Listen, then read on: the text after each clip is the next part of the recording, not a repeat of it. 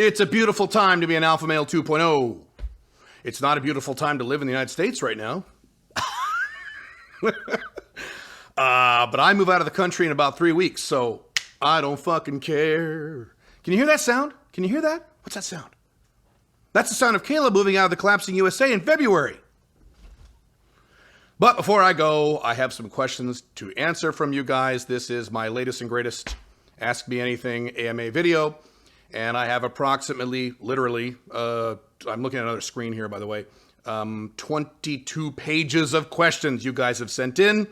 And for the next 17 hours, I will sit here in this chair and answer all of your questions.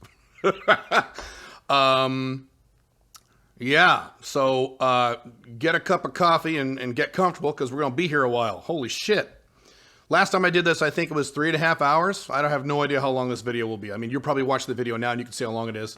So you know more than I do in terms of how long this video will be, but I'll go for as long as I need to. I'm a little jet lagged today, so I've been back from Dubai just a few days. I'm still not quite 100%. As you can tell, I have much lower energy today than I normally have.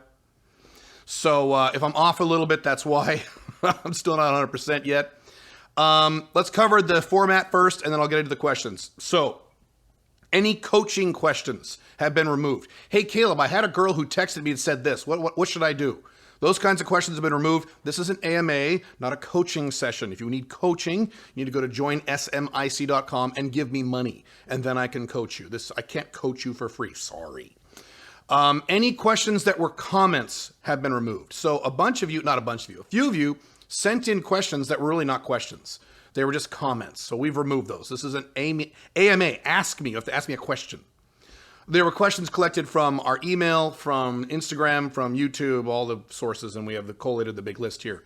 I've glanced about a third of these questions, fourth of these questions. So most of these questions I've not seen yet. I want to give you kind of extemporaneous answers to make it more realistic and shit. I will answer anything except for the 2 or 3 things I normally can't answer. Let me cover those really quick. I've covered these before. I'll cover them again in case you don't know.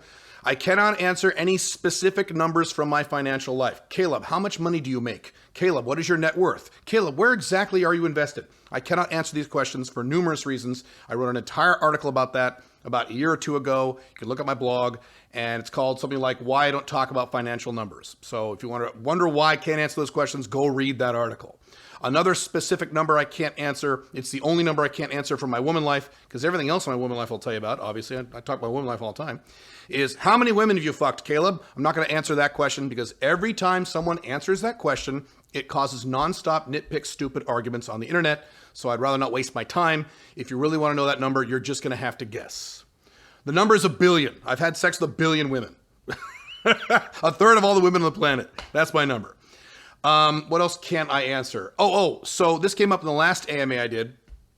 Did you fuck so-and-so? I will not answer those questions for obvious reasons, including legal reasons. If you really want to know if I'd fuck someone, go contact her and ask her.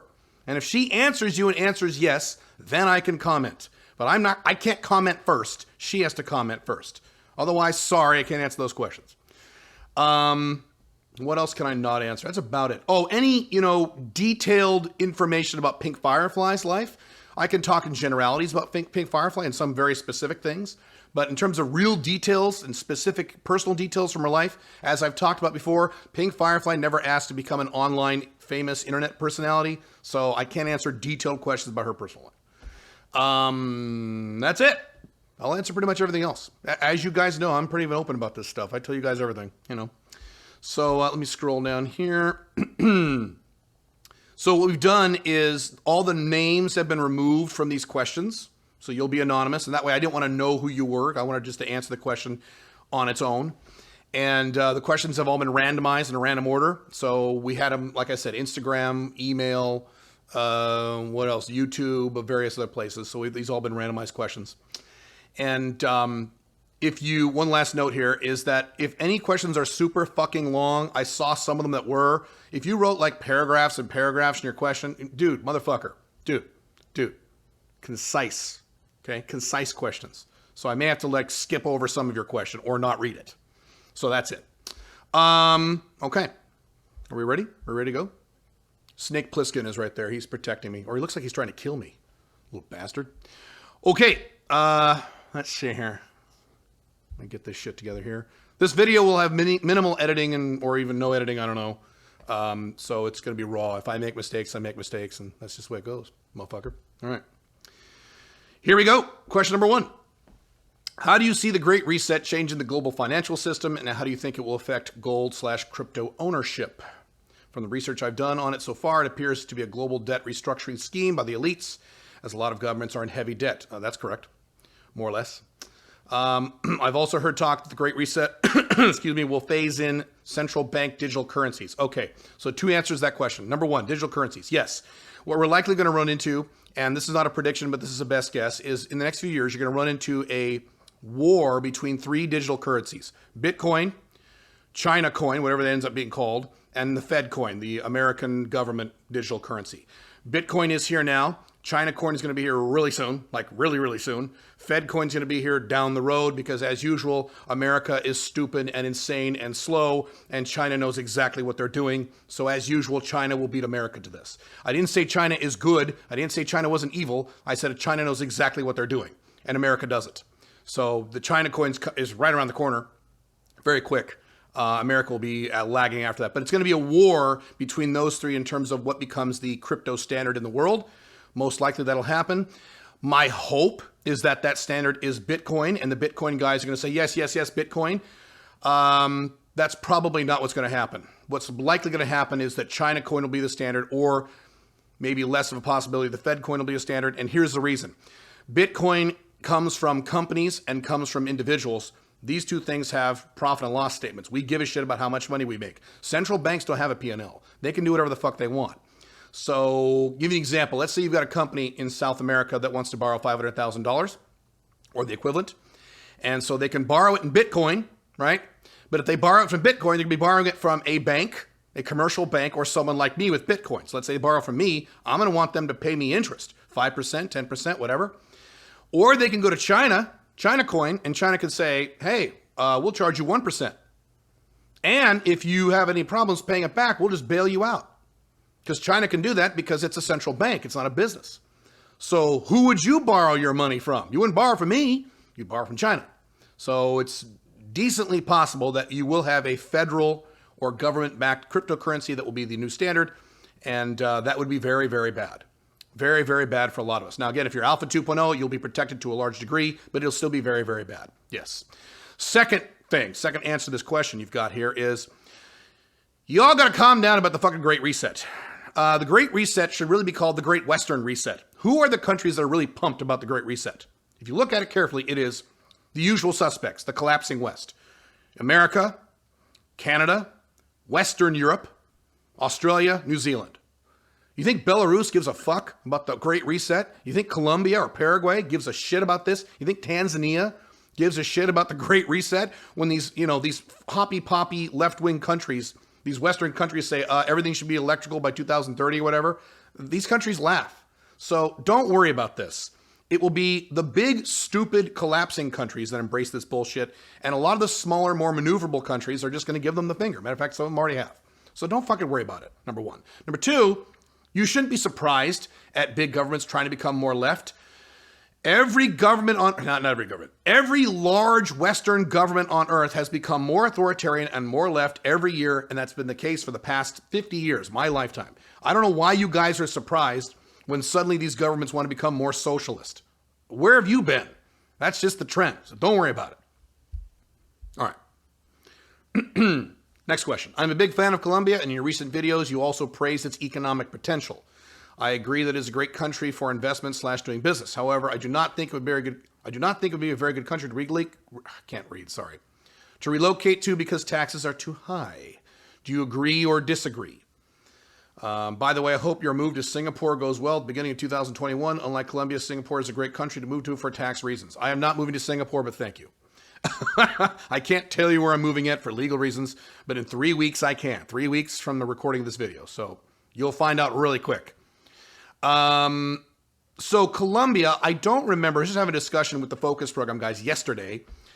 If Colombia doesn't charge taxes on your worldwide income, then it doesn't matter what their tax structure is. However, someone told me yesterday that Colombia does charge tax on worldwide income if you reside there.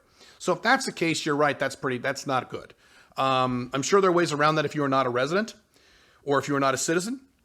I have not looked into Colombian tax law carefully, so I really can't answer that question. So, but the bottom line is a tax rate of a country doesn't matter if they only tax income you make in that country. For example, Paraguay will only tax you on income you make from inside Paraguay. So you could make $1 billion outside of Paraguay and you pay zero tax in Paraguay. I believe Colombia is similar, but I could be wrong on that. And I'm sure someone will correct me in the comments. Maybe Colombia does charge worldwide income.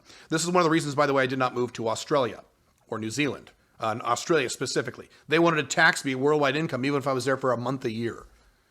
Insane. So, there you go.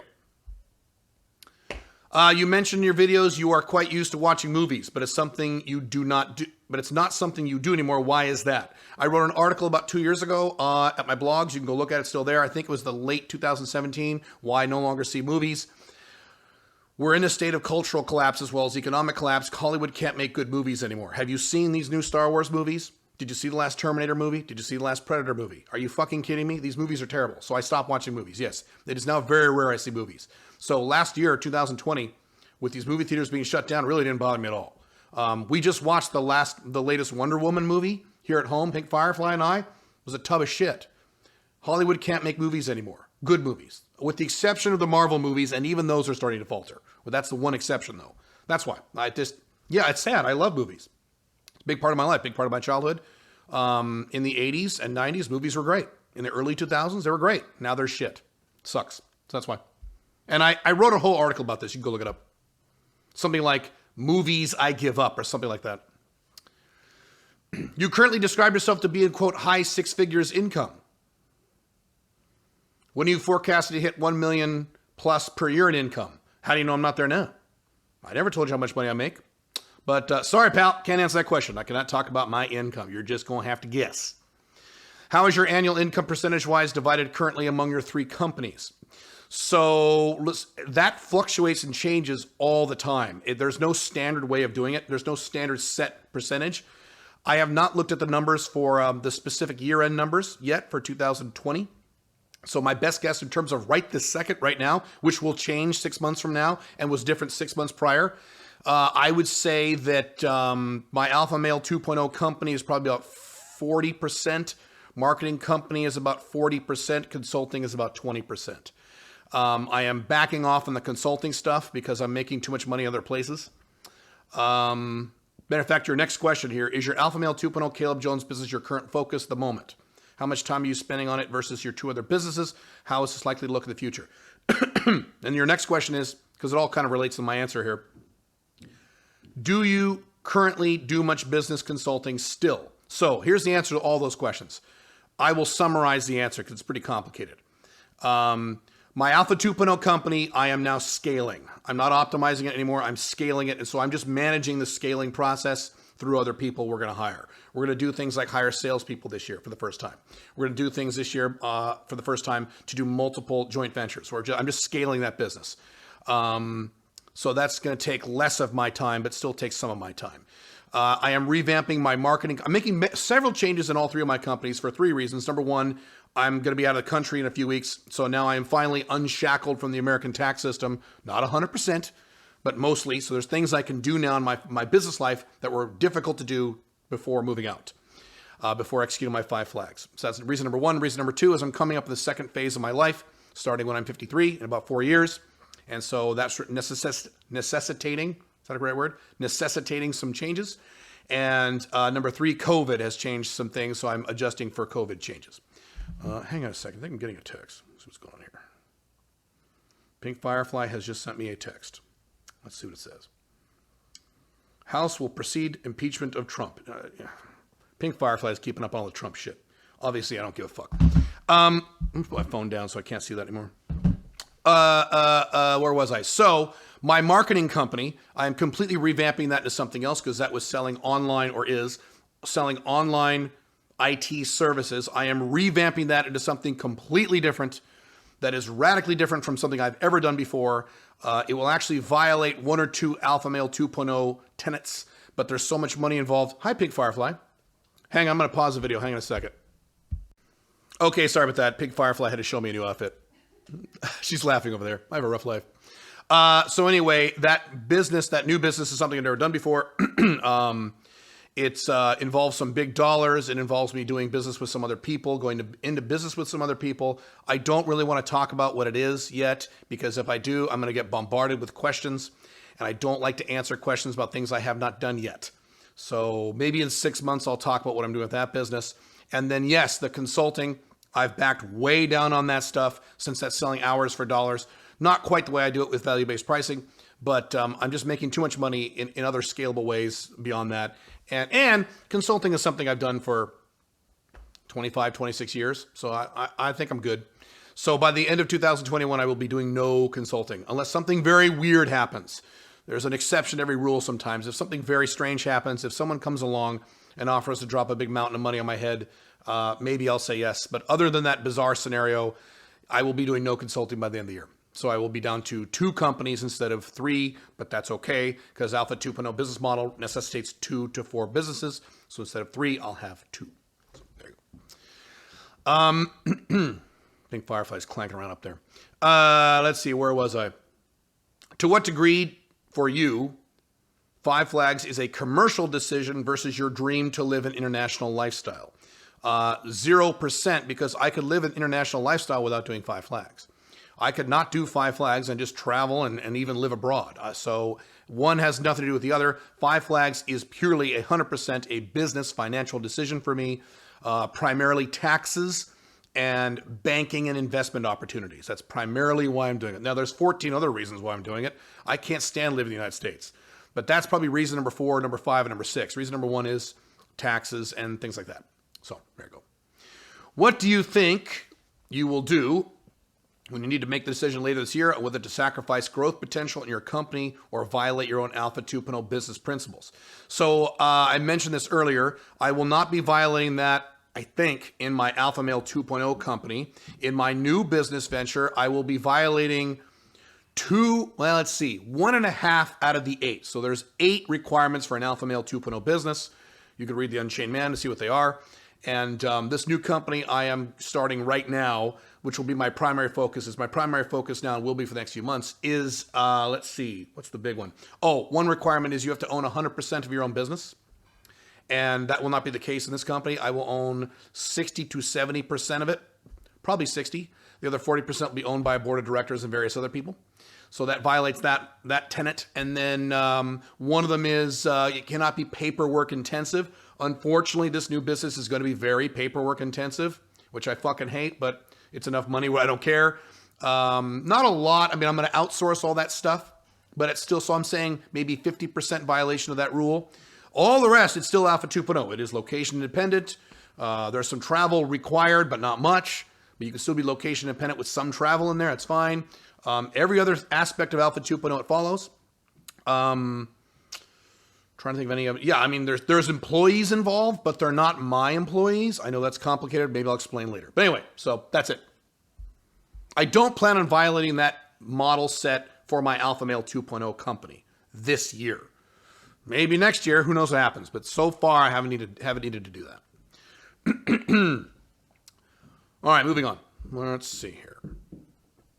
Excuse me. A lot of burps and like weird shit with my mouth lately. I don't know if it's, jet lag or something else. Hang on. Explain in a few bullet points why the Western world is going to collapse. Any further reading on that? Any other books, authors, references? Bullet points. Too much debt by the governments. Fucked up currency by the governments. Too much debt by the population. Cultural collapse. People getting stupider. Insane voters who cannot solve problems. This is Trump supporters, left-wingers, Europeans, everybody. People don't know how to vote for proper leaders. Corrupt leadership that no one does anything about and people support. Boy, I could go on and on. Banks that are way over leveraged. I mean, I could go on and on and on and on and on. Bullet points, there's 47 bullet points. Those are the big ones. Further reading on that, other books, authors, references, it depends on what area in which you want to read about. Cultural collapse, the banks, the government, the people. I mean, that's a very complicated question to answer in a quick thing like that. I could do a video on that, though. I should probably do a YouTube video on that. How do you monitor a woman's period? just asking, or other systems. So you need to buy the Ultimate Open Relationships Manual. I have an entire section in there on how you track a woman's period. The way women track it, the best way for women to track it is with an app. And theoretically, you could use one of these period apps. A better way to do it is just use a spreadsheet, and I have the template in there for the 8 days or 9 days. You simply move down the spreadsheet. The only question you need to ask her is, what was the first day of her period? So you need to constantly be asking her, when did you start your period? So if she texts you and says, I'm on my period, your very next question is, what day did you start? And that's all you need to know. And if you track that day 3 months in a row, you'll get a really good picture of her cycle based on the spreadsheet. But it's all in that book. Does Alan Weiss advices regarding, why do Europeans call it advices? That's a European thing. Does Alan Weiss advices regarding specialty and consulting differ from yours, niching versus broad specialty? In terms of niching your market, no, we have no difference on that, because he understands consultants can niche into industries. In terms of niching your offering, yes, we give opposite advice.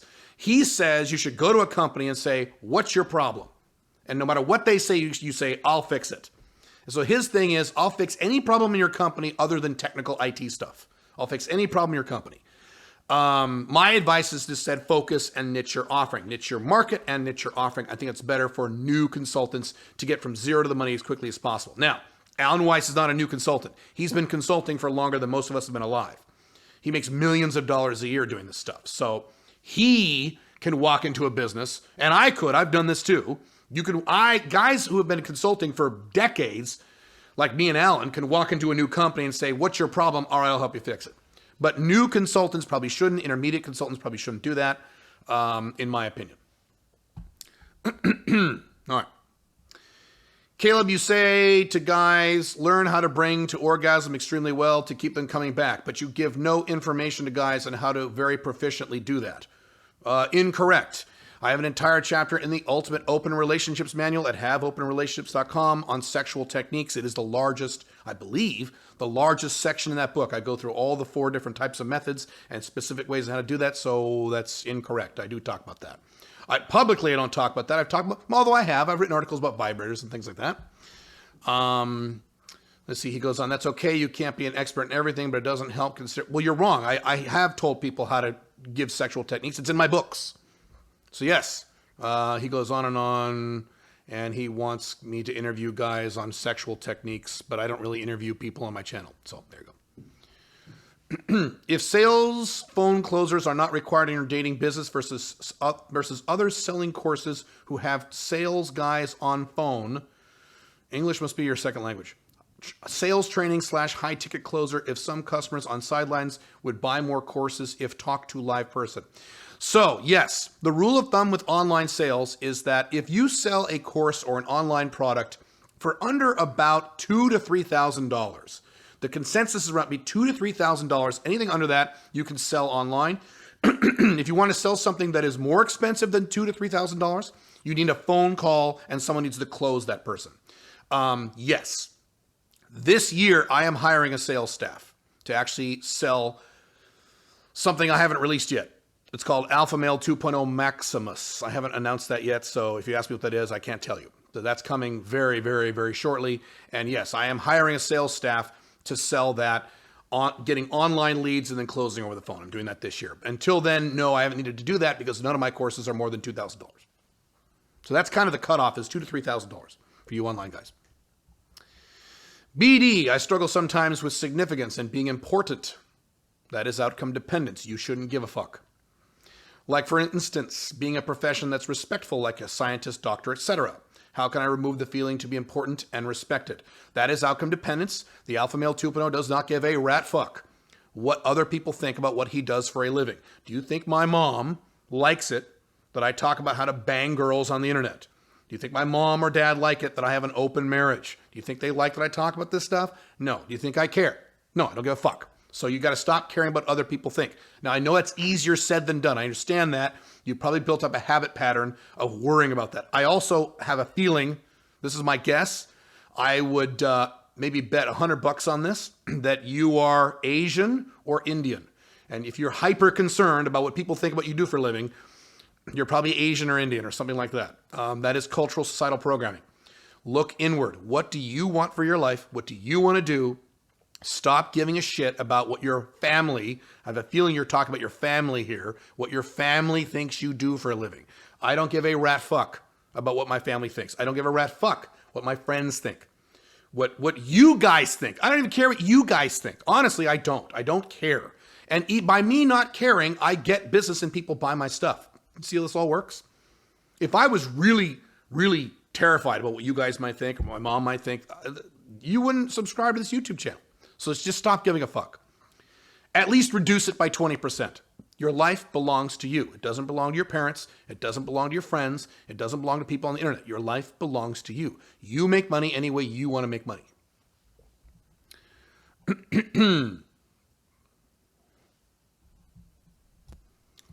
All right, moving on.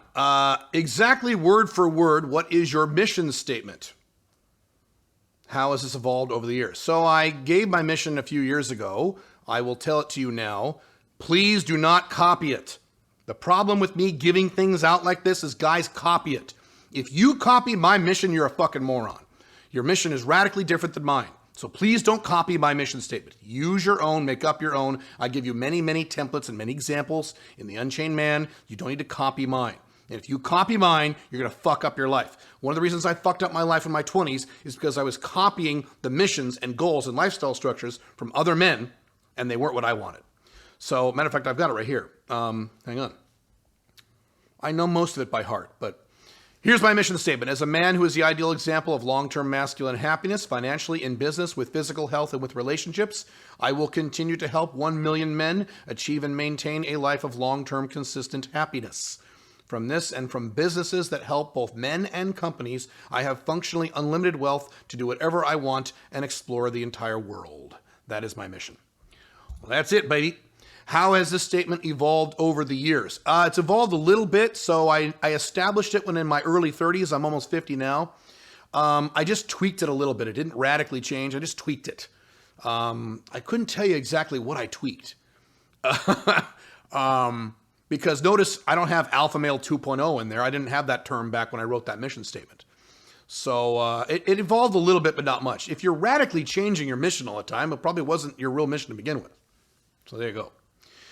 What will be your next mission statement as you begin to transition to a new phase of your life in the next few years? So the mission will remain the same. The reason why I work will change. When I hit age 53, 54 in 2024, got about 3 years left. Well, 4 years technically, I guess, right? Do you count 2001? Anyway, it depends on whether I count 2004, but somewhere in there, 2024, excuse me. Right now, I work to make money. That's why I work. Now, I like to work. I also work because I like it. But I work to make money. I work to make a lot of money. My goal is to make a lot of money. And that's why I work. It's the primary reason why I work. Starting in 2024, somewhere in there, I'm going to switch where I will work to express myself in the world. I won't give a shit how much money I make. I'll still make money. Oh, don't worry about that. I'll still make money, but I won't care. It will not be the benchmark that I use in terms of my goals every year. I will use other benchmarks in terms of expressing myself in the world. And that's really it. So it's the reason why work will change. The nature of the work will change. My work schedule will change, things like that. It's not something that's going to just happen instantly. I'll probably ease into it. It might take me a year to ease into it. I don't know how that's going to work exactly. But that's the difference. But the mission really isn't going to change. We still recording here? Cool. Okay. Let's see. How do you stop being lazy and start taking action? In other words, I have half-assed on my goals and objectives. I'll have a timer for 5 hours of work, but will instead work for 3 hours in the afternoon. 5 hours is too long, dude. But will instead work 3 hours in the afternoon. I get tired. How can I be more energized and get all my work done even if I'm bored? You have two problems. Actually, you have three problems. Number one, don't set a timer for 5 hours. No one's going to work for 5 fucking hours straight. I can't do that. Or usually I can't do that. Depends what kind of work I'm doing. Set it for 1 hour. Set your timer for 1 hour and work. And then take a half an hour break. And set a timer for a half an hour and fuck around the internet. Or play a video game. Jerk off. I don't care. And then set a timer for another hour or an hour and a half. Work again. And then you'll eventually get 5 hours in that day. That's fine. Do that. Don't say 5 hours straight. No, you're not going to be able to do that. Number one. Number two, you are lazy because you have not tapped into your discomfort. You are lazy because you're comfortable. Lazy is another word for comfortable. You're comfortable. both in my woman life and my financial life. The reason I achieved success in these two areas of my life is because in both these cases, I was extremely uncomfortable and I hated it. I hated being poor. I grew up when I was a young kid in a poor family, not poor, but very low strap, lower middle class. I hated it and I hated it. When I was 18 years old, I had to run around trying to pay my electric bill that was already 3 months late. I hated that. A lot of people don't mind being poor. I fucking hated it. So I went and made a lot of money very quickly. 6 figures by the time I was 27. In my woman life, I hated not having sex whenever I wanted with really hot chicks. I hated it, I hated it, I hated it. Again, most guys don't seem to care. They bitch and moan about it, but they don't get off their asses to do enough about it. I really tapped into my discomfort. You haven't done that. You're like, well, my life sucks, but it's not that bad. That's your attitude. That's why you're lazy. Number 3, you say you get tired. I never get tired. I'm jet lagged right now and I'm not tired. I don't get tired. The only time I'm ever tired is if I'm seriously jet lagged or very sick. Other than that, I'm not tired. You know why? I do everything I talk about. I get 8 in my case, 8 hours of sleep every night. I drink shitloads of water all day long. I exercise 6 times a week. I maintain my maximum hormonal levels, my testosterone, my estrogen levels, my T3. I go through all that stuff. I make sure that my body is optimized so I have the highest amount of energy all day long so I never get tired. And I'm working on things that excite me. But you have those other 3 problems, so work on those. By the way, what he's talking about is an epidemic with men today. They're lazy and tired. That's another word for beta. Caleb, I read your recently updated online dating manual, but when you got women to respond back and the online chatting gets to meeting up in person via getting women's phone number and this question is very long. Hang on. To logical text messaging. What is your Alpha 2.0 text messaging strategy? You can't phone women up as no one likes to answer their fucking smartphone anymore. Like, do you send a woman 1 or 2 texts maximum to arrange a meetup? And if she doesn't answer, if she fucks around, you delete her number. Okay, so here's my model, what I follow. The first time a woman ignores me, I will give her maybe a day, and I'll text her again the next day. It really depends on when this occurs. If I'm already dating her, or if this is pre-lock-in, when I haven't had sex with her twice yet. So it really depends on that time frame. So I'll wait a day or 2. I'll send her another text. I will make sure to end the text with a question. If she ignores the second text, yes, I move on. That's it. If she doesn't, then I do what I can there. But I give a woman 2 chances.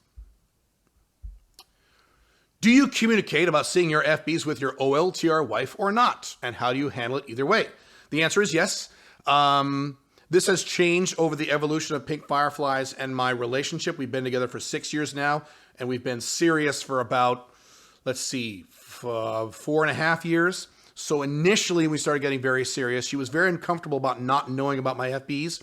And I wrote about this at the time, it was like 3 or 4 years ago. I actually handed her my phone. I said, here's my phone, look at all my texts. And she'd go, ooh, and she went through all my texts. And she saw the pictures of all the girls, because you have pictures on the texts. And she went through everything, and so she knew everything. And matter of fact, when I wrote an article about that 3-4 years ago, all these guys said, oh my God, Caleb's a beta. I'm a beta? How many women have you fucked in the last 6 months? You want to compare numbers? You want to compare pictures of the what? Anyway, same argument as always. So she did that exactly 3 times. She looked at my phone 3 times over the next, I think, 6 weeks. And then she never did it again. She's like, all right, whatever. So today, she doesn't care. She just doesn't give a shit. She doesn't even ask. She used to ask a lot back when it was new to her. Now today, we've been together so long, she doesn't give a fuck. And that's how that works at OLTR marriages, long-term OLTR relationships. Eventually, your wife/girlfriend won't give a shit because it'll be normal to her. Back when it was a new thing to her, she was really interested. Now she doesn't care. The worst she does today, well, it's not worse, but the only time she asks today is, I'll come home for something, and she knows it's an FB because I put it on the calendar when I see my FBs. It actually says FB. We have a shared calendar. I do that as a courtesy to her, not because I have to. But I'll come home for one of those appointments, and she'll say, "Do you have fun with your FB?" And I'll go, "Yeah." And that's about it. So, but yeah, if she does ask, I tell her, and sometimes I talk about people, sure. Sometimes I show her pictures. Usually she doesn't care. So yeah. Hey, Caleb, any resources on getting clients on LinkedIn? The best LinkedIn book I've ever read is called LinkedIn Success by Wayne Breitbarth. That ends in a TH, Breitbarth. Really, really, really good book. He's a really good resource for LinkedIn. He's awesome. Hey, Caleb. Hey, I am a 23-year-old guy learning Mandarin Chinese, currently working in the U.S. Good for you. Fantastic. A+. Do Do you think living in China while building an Alpha 2.0 business is a smart move? Fuck yeah, that's a smart move. That's a great move. If I was your age, I would do something like that. That's almost exactly what I would do, probably. Obviously, I'd incorporate somewhere like Singapore. Okay, good. My family literally thinks I'm crazy and that China is dangerous, etc. Yes, because your family is probably Americans. Americans are fucking morons when it comes to other countries in the world. They think every country is dangerous. Americans are really bad about this. They are the worst in the Western world. I mean, even Canadians are less bad about them than Americans are about this. They think the whole world is a dangerous, evil place, and the only place that works is America. How's that working out for you fucking Americans? Yeah. So just ignore them. As I keep saying, what is my recurring thing? Stop giving a fuck about what your parents fucking think. Stop giving a fuck. You think I give a fuck what my parents think? No. And that was true when I was a kid, too. When I was in my 20s, I didn't give a rat fuck what my parents thought. I talked about this on a video. I told my dad to fuck off when I was 28, 29. I told him to fuck off. Most of you don't have the balls to say your dad to fuck off. Most of you guys over the age of 29 can't do that. Man up. It's your life. When is the last time you had sex with a perfect 10? So I can't answer that question literally because my definition of a perfect 10 is going to be very different than your definition of a perfect 10. I wrote an article about this, about how the 1 to 10 scale is bullshit, and it's provable. If you go on any forum of guys or any group of guys or Facebook group and you post a picture of a hot girl and you tell the guys to rank her number from 1 to 10, you're not going to get any consensus on numbers. Some will say she's a 10, some will say she's a 9.2, she's an 8, she's a 7, she's a 6, she's a 7.5. You won't get consensus on that stuff. So instead, I can change the question to, when is the last time I had sex with a woman that most men would consider a 9 or a 10?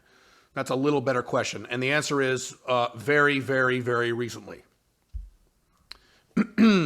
What is the setup with the black background and the blue lights for your videos? How do you do the lighting? I presume only of your face. What kind of lights? Link and provide a link. Do you have a black background? What kind of camera? Blah, blah, blah, blah. So here's what I'll do. I get the question a lot. I will do a video down the road a little bit, and I will go through all the video equipment I use and exactly what I'm doing. I'll do a whole video, and that's a whole video. I'll do a whole video on that, no problem. Matter of fact, I think it's on my video to-do list. Are you doing the cutting and editing of your videos yourself, or did you outsource that to a virtual assistant or someone who works for you? What do you think the answer to that question is? What do you think? Give that a thought. Think about that. You know me. What do you think? You think I'm editing my own fucking videos? Really? You think I have that kind of time? You think that's a good use of my time? No, I have never edited a video in my entire life. You know why? I don't know how. Every video you see has been edited by someone else. I want someone who is good at that to do it because it takes him faster than me, and I need to work on priority tasks in my business that make more money than editing videos. Editing videos is a critical function of my business, but it's not something I should be doing. And technical tasks are the first set of tasks you outsource in a business. If you are editing your own videos or editing your own podcasts or working on your own website problems, unless you're brand new and not making any money yet, you're losing money. That is not what you should be doing. There's an entire country full of people who know how to do this better than you. It's called India. Have them do it, not you. Once you're making money in your business, obviously, if you're brand new, not making any money yet, yeah, you got to do it yourself until you start making money. I don't know if you're able to answer this, but how many virtual employees do you have? And what would be the first one you're recommending hiring for an Alpha 2.0 business? Yes, I could answer that. We're up to about 19, 20 people in my companies. Let's see. None of those are employees. I don't use employees. Alpha 2.0 mandates no employees. None of those are full-time. They go from people who work 10 hours a week to 2 or 3 hours a week. So it depends on what they're doing. The first one I recommend hiring for an Alpha 2.0 business. Usually it is technical tasks. Outsource the technical stuff first. That's usually the first one you hire. Caleb, have you had, are we recording? Oh, okay, good. Have you had the opportunity as yet to do an FFM threesome? So for those who don't know, FFM means 2 women and 1 man having a threesome. Or even an SFFM foursome. And if so, what is it like, or is it really not your thing? Yes, I've done many threesomes. I've written articles about this. No, they're not really my thing. The reason for that is I like to totally focus on the woman I'm having sex with at that moment. So even when I have threesomes, what ends up usually happening is I tell one of the women, hey, lay right there and shut up. Here's a vibrator. And then I fuck her friend, and then I finish on her, and then I have sex with her. So I take turns. That I like. I like that. But that's not really a threesome. The problem with threesomes is that, problem for me, is that when I have sex, I go into another world. I turn into a Tyrannosaurus Rex. And so I can't really think while I'm having sex. So during a threesome, you have to think, okay, put your leg here. Okay, put your mouth over here. And I'm going to put here. I don't want to do that during sex. I just want to bang a bitch. So that's me. A foursome. No, I've never had a foursome. Closest thing I've ever done to that was in one country, not here. There was a woman who was an FB, and she showed me pictures of her two friends who were even hotter than her. And so I had her that morning and her two friends later in the evening during the same day. They all played in the bathtub while I took turns. That's not really a foursome. That's the closest thing I've ever done. Let's see. Going on with this question. Plus, your OLTR would be down for participating in that, or is that really not her thing at all? Although she'd definitely get off on passively watching you fuck two of your FBs in an FFM threesome, but not participating. Okay. So Pink Firefly likes to watch. That's her thing. She likes to watch me have sex with hot girls. I know. It's a really hard life. Alpha Male 2.0 is a really hard life, guys. It's terrible. So that's her thing. She really, really enjoys that. Far more than doing a threesome. No, we have never had a threesome, but that day is coming. So she would do a threesome, but it would be under a very particular, very specific set of circumstances with a very particular type of woman.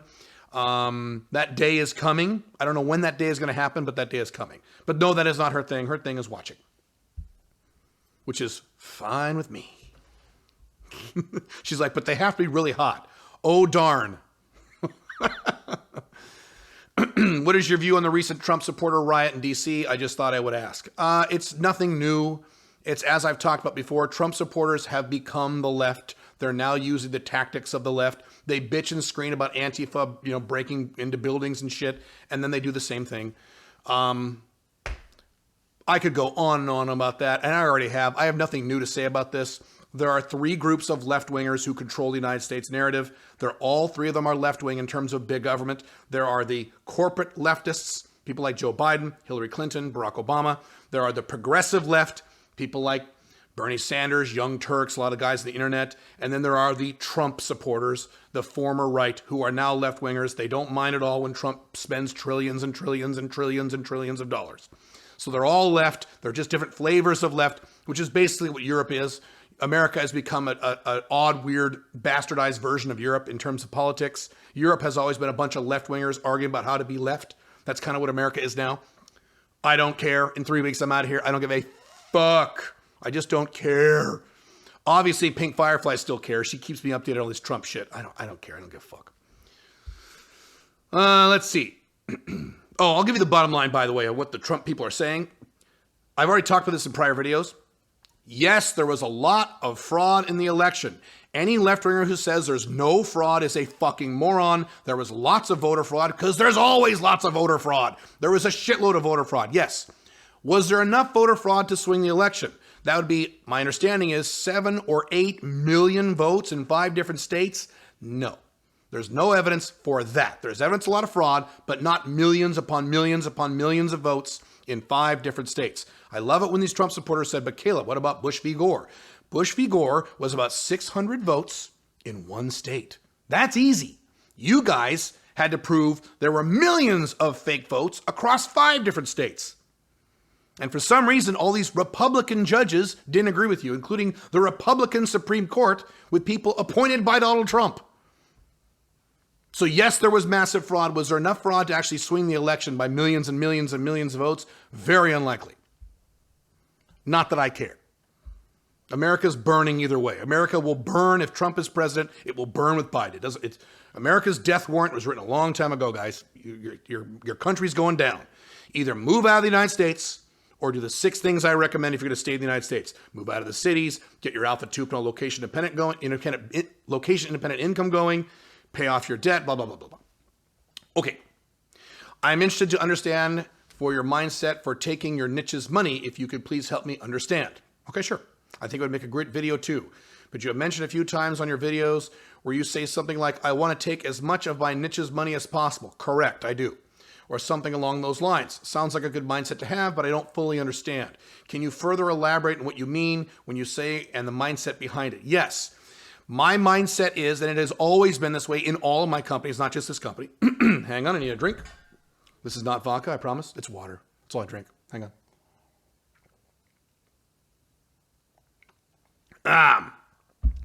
Yes, my business mindset, and it served me very well, is that once I have identified a niche, once I know I am helping that niche solve problems that they have, which is certainly true in Alpha 2.0, I want to take as much money from them as I possibly can. The only way I can take this money is by providing them products and services and information that I know will help them. And I get enough feedback from my customer base to know that I'm helping them. So when you give me money, I'm helping you. I know this for a fact. Are there rare exceptions where that doesn't happen? Yes, that's when you get refunds, and that's fine. But as I've talked about, my refund rate on my ebooks is something like 1.3%. So clearly I'm doing a good job at providing information that is helping men. So if that's true, and it is true, I know for a fact it's true, I want it to take as much money out of your wallet as is humanly possible so I can help you as much as I can. We both benefit. Matter of fact, you benefit more. And I mean that. If you get my Alpha 2.0 business course, and you do even half the information, you do a 20% of the information in that course, and you will end up making far more money than what you spent on that course. If you buy one of my ebooks and you start having sex with a woman you consider cute when you haven't done that before, how much money is that worth? Way more than $50 or whatever I'm charging for those books. You're getting the better deal. So that's why I want to vacuum as much money out of your wallet as I possibly can. I am a capitalist. I'm here to make money in the long term, and the only way I can do that is to have a long-term relationship with you where I'm helping you solve your problems.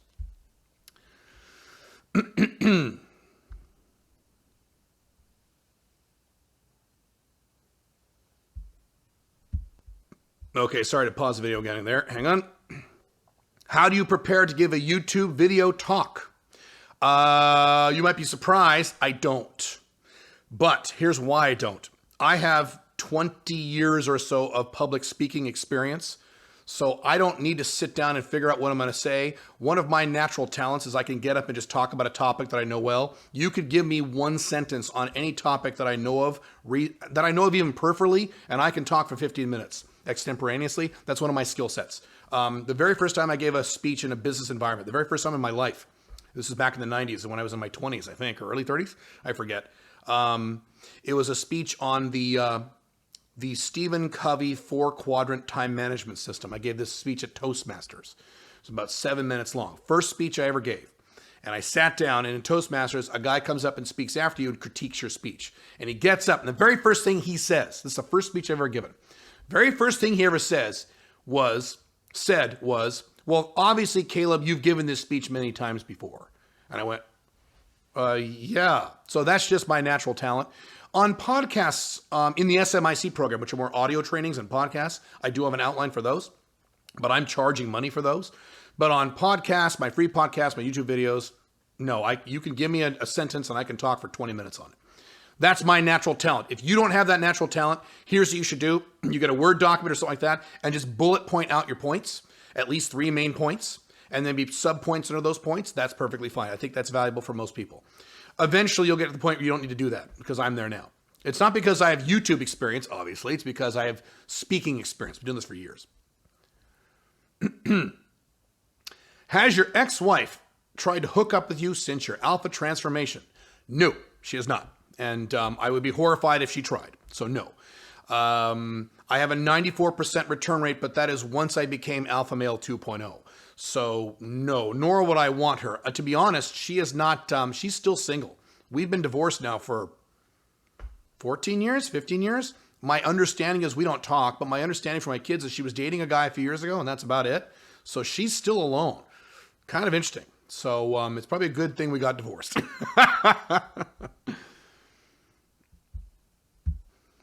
By the way, to be clear about that, we don't even talk. She's not someone in my life. I haven't spoken with her even on the phone for 10 years, at least. I mean, I interact with my kids, obviously, but it's not someone who's in my life. So, which is probably a good thing. Are we recording? I'm always nervous about the technology on these long videos. Do you view, this looks like a did you fuck so-and-so question? Or maybe it's not. Hang on, let me read the question here and then I'll address it maybe. So you who wrote this question, so I'll answer. Okay, I think you're trying to help somebody. instead of asking a did you fuck so-and-so question. Obviously, this is about cosmetic surgery for you who wrote this question. I'm not going to read your question because it reveals a little too much, but I'll do my best to answer it without reading it. Obviously, you know I've had sex with this person, clearly from your question. You must know this person. Maybe you are this person. No, she doesn't talk like that. You must know her. You must be a friend or something. My view on cosmetic surgery. Well, coincidentally, in 2 days, I'm going in for cosmetic surgery. I'm going to have some loose skin removed under here and some loose skin removed on the side of my chest from weight I've lost because I'm old and I have some loose skin and genetics and all that shit.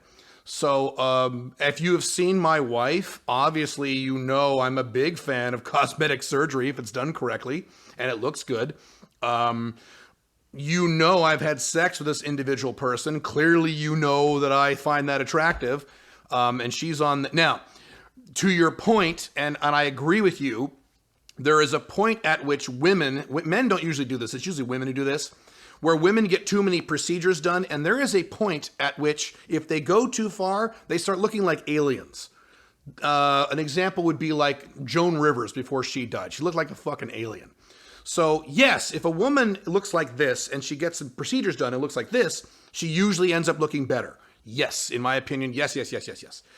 But yes, there's a lot of women who go too far, and when they cross that line, you're kind of fucked. And this individual person that you're talking about is like right there, and she knows I feel that way because I've told her.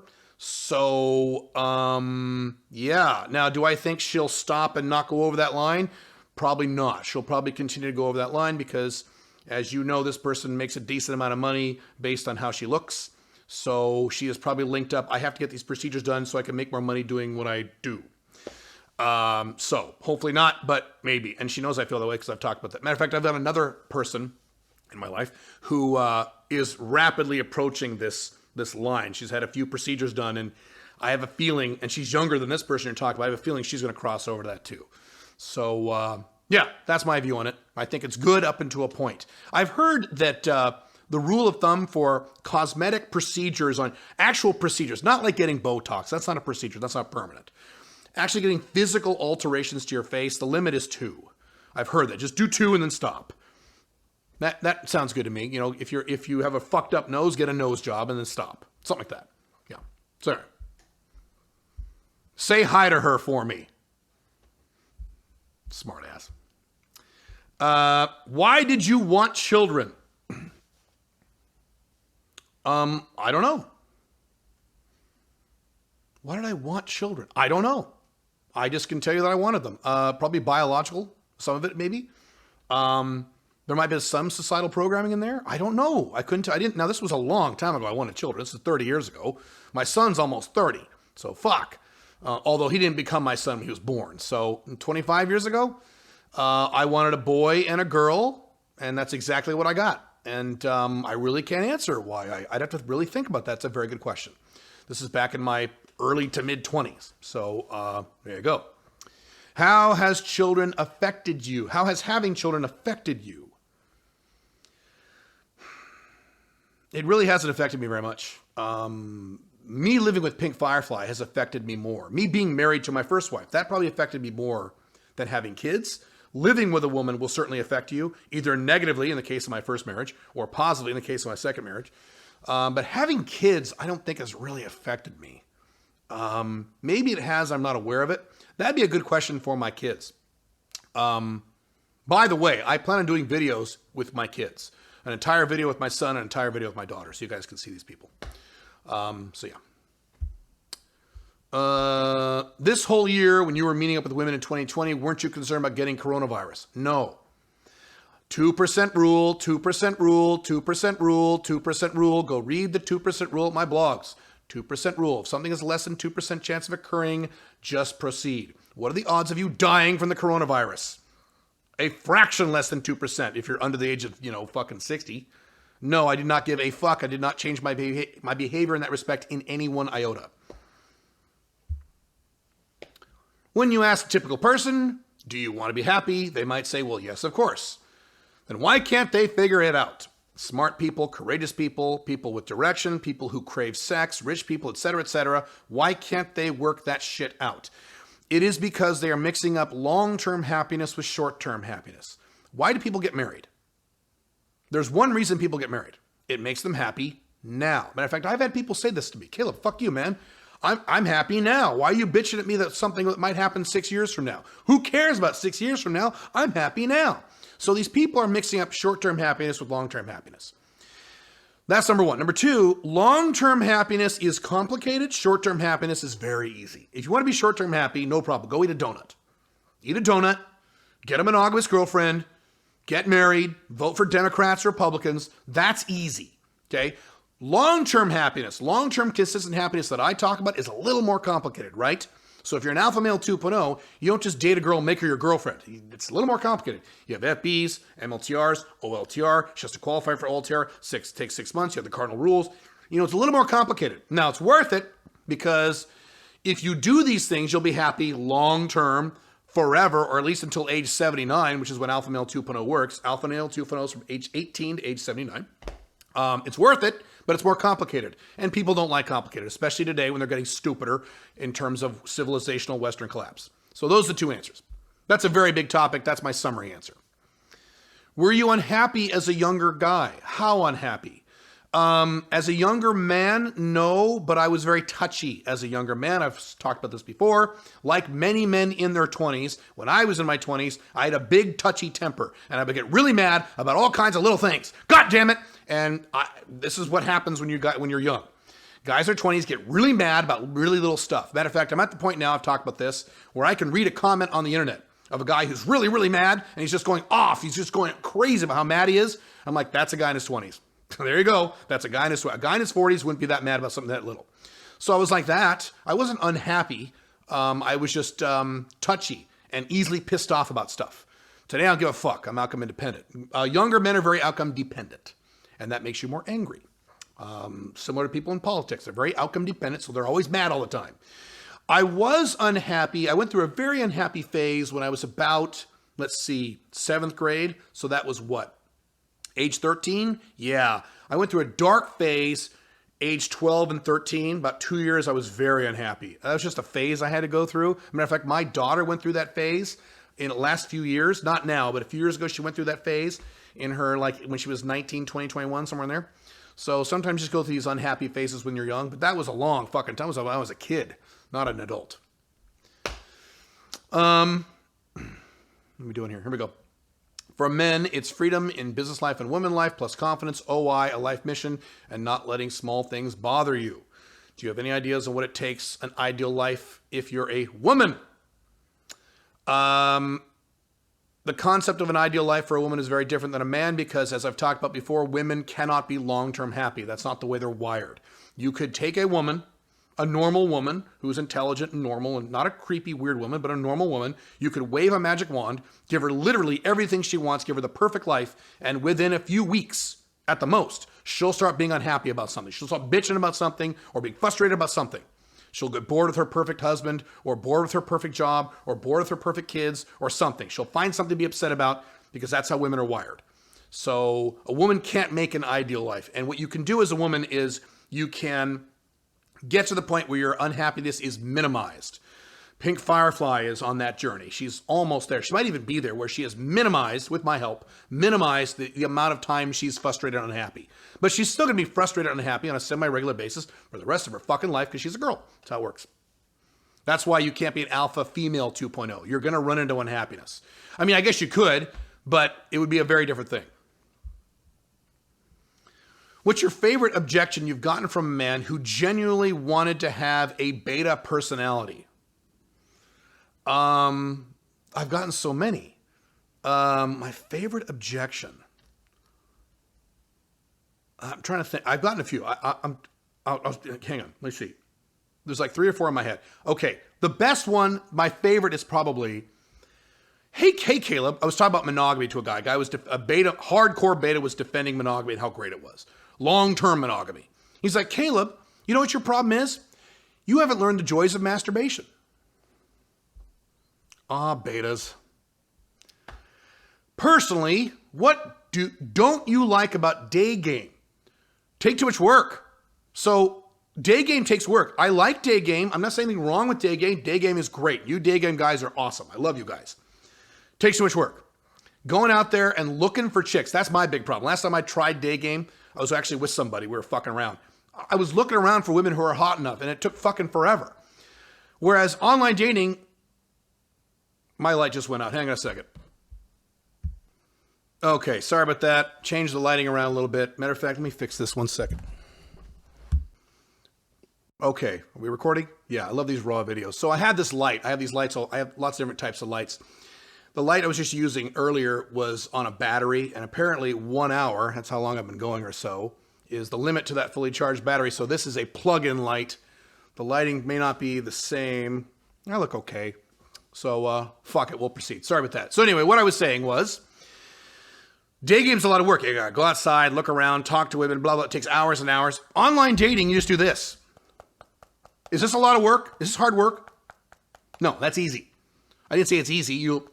Damn it, she won't respond to me. I mean, is that work? No. So that's what I don't like about day game. Another thing about day game is you have to get dressed and leave your house, which is time consuming. Online dating is very time management friendly, and I am Mr. Time Management Nerd. So that's why I like it. That's why I don't like it. I'll tell you what I like about day game. Here's what I like about it. You see exactly what you're getting. You see the entire thing. Online dating, usually you don't. Now, sometimes you do. As a matter of fact, I think that's getting better with online dating, is that more women are providing more full body pictures than they were 5, 6, 7, 8 years ago. I think it's improving a little bit, but it's still not as good as day game as far as seeing the entire package. With online dating, and boy, do I know about this, you go on a first date and you're kind of crossing your fingers and hoping she's going to be exactly what you want because you really haven't seen all of her yet. And when she is, you get excited. And when she isn't, you're like, you got to make a judgment call. So that's what I like about day game. Hang on a second.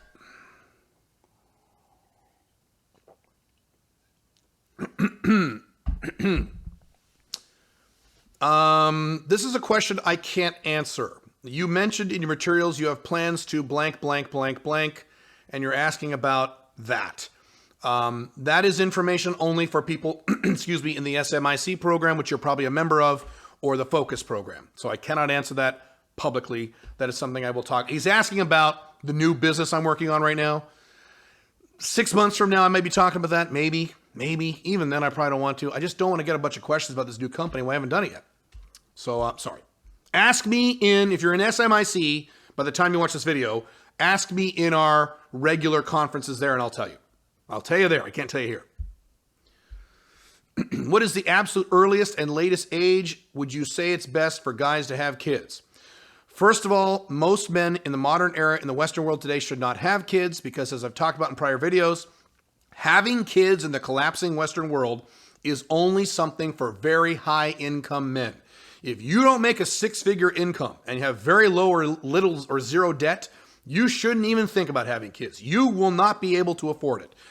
After hundreds of years, but not hundreds of years, after 100 years of voting for Democrats and Republicans and saying this time it'll be different, we have destroyed our currency. We have made raising children way too expensive for anyone in the middle class. So don't do it unless you make a lot of money. Assuming you make a lot of money, my standard answer is you have accomplished the majority of your financial goals. For most men, that's around age 40. So 40, if you really want to have kids, wait till you accomplish most of your financial goals and wait till you're about 40. That's my advice. Latest age, I would say 70. Some of my mentors, guys like Jim Rogers, waited till his 60s to have kids because he's smart. So you can have kids into your 60s. You'll be fine. But I don't want to be really old when they graduate high school. I've addressed that before. If you follow all the health stuff we talk about, if you do the anti-aging, if you lift weights, if you don't blow your body out with horrible, stupid diet, if you don't drink a lot, you'll be just fine when your son graduates high school. Don't worry about that. I mean, you choose how you age. Watch how I age over the next 10, 20 years. I'm going to be fine. I'm going to look better than I look now. So do you think if I had a kid now, you think I'd be worried about it? No, I'm not going to have a kid now. But if I did, I wouldn't care. I'm almost 50. How's the light looking? I guess it looks fine. I don't give a fuck. When formulating my code, should all the standards be prescriptive? I will never use drugs. Or can some of them also be prescriptive? I will strive to build and maintain a location-independent income. Proscriptive. So I will strive to build and maintain a location-independent income is not part of your code. What happens when you achieve that? You'll strive to maintain it. You could say something like, I will never, here's the way I would state it in your code. I will never have location-dependent income. Bam. That's a good thing for your code. So it could be either one. Good question. Also, what is the minimum number of standards in my codes that would be acceptable? Minimum? I don't have a minimum. It could be one. I mean, I don't have very many. My main one is I can't lie. So I can't say anything I know is false. Now, I can be sarcastic. That doesn't count. I can refuse to answer questions. I'm a fucking wizard at not answering questions, but that's not lying. So that's, my code isn't very large. Are 4 to 5 standards acceptable after thinking about my code for a few days? Yeah, it's perfectly fine. That's fine. The issue is not to put too many. I don't know if there's about a minimum, but there should be a maximum in there somewhere. 4 or 5 is fine.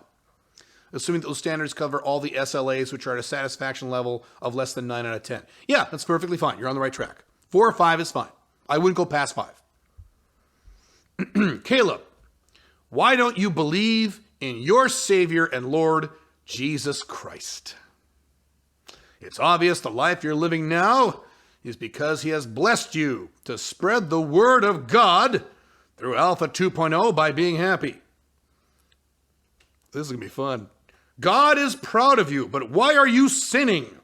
With multiple question marks. Well, the reason I don't believe in Jesus Christ, by the way, let's back this up. I believe in God. I don't believe in the Judeo-Christian God, but I believe in things or a thing beyond our 5 senses and beyond our scientific ability to prove. I am not a hardcore atheist. I lean in the atheist direction heavily, but I am not an atheist. So let's get that straight first. I do not believe in Jesus Christ because, unfortunately for you, if you want to convince me of something, I require 2 things. I require logic and something called the preponderance of verifiable evidence.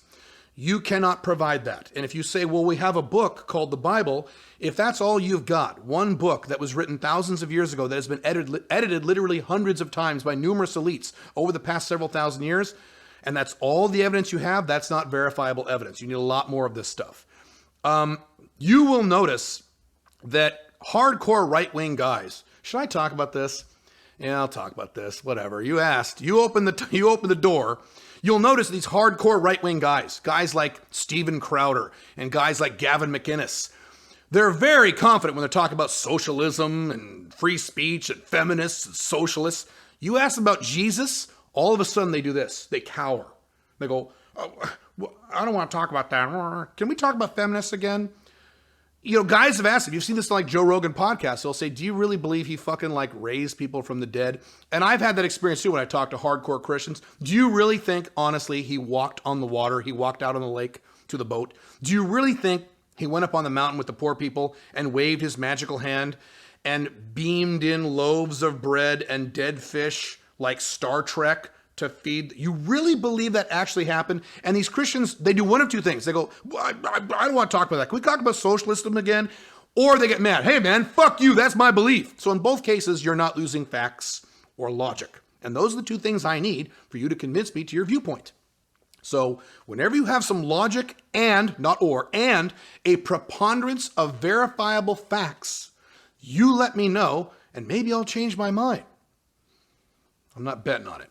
God is proud of you. Why are you sinning? A sin, in my opinion, based on my own code of ethics, a sin is something that hurts me or hurts someone else. If it does not hurt me and does not hurt someone else, it is not a sin in my book. Not that I have a book. I guess I do, The Unchained Man. So I assume you're talking about things like premarital sex as a sin.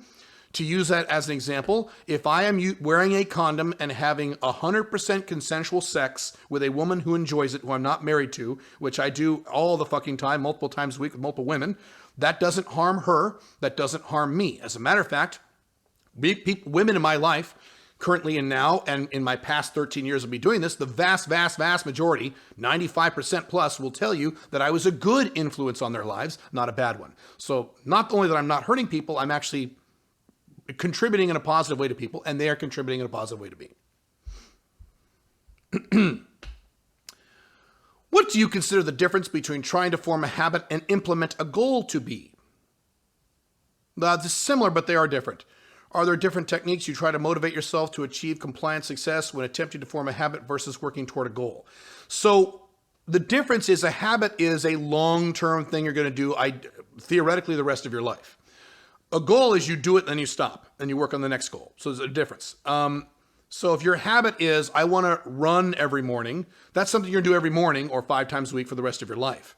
So working on a goal is different. What you could do is establish a habit of working on your goals and setting X amount of time per day to work on your goals, particularly your IW work. So that could be a habit. And the way you do that is you sit down once a week and you block off time in your schedule and you build that habit of applying yourself to IW work, let's say an hour a day or an hour and a half a day or 2 hours a day or what have you, in the afternoons or what have you. And you set that habit. That's the way you could combine those two things. Caleb, with moving out of the U.S. very soon, that must disappoint your current FBs. Yes, one in particular is very pissed. You're right about that. Who may only see you for a short time period, but I mean you have to set up new FBs in the new country you're moving to, based on the country's culture and women living there. Was that easy to do, and or is that something you've been doing the last few months?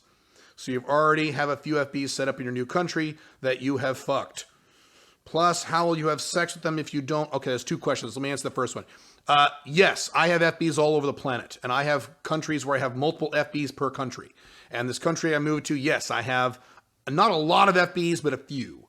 There's another country, I have an entire harem of FBs. I got a whole pile of them. That's not the country I'm moving to.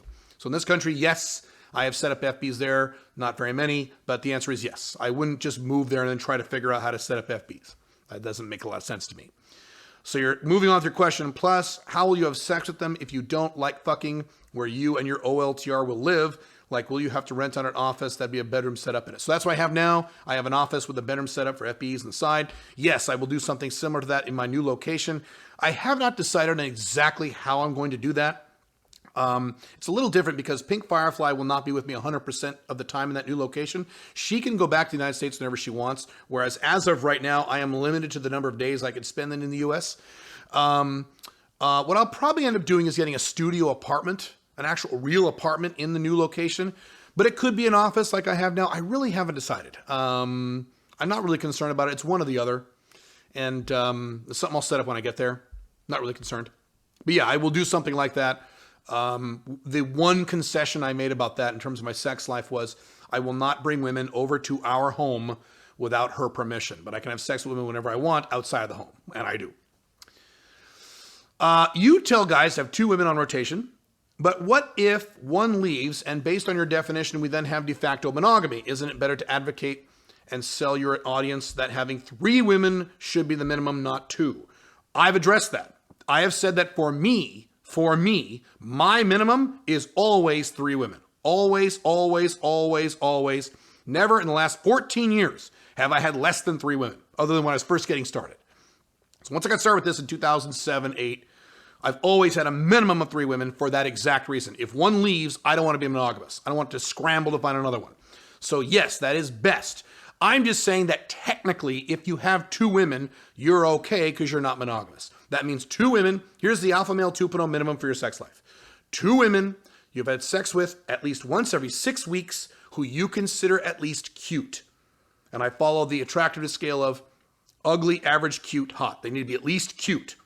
2, at least once every 6 weeks. If you're there, you're in the club, you're alpha 2.0. If you're not there, you're not there yet.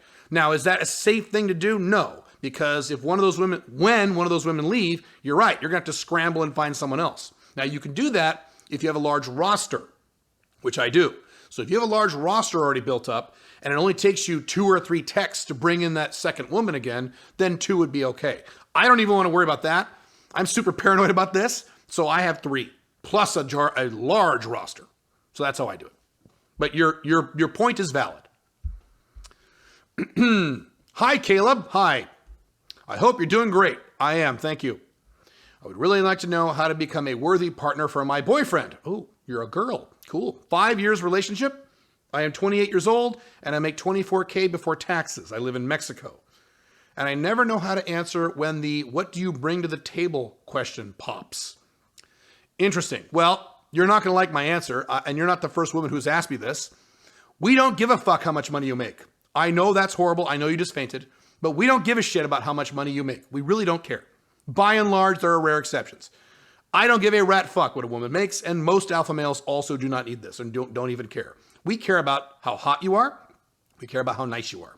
So if you want to maintain your boyfriend, it's very, very simple, which again, as a woman, I know you'll hate this answer because women hate simple answers. Everything has to be complicated for girls.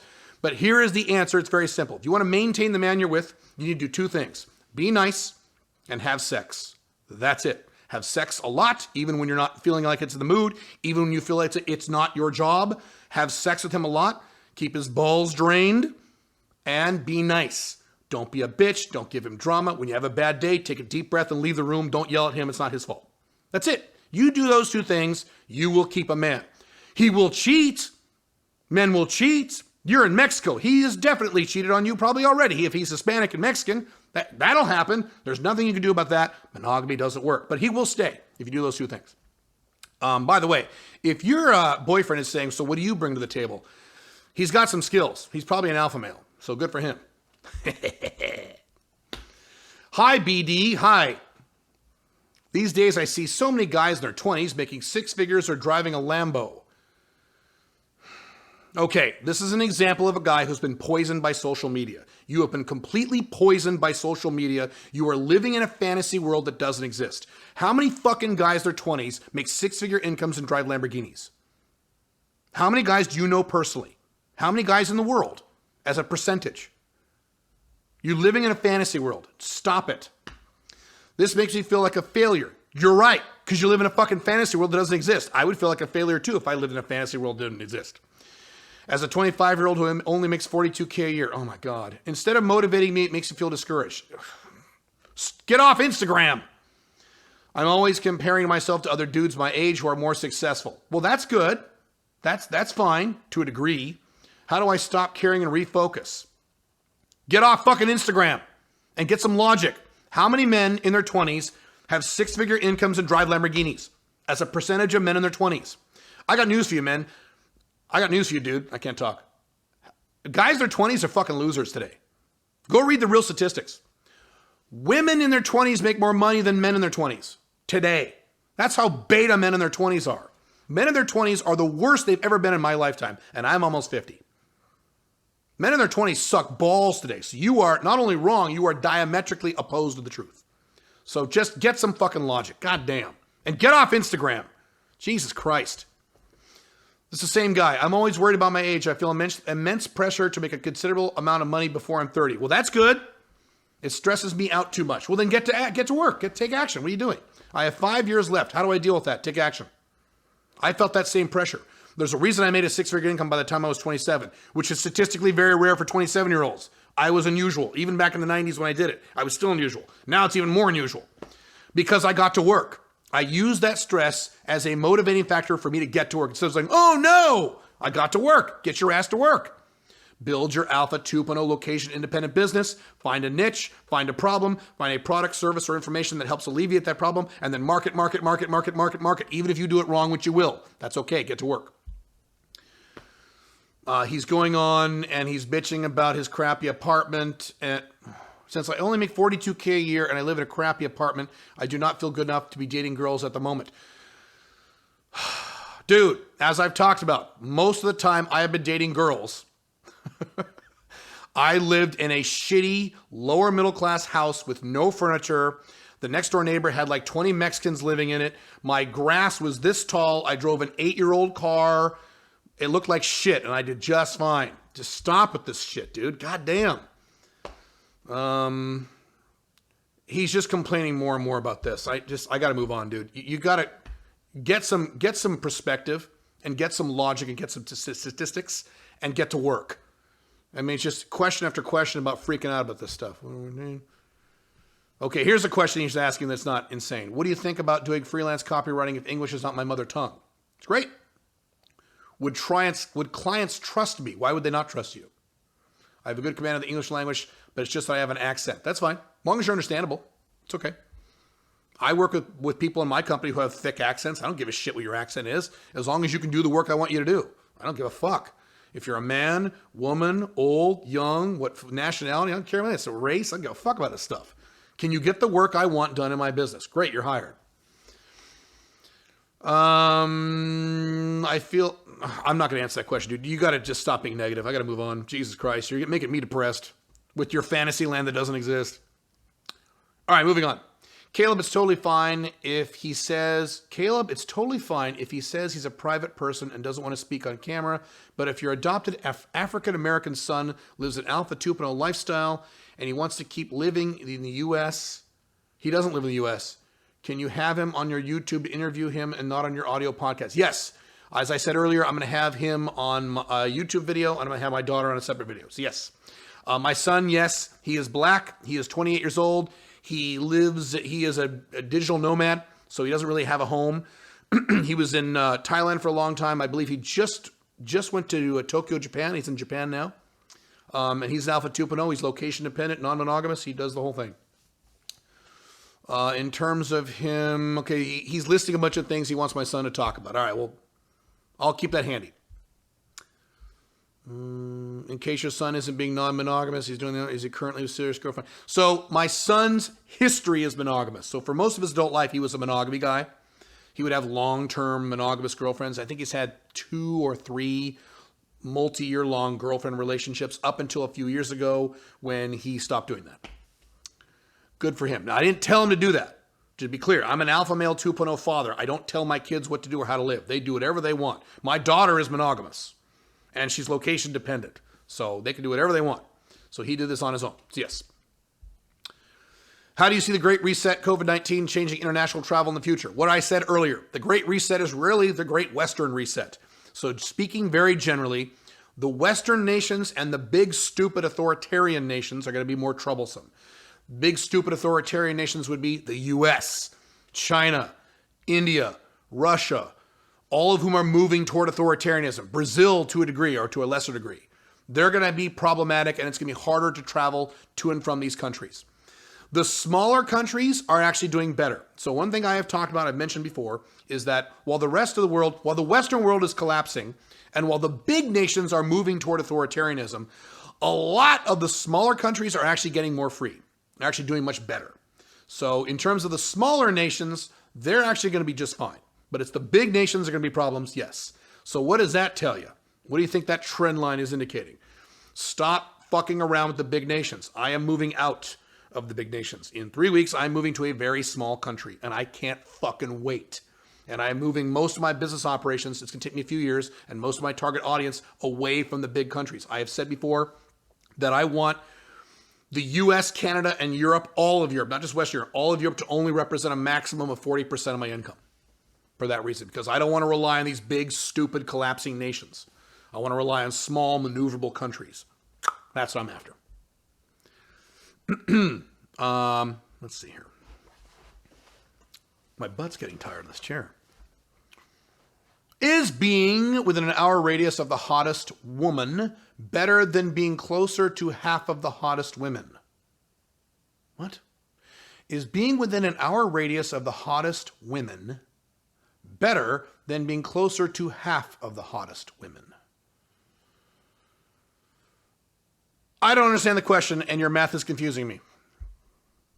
How often does Pink Firefly watch you have sex with other women? Is it a regular thing or something you do sporadically? It's been pretty sporadic. Last year was complicated because of COVID, and it's not an excuse. The bigger reason is we have very full lives. Pink Firefly and I are 2 of the busiest people I know. I am ridiculously busy all the time, as you might imagine. She is ridiculously busy with her stuff all the time. And so, also, Pink Firefly's a little picky about the women she likes to watch me have sex with. It's not like I can bring in any hot FB. I mean, I guess I could. She would do it. But for her to enjoy it, and I certainly would enjoy it, but for her to enjoy it, she has a little more tight template of the type of woman she wants to see and what is done and certain parameters around how that happens. So it's not like I can just randomly grab any one of my girls and bring them over, and she's a little picky about that. Plus, she also doesn't like them if they're too young.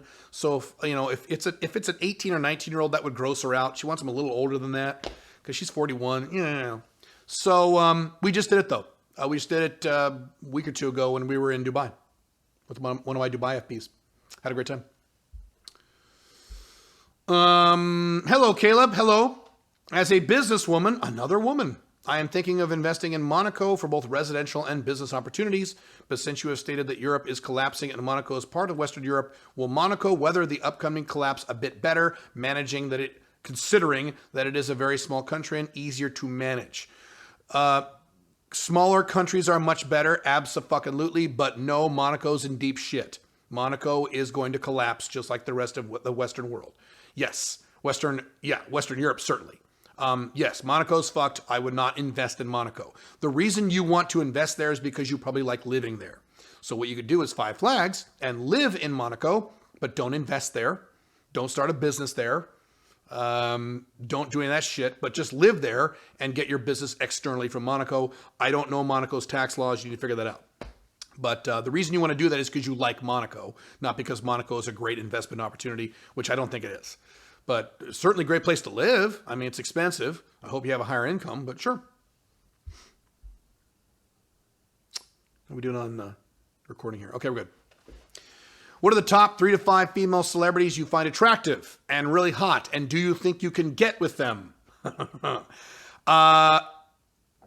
So that's a difficult question for me because Hollywood does not like the type of woman that I like. Hollywood likes women who have super beautiful, perfect 10 faces, which is great. Teeny, tiny boobs, which is terrible. No hips, which is disgusting. No ass, which is disgusting. And usually, often, not always, very long legs, which is, I guess, is okay. Women who look like Gal Gadot, Wonder Woman. That's the kind of woman that Hollywood likes to push on us. That's the kind of societal program they like to push. There's a great story years ago about Jenny McCarthy. When Jenny McCarthy was in her prime, super fucking hot. In her prime, not now. This is many years ago. And she was talking about how the reason she did Playboy is because when she went to other agencies, other acting agencies in Hollywood and things like that, they called her too fat. They said, "You're too fat." And she's like, "What do you mean I'm fat? I have washboard abs. What do you mean?" What they were saying was, your tits are too big and your ass is too big. Yeah, that's Hollywood. So I don't like Hollywood celebrities. I published an article a while back on the top celebrities I think are attractive, but even then aren't super hot compared to women I personally know, personally have sex with, and other women I've seen like on the internet and things like that. I like the more stripper / Instagram girl look, where big tits. Here's what I like.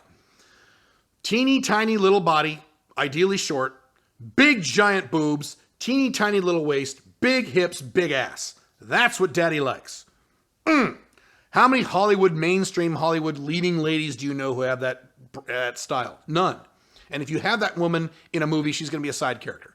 In terms of Hollywood celebrities, the go-to woman I usually mention is Sofia Vergara, but frankly, she's in her 50s now. She's starting to show her age a little bit, so that's really not the ideal.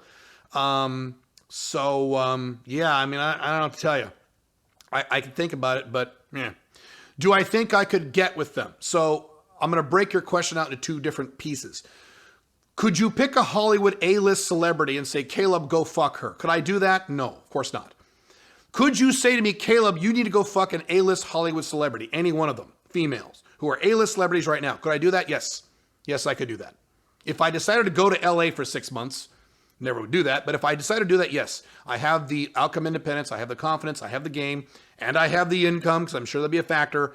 I have the SMB stuff together enough where I could do that, yes. If you just said go pick any one of them and have sex with any one of them, yes, I know for a fact I could do that. Am I going to do that? No, I don't want to hang out in LA. But yes, I could. But if you picked, 3 to 5 women and said, "Caleb, you have to fuck one of these 3 to 5 women," probably not. That'd be pretty hard. That's not how game works either. Let's see. Caleb, irrespective of if they're current SMIC subscriber guys or used to be, have you met and or spoke to guys with an open relationship, open marriage, or an open de facto non-legalized marriage where the guy isn't just non-monogamous, but so the woman is as well? Huh? Oh, so the woman is having sex with other men? Yeah, I've spoken to hundreds of men like that. Yeah, that's not unusual. Yeah. Like she has a male fuck buddy, 2 or 3, or she's very hot and has a rotation of a dozen guys she fucks regularly or intermittently. Jesus Christ, dude. No, women don't do that. Women in OLTRs do not have harems of men. I have met a few women and heard of a few women and fucked a few women or had sex with a few women who were MLTRs, who were not in an OLTR relationship, who had dude harems. A few of them, but even that's pretty rare. No, women in OLTR marriages, OLTR relationships don't want, generally speaking, there are exceptions, don't want a harem of dudes. If they're fucking another guy, it's usually one guy and it's sporadic, usually. in properly managed OLTR relationships. Now, there are guys who have open marriages, not OLTR marriages, but just normal open marriages who do it fucking wrong. And they have wives who like date other guys who have like a boyfriend. Stupid. That does not fucking work. It always blows up in people's faces. So I've seen that too, though, yes. Let's see, going on. Let's see. I assume most people who are like this are into the swinging scene, which I assume you yourself don't like, as your OLTR wife isn't interested in swinging at all. So swinging is different. Swinging is when you as a couple fuck other couples. That's what swinging is. No, I have no interest in that at all. That would not turn me on at all. Pink Firefly has no interest in that at all. So no, I have. Now, that being said though, and I've said this before, I know swingers, married swinger couples who are very happy. They love it. Long-term married couples, been together for 10 years, 20 years plus, who are swingers, and they fucking love it. I don't. Here's the other thing about swinging, okay? Someone's going to get mad at me about this. Guys who are swingers, the women they fuck are never very hot. They're just not. They're like average to ugly. They're just not very hot. That's just my experience. Prior to being Alpha Male 2.0, did you get your blood work done? And if so, what were your testosterone levels? Prior to the one you already posted on your site, I believe you were 507. So the question I'm asking is if you got it checked when you were married and or when you were in your 20s. No, I was a beta male. Wasn't even aware of these things back then. No, I have no idea what my testosterone was in my 20s. I can tell you in my early 20s, I was hardcore lifting weights. So it was probably fantastic back then, but I don't know what it is. I never got a test. I had no idea. No.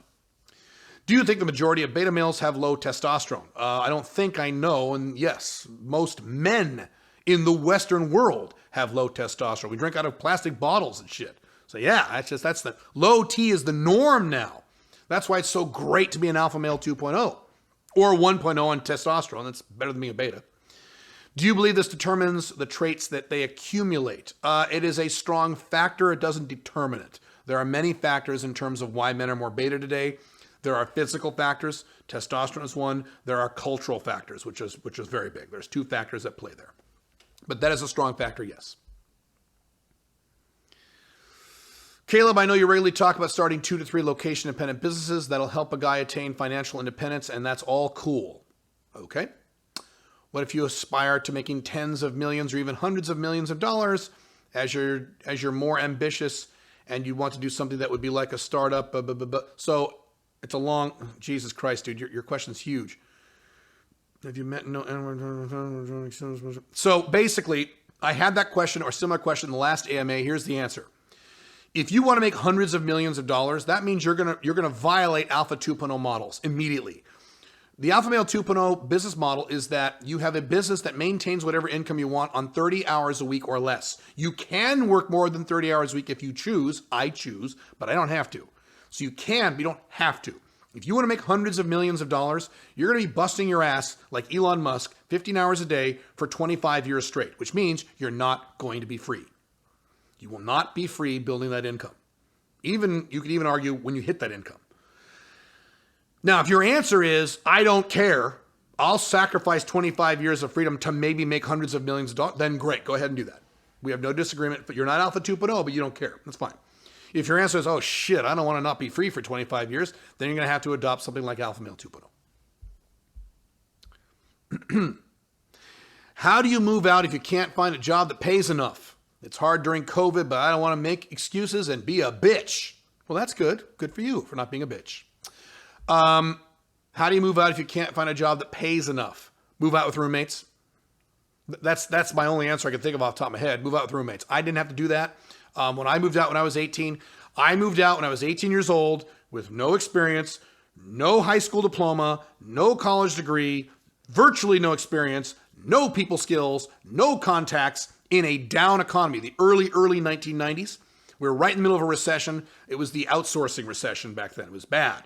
And I moved out, I made it work. Now, it was hard. It was very, very hard. I had lots of financial problems. I had to struggle really hard to pay my bills. It sucked, but it was better than living with mommy and daddy. So I'd rather have that suffering and be free than not have that suffering and be a slave to my fucking parents post age 18. So moved to a really shitty, I've said this. I would rather you young guys live in the shittiest part of town, in the shittiest studio apartment with 2 shitty roommates than live at home with mommy and daddy. Because at least you're free. At least you're maneuverable. And once you get your job, get a second job. Get 2. Don't make excuses. Although you're not being a bitch. Good for you. You mentioned your daughter's name is Indy. But what is your son's name? Don't know if you ever mentioned this. So I called my daughter Indy when she was a child under the age of 18. I didn't want to give out her real name when she was a little girl. Today she's 22. Her name is Alyssa. That's her real name. My son's name is Josh.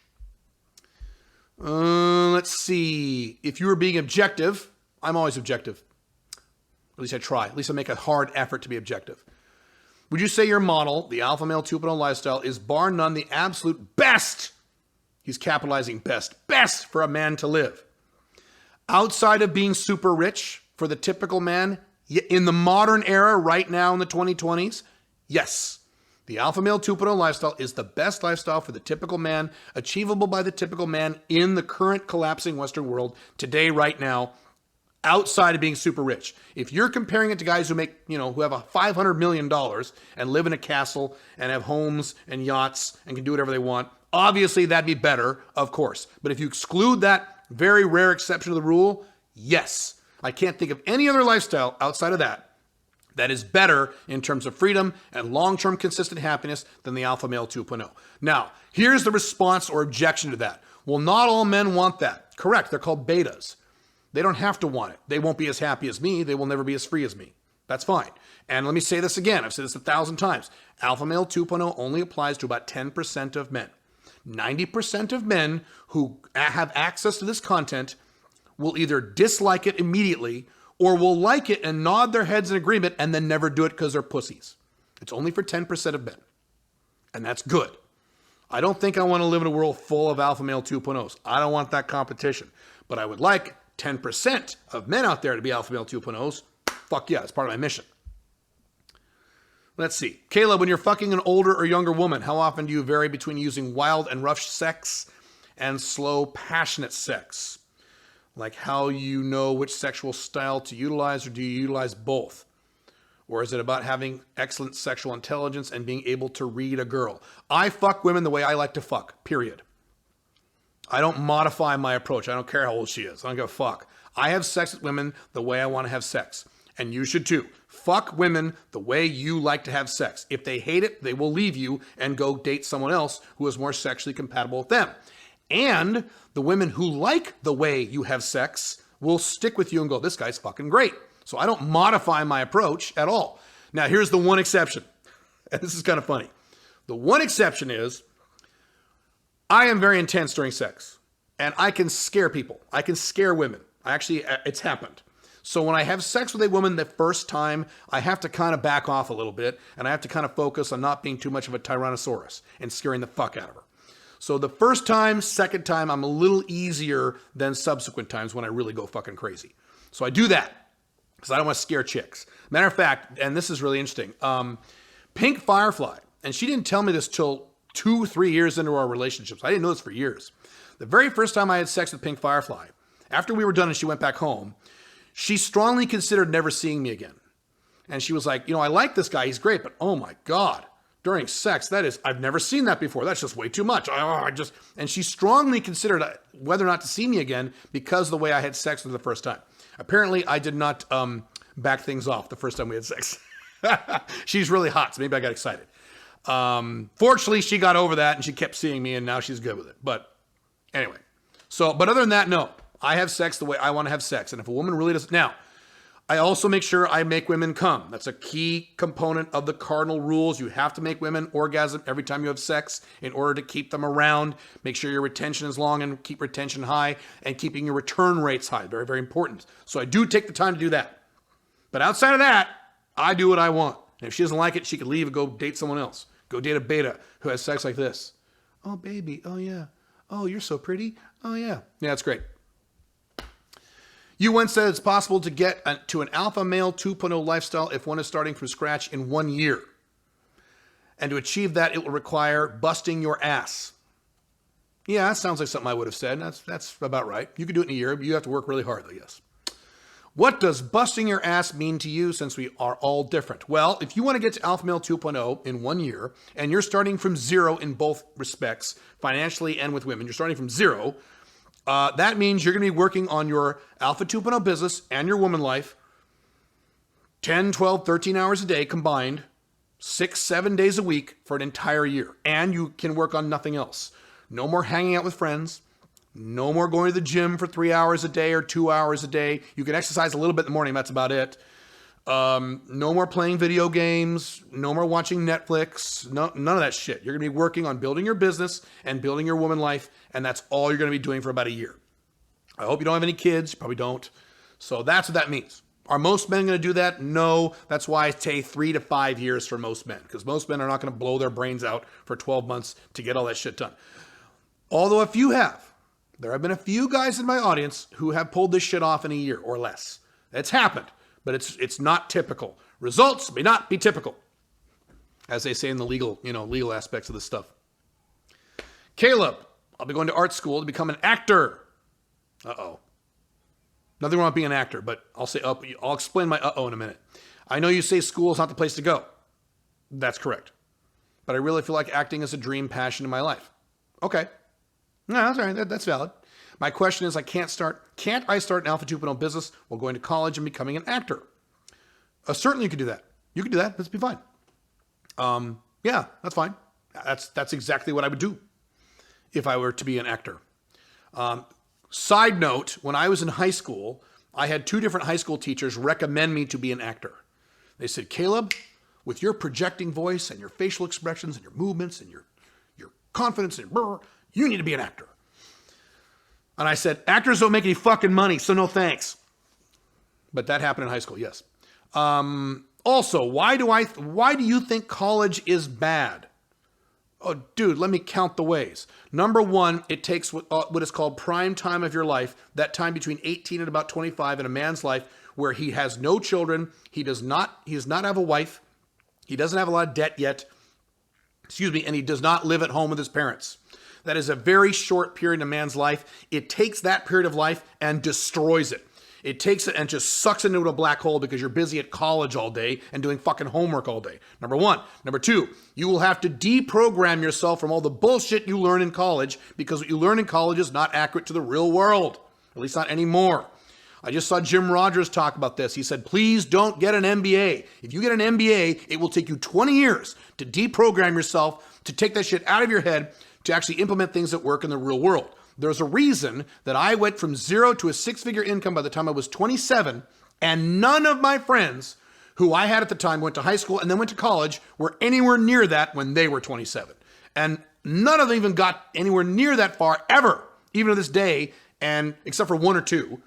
And I'm in my 50s. No, I'm not in my 50s. I'm almost 50. So there's a reason for that, because I wasn't programmed with a bunch of negative shit. Number 3, if you're an American, you're going to go into massive debt for no fucking reason. You're going to go into debt for a fucking degree that is virtually worthless. Number 4, there's too many people who have college degrees, which means you're going to go into competition against people who have degrees, which means your degree is now worth less. Going to college was a fantastic idea in the 1960s. It was a fantastic idea to go to college in the 60s. If I was a father and I had a son in the 60s, I would say, man, go to fucking college. Not today. Don't do it. It's a terrible idea. Time for water.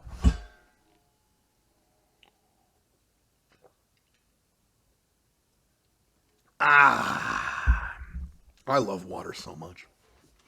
I really do. I like water. Most people hate water. I like it. Andrew Henderson, that is Andrew Henderson of Nomad Capitalist, has been selling me on Malaysia for quite some time, since he basically said in his YouTube videos that Malaysia offers all the benefits of America, but without all the negative traits. I generally agree. Yeah. He has made it his primary residence. That's correct. He lives there. It is his primary residence.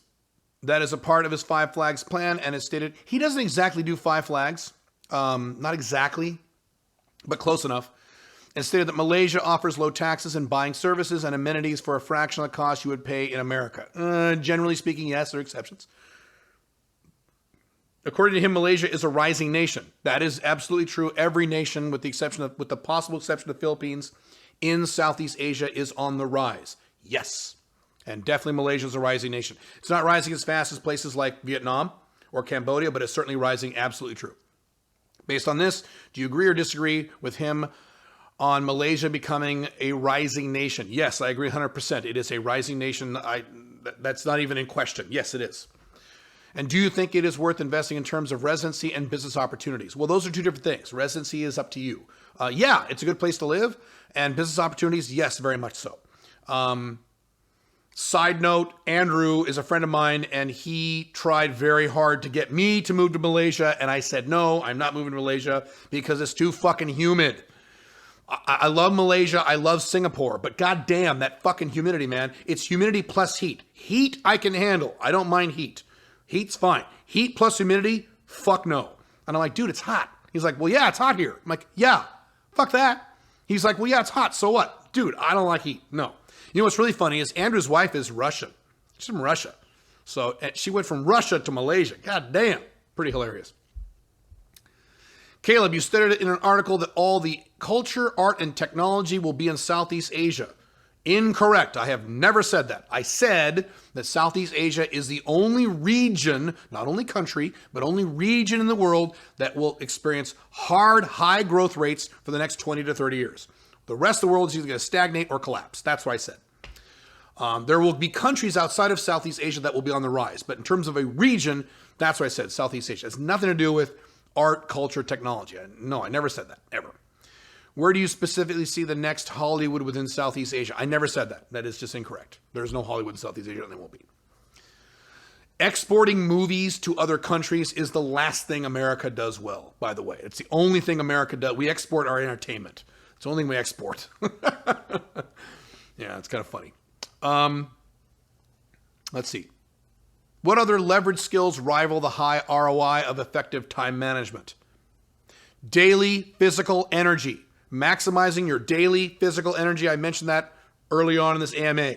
Making sure that you do everything possible physically and mentally to have a lot of physical energy throughout the day, all fucking day long, without getting tired or worn out. That is another leverage skill. That improves every area of your life. Not just woman life and financial life, but like your family life, your social life, even your fucking spiritual life. All these things are all improved. Certainly your health, all improved by that. So if you master your daily physical energy and your time management, you're Superman. You're going to kick ass. Which app or otherwise do you use to track your daily time utilization? That changes from time to time. Right now I'm using an app called Toggl, Toggl. I believe it's available for, I use an Android. I believe it's available for iPhone as well. I use that, and then I also plug those results into a spreadsheet because I run separate reporting from that app. But that's the app I currently use. It's a good app. Caleb, in your article entitled, Moving Out of the Country, How Trump's Muslim Ban Changes Things, you said you had no problem with Trump's ban on travelers from 7 Muslim countries into the U.S. That's not what I said. That is not what I said. Aside from the fact that it won't matter in the long term for the future of the U.S. or the West, or for people like us who are interested in living abroad and follow 5 flags. So you're misunderstanding what I said. What I think I said was, it's not going to make a difference. It's not going to help or hurt the United States. The United States is fucked whether or not they ban Muslim people. I had a huge problem with it because that was one of the things that convinced me to move my timetable for moving out of the country from 2025 to 2021. Trump's stupid Muslim ban, where he signed a piece of paper and immediately snarled every fucking airport in the United States because he's a fucking moron. And so he had to go, oh, wait, okay, not you guys and not you guys. They had to immediately backpedal. It was embarrassing. It looked like it was a mess what Trump did, or Trump's people did. And same thing with Obama with Obamacare. He passes Obamacare, and McDonald's comes in and says, we're going to go out of business because of your fucking Obamacare. And he goes, I'm a moron. I didn't think about that. Okay, you're exempted, McDonald's, which is totally unconstitutional. But anyway, don't get me started about politics. I'm trying to get to your question here. Just out of curiosity, are you implying that the U.S., Canada, Australia, New Zealand, and Europe will inevitably transform into Islamic nations? No. Europe, parts of Europe will, yes. But Canada, no. U.S., no. Australia, no. New Zealand, no. No, they will not. Europe, yes. Europe's going to have an increasingly big Islamic problem, which Europe wants. There's a reason I call it suicidal Europe. Europe wants to destroy itself. America is just collapsing and insane. Europe is suicidal. Europe is taking a small knife and just going, and it's been doing that for years. So Merkel was reelected. There you go. And that's all I got to say, you know. And then when I said that, people from Germany said, well, yeah, that's right. She's very popular. They don't even get the irony. So yeah, Europe's fucked. Now, Canada and US are going to collapse, but not for Islamic reasons. Australia and New Zealand are going to stagnate, but none of those countries will be Islamic. That's a European problem. How do you stop being nostalgic and reminiscing the past and missing the past? So being nostalgic and reminiscing about the past is fine. Missing the past is a problem. And here's how you do it. Your future can be better than your past. So here's an example. I'll give you an example from my life. When I was a young man in my 20s, I used to miss high school. Not because I liked high school. I fucking hated high school. I missed all the girls in high school. So when I went in the corporate world, all the girls go away. And like, oh, where are all the girls? Because in high school is a girl fest. So is college. But I didn't go to college. So I'm like, oh no, I can never get with hot young girls anymore. Boy, was I wrong. I mean, do you have any idea how many hot 18-year-olds, 19-year-olds I've had sex with in the past 13, 14 years? It's kind of ridiculous. So I achieved orders of magnitude better in my woman life past high school than what I did in high school. So for me to reminisce about high school and miss high school wouldn't make any sense, right? So you could achieve a better life in the future than you ever had in the past. In terms of money, in terms of lifestyle, in terms of women. You can. And frankly, we're lucky as men because the older we get, the better we get. Men get better as we get older up until a certain point. There's a certain point where we don't get old, where it's not better anymore. Right? Maybe somewhere around 60. I don't know what that number is. Late 50s, early 60s, mid 60s. I don't know. But at some point, you reach a point of diminishing returns. But up until that point, we get better as we get older. I am far superior as a man in my 40s than I ever was in my 20s or 30s or teens. Not even fucking close. I mean, not even close. 40s is fucking great. My 50s are going to be fucking amazing. I can't even comprehend how good my 50s are going to be. Because I'm going to be even better in my 50s. So that's how you do it. Caleb, when you're fucking a woman and are fucking your OLTR as well, you're so vulgar. Are you pretty vocal during sex, and do you use dirty talk very actively to turn on a woman sexually, physically, and mentally? Plus, do you make loud noises? Are you fucking kidding? That women greatly enjoy. Or do you not like talking a lot as you just get your dick out and get down to business? Or does it really depend on the individual woman? As some women, you liked more foreplay for about 6 minutes. Okay. Do I use dirty talk? So let me go back to what I said earlier. I fuck the way I like to fuck.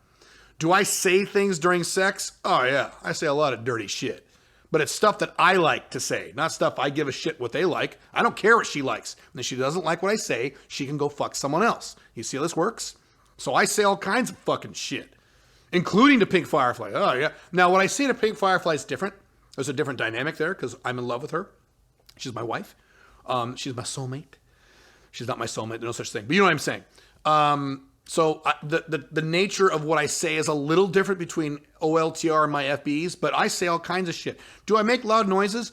I sound like a retarded dying T-Rex when I have sex. Are you fucking kidding me? I am loud as fuck. Oh my God. I mean, I scare chicks. Now, some women like it, but I sound like a tiger. I mean, fuck yeah. But again, I make noises I want to make. I don't make noises because I go, oh, women will like it if I make noises. That's beta. I don't give a fuck what women want. I fuck the way I want, and if they don't like it, they can fuck someone else. And if they like it, and many of them do, they stick around. That's it. What resources do you recommend for one to learn about the subconscious mind and specifically the prudence of reciting affirmations? God, there's so many. I'll give you two to start with. The two books. One book is What to Say When You Talk to Yourself by Shad Helmstetter. And the other one is With Winning in Mind by Lanny Basham. Start with those two. Have you recently reasonably approximated your daily energy expenditure and caloric consumption? Oh, yes. That's what this is for. Fitbit. I've been wearing this now for maybe 6 months. And so my objective on this is to burn 3,500 calories per day. Or at least have this report 3,500 calories per day. But Caleb, Fitbits can be up to 28% off on their caloric estimates. Correct. So I figure if I burn 3,500 calories a day, it's 25% or 20% plus or minus, so that's at least 3,000 calories burned. Great. So that's kind of how I do it. So I use this for that. I track this every day. I use this to track calories and track sleep. I don't really give a shit about steps. I think that's stupid. Calories are more important to me than steps. But right over there is my desk treadmill that I walk on as I work for like an hour or two a day. Yeah, plus I work out and all that shit. Yeah. Do you feel that, in spite of the foreseeable Western collapse, that Australia would be a tenable country for an alpha male 2.0 to reside for the remainder of the 21st century? Yes. Be very careful about their tax laws. There's a reason I didn't live there. I didn't move there. And I looked carefully at doing that. The tax laws are pretty shitty. Outside of that, if you can mitigate that somehow, certainly if you make less money than I do and you don't want to make a lot of money like I do and you just want to stick with the $75,000 a year minimum or whatever, sure. Australia is a perfectly fine place to live. Yes. Let's see. One of my brothers is there now, I believe. Actually, he just got back from there. My daughter has expressed interest in moving there or New Zealand. So yeah, you bet. Perfectly fine. Australia probably isn't going to collapse. It's just going to stagnate, which is also bad, but it's less bad than collapsing, I guess. Given that betazation renders monogamy unsustainable. No, betazation doesn't render monogamy unsustainable. Biology does. We're not wired to do that. Human beings are not monogamous creatures. We are pair bonding creatures, but we are not sexually monogamous creatures. Those are two different things. And society, particularly right-wingers, mash those two things together. Those are two separate things. I am pair bonded and I'm not monogamous. That's why I'm so fucking happy. Do you find it perplexing that women are unconscious of this potent form of OBW? Oh, women aren't unconscious of this. Women know exactly what's going on. I've talked about this a lot in my articles and books. Women know long-term monogamy doesn't work. They already know. They don't talk about it. They don't admit it. You can get them to admit it. I've done it with several women, but they don't talk about it. But they know. It's men who are fucking stupid. It's men when they get a girlfriend or a wife, they go, oh, thank God, I'm done forever. Because men are idiots when it comes to monogamy. Whereas women, when a woman gets married, she knows on her wedding day. She knows.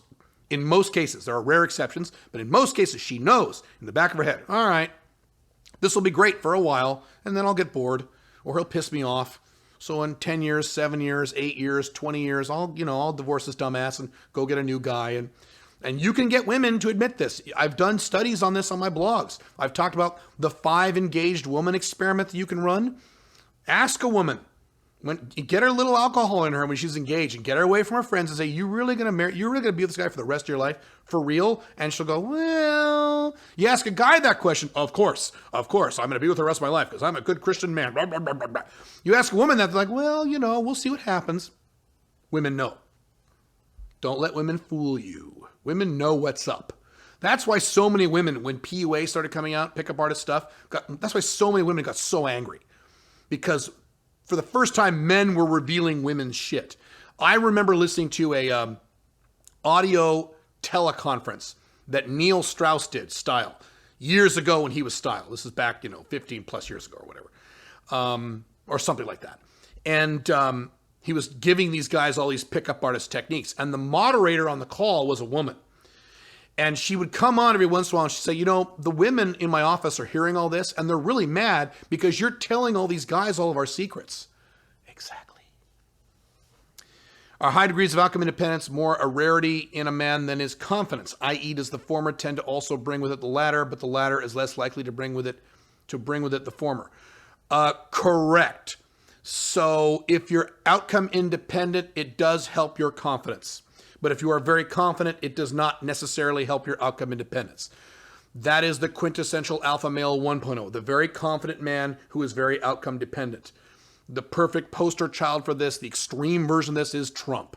So Trump is ridiculously off the chart confident, and he is not only low outcome independence, he's probably negative outcome independence. All he thinks about all day is what other people are doing or saying about him. So did his confidence help his outcome independence? No. So no. But yes, if you are very outcome independent, yes, it can definitely help your confidence, because if you don't care about what the other person thinks in any interaction, you're going to be automatically a little more confident. So absolutely. That's why outcome independence is so important. It's so critical to so much of life. Oh, man. Let's see. What is your goal body fat percentage? 18 to 14% generally optimized for a man's endocrinology. I just did a big video on this that probably is going to be up by the time you see this AMA, and if not, it'll be out in a few days, where I talk about my entire objectives for this year. My goal is body fat percentage of 15%, and then eventually after that, long term will be 10% if I can maintain it year round, which I probably can't because of A, my personality, and B, my age. Maybe I can maintain 10% year round, but I doubt it. But so if I can't do that, I'll back off to 15%. You said 14%. Okay, maybe 14%. That's fine. That's something I think I can sustain.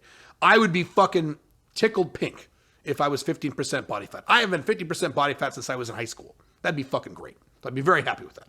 And I look pretty good. I'd actually look pretty good. I have a good structure for that. Both on my face and my body. If I was 50% body fat, it'd be great. 6 months. 6 months. Check my weight in 6 months from now. Check it. Because I'm going to be updating you guys on that stuff. Hey, what's your options? I think you mean what's your opinions? What's your opinions and thoughts on the phrase, she's not yours, it's just your turn? Lots of Red Pill content makers say she'll eventually leave you for a higher value man. How does an alpha male 2.0 handle this? Okay, so let's unpack there. She's not yours, it's just your turn. Correct. That is accurate. That's how women operate. That is how women are biologically wired to operate. It doesn't mean women are evil or cunts or bitches. That is how they are biologically wired. Women are biologically wired to get bored with long-term sexual male partners. That's just how it works. And if you don't like it, move to Saudi Arabia and become a Muslim, I guess, where they're not allowed to do that. Good luck with that. Lots of red pill makers say she'll eventually leave you for a higher value man. Half right. A woman will eventually leave you for another man. Higher value, not necessarily. Maybe, maybe not. I have written numerous articles about how women leave alpha males for other alphas. No, for betas. Are betas higher value than alphas? No. The vast majority of the women who leave me and come back, 94% return, when you're alpha 2.0, they always come back. They leave me for lower value men who are more congruent to what the woman wants. It is rare I've had a woman leave me for a higher value man than me. Shit, I can't remember last time it's happened. They leave me for lower value men who do what they're fucking told. That's where the red pill world is a little fucked up. They're so obsessed with hypergamy. Everything's hypergamy. Yes, hypergamy is accurate, but that doesn't mean she's going to leave you for a higher value man. She's going to leave you either for a higher value man or a more compliant man. And often the more compliant man, if you're already an alpha male, will be a lower value man. But the point is she's going to leave. Yes, she's going to leave. So the beta male and the alpha male, the beta male reacts to that by being sad and lonely and frustrated and angry. The alpha male 1.0 reacts to that by being furious. The alpha male 2.0 integrates that into his lifestyle. So if she leaves, great. I'll set up a system where she'll come back. So did I give a shit if she left? No. 94% of all the women who have stopped having sex with me have eventually come back to resume the sexual relationship. 94%. So you think I care if a woman leaves? No, I don't. So all this red pill stuff about women leaving doesn't affect the alpha male 2.0 at all. So that's how the alpha male 2 handles that. It doesn't affect him. They come back. Who cares? How much can you bench press? Not going to answer that question. That's one of those, if I give you an answer, I'm going to have nonstop nitpicker arguments. One thing I will tell you about my bench press is that I am rapidly approaching, not there yet, and it's not a goal I have. I just do this. It's happening regardless of my goals in this area. I am rapidly approaching my 1 rep lifetime record max when I was 18 years old and I was a gym rat and worked out all the fucking time. I'm almost there. I'm not there yet, but I'm almost there. So I will actually be hitting my lifetime world record bench press record when I'm almost 50 years old. Kind of cool. But I'm not going to tell you what that is. You're just going to have to guess. Hey, Caleb. Hey. You mentioned previously in regards to the Western collapse that nations such as Australia and New Zealand will be the sole exceptions. That is, they will not collapse, but rather they will stagnate. Thank you. Someone quoting me correctly. Thank you. That is what I said. Correct. In addition, you also stated that the aforementioned countries implement tax worldwide income, not just on their citizens, but on residents as well. Yes. Is this true? Yes, this is true. That's why I'm not moving to Australia. I was going to move to Sydney, Australia, Sydney area, or Brisbane. I was going to move to Brisbane, Australia.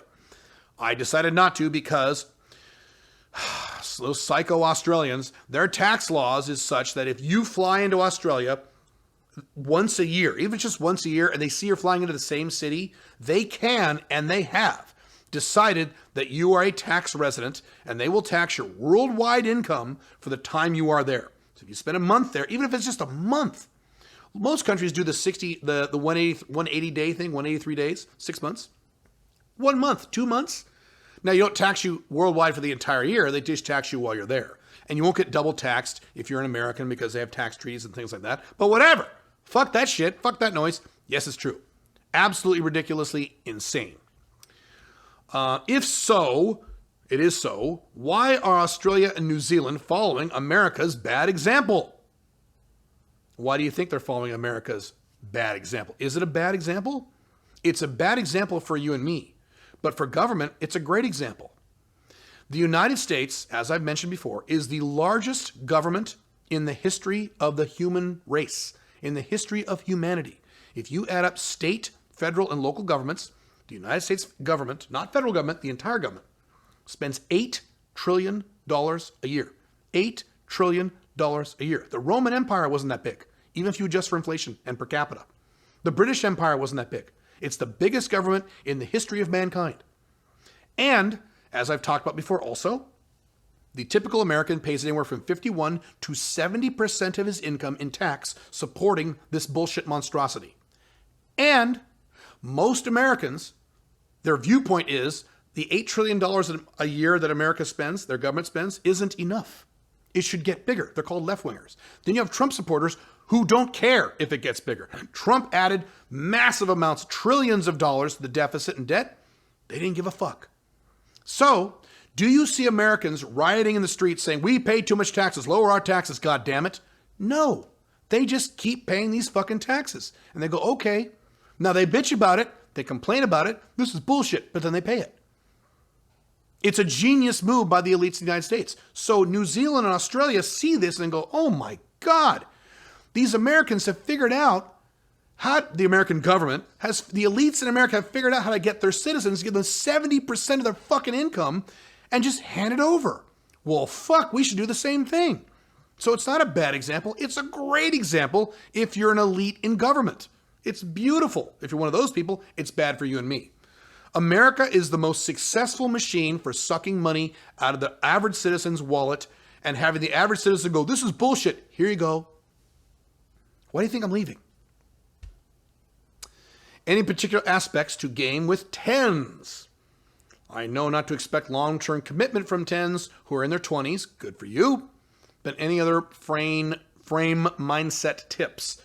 I find that my case is just not kissing their ass and being relaxed is half the battle done. Correct.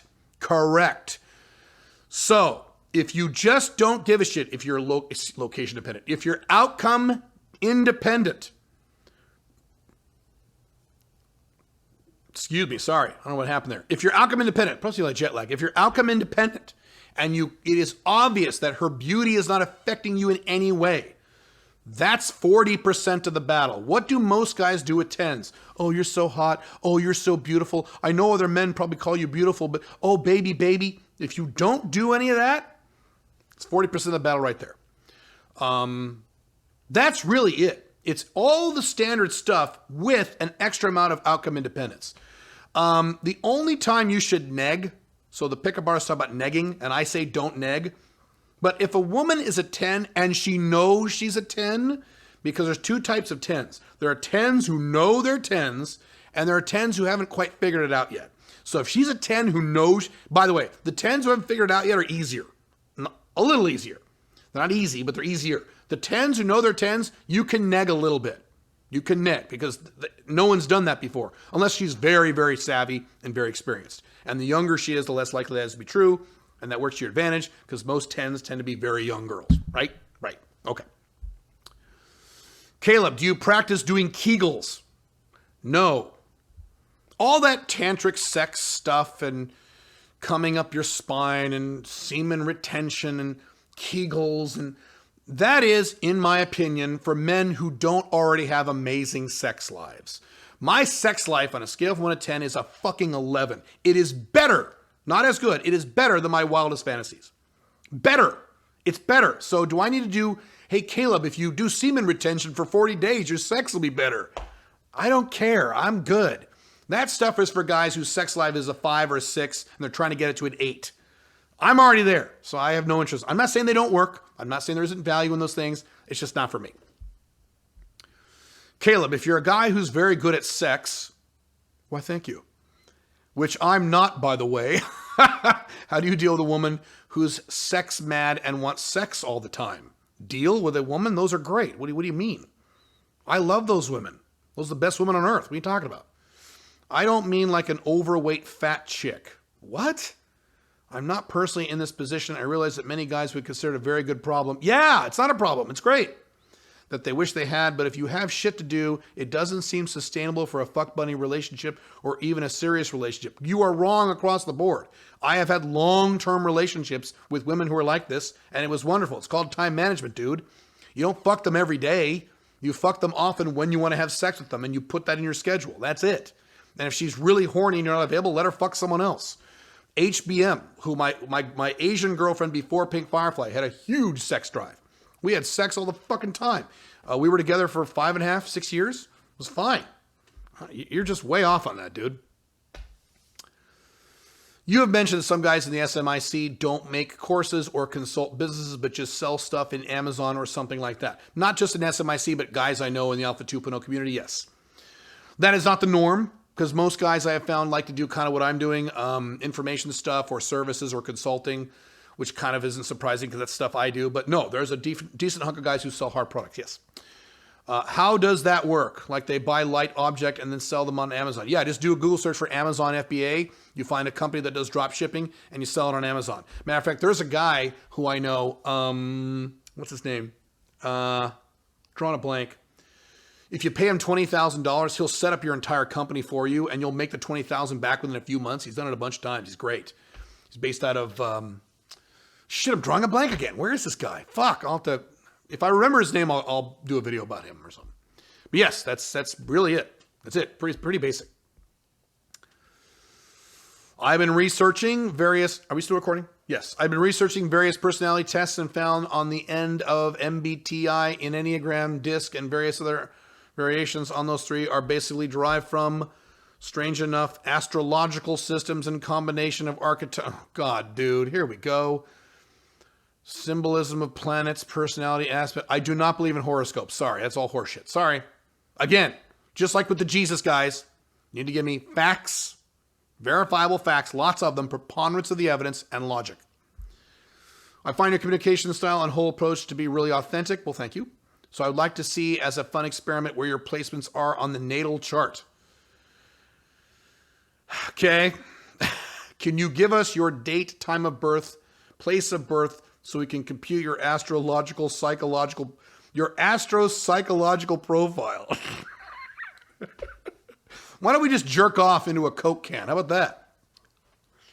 I give you the date of my birth, 4/20/72 is my date of birth. That's when I was born. I was born in 4/20. Kind of sad because I don't smoke weed and never have. But so all my weed smoking friends and women are all jealous. Like, your birthday's 4/20. It's wasted on you. I want your birthday. Time of my birth, noon. Place of birth, I don't think I want to give that to you. That might be a problem with identity theft, so I can't give you that. Sorry about that. The Pacific Northwest area in the United States. I'll give you that region. I know this may be too personal, but it's worth a shot asking. Well, I gave you what I can give you. If you're not comfortable publicly, could you maybe share your intro only through a message? No. Okay, you have mentioned, let's see here. Just double checking the technology here. You have mentioned you have a big enough roster so you don't need to do online dating much anymore. Correct. How often do you add a new woman to your roster nowadays? Virtually never, unless I'm doing something unusual or running some kind of experiment. So what would be some examples? If I go to a new country, I'll do it there. If I want to find a girl for Pink Firefly for me to watch and she's picky about, I might do that. So virtually never. I mean, I'm trying to think. Did I add anyone in 2020? I don't think so.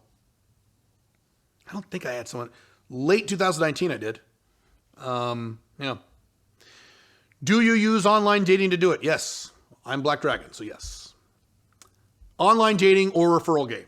I'd still do a lot of referral game. A lot of that. So it's online dating or referral game. Almost 60-40 these days. I do a lot of referral game. That certainly happened last year. Referral game, if you guys don't know, is you have sex with friends of women you're already having sex with their help. I do a hell of a lot of that. With younger women, it's great. And often, the girl's friend is hotter than the girl you're with. So the girl you're with might be cute. Maybe she's an 8, and then she knows a 10 or a 9. So yes. Do you add new women once in a while? Oh, once in a while. Got a misspelling here. Once in a while because of some FB vanishing or becoming less attractive over time? If not, why? If that happens, I use my roster. I just bring in a new woman, an existing woman from my roster. I have a very, very large roster in the United States. And I have FBs in many different countries now. So that's usually what I do. And my roster is big enough where I don't need to worry about bringing new women in. Again, unless something unusual is going on, which does happen sometimes.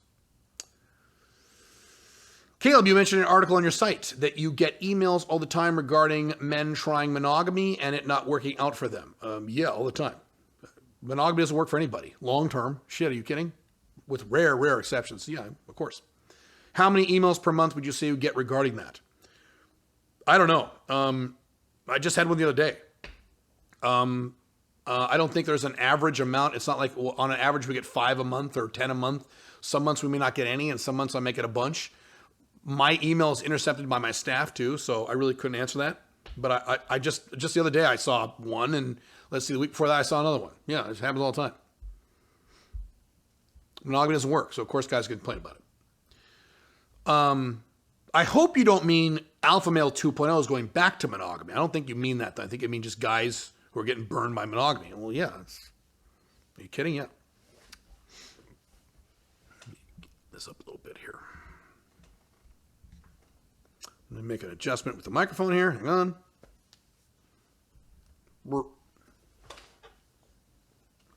Okay. How long does it take for the average user of the SMIC to get results if they are consistent and do the work?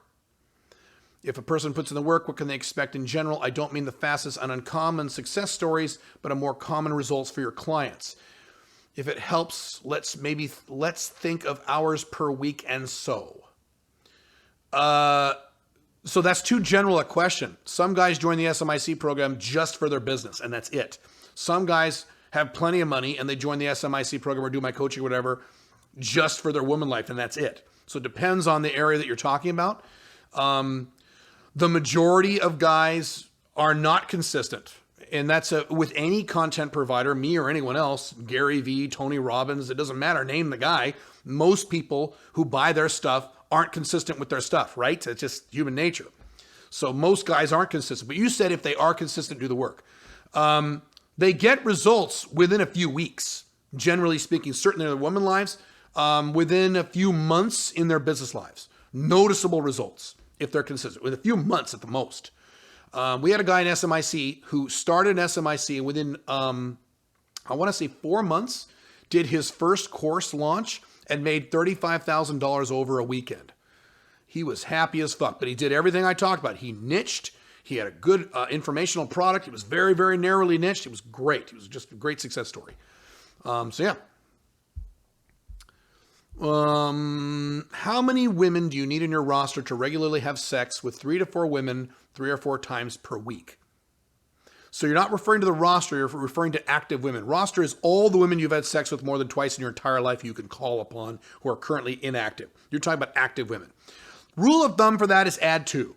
So if you want to have sex with 3 different women a week, that's a lot, but okay, you're going to need about 5 active women because all 3 of those women are not going to be available every week. Women have shit to do, right? Or women leave, or they travel, or they get boyfriends. So the rule of thumb is add 2, generally speaking. What are some great resources for people to learn from to get started with affiliate marketing for online stuff? There's a lot. Pat Flynn has a good affiliate marketing course. So he's at smartpassiveincome.com. I don't know if he's still selling it though. But I would start there. Pat Flynn's a good guy. What is your entire ancestry? You mentioned your mom's Italian. Yes, she's Sicilian. What about your father's? My father is a mutt. He's just purely mixed. I did 23andMe. I am Sicilian. I'm mostly Sicilian. I think, not mostly Sicilian. That is the biggest percentage I've got. I forget the numbers. I think I'm 45% Sicilian, something like that. The rest of it is a mix mostly of, what was it? German and Welsh, I think, are the two biggest ones. German, Welsh, some French. Everything else is a mix. By the way, I am like 99.99% white. I said you're 99.9% white, which is unsurprising. So yeah. Side note, apparently there is some guy on the internet, I'm not going to mention his name, who is going around telling everyone that I am Jewish. No, I'm Sicilian Catholic, but okay. I was raised Catholic. I'm not Catholic. I'm Sicilian. If I had to pick a nationality, I'm mostly Sicilian. If you look at my body, I'm very Sicilian. I have blue eyes, which is not Sicilian. That's probably the European shit in there, or the Northern European stuff, but I'm very Sicilian. As a matter of fact, what's really funny is that on my uncles on my mom's side, my mom has 8 brothers. And so I don't look anything like my dad. I don't look much like my mom, but all of her brothers look all like me. They all look like me. I look like all these guys. Matter of fact, one time when my daughter was little, we were over at our family's house, my mom's side of the family, and there was a picture of one of her uncles in a picture. And she said, my daughter said, "Dad, it's you." And she looked just like me. It was one of my mom's brothers. So I look just like my mom's brothers. It's kind of crazy. And they're very Sicilian. I am taking this year to build the skills of options trading. Okay. Would trading options and making an income off of it be considered a good location independent business? It is definitely a location independent business. Yes, it is Alpha Male 2.0 compatible. Absolutely. Is it a good location independent business? I don't know. I don't know enough about options to give you that answer. Options is one of those things where a lot of guys try it and fail, and a few guys try it and make a lot of money. But I guess you could say that about any industry. So I don't know if it's good, but it certainly is location dependent, you bet. Well, that's good. You're going to have to talk to some options people. People who've tried trading options. Caleb, I found your updated online dating manual didn't really cover how a guy do a great job establishing sexual tension in his online messaging. Correct, because when you're doing online messaging is not when you establish sexual tension. You don't want to do that at all. I say don't get sexual. And if you read the book, sounds like you scanned through it or didn't read all of it. I say very clearly, don't get sexual at all during the online messaging phase. The odds of you succeeding are very low doing that. Sexual tension is for the first date. The first real life, that's where you pour on the sexual tension. Hardcore.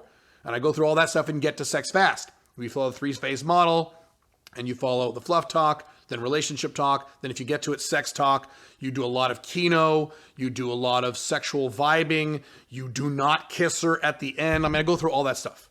So that's for the first date, not for online stuff. There's no sexual tension during the online process, unless you're doing something very different that is not part of my model. So that's why. Let's see.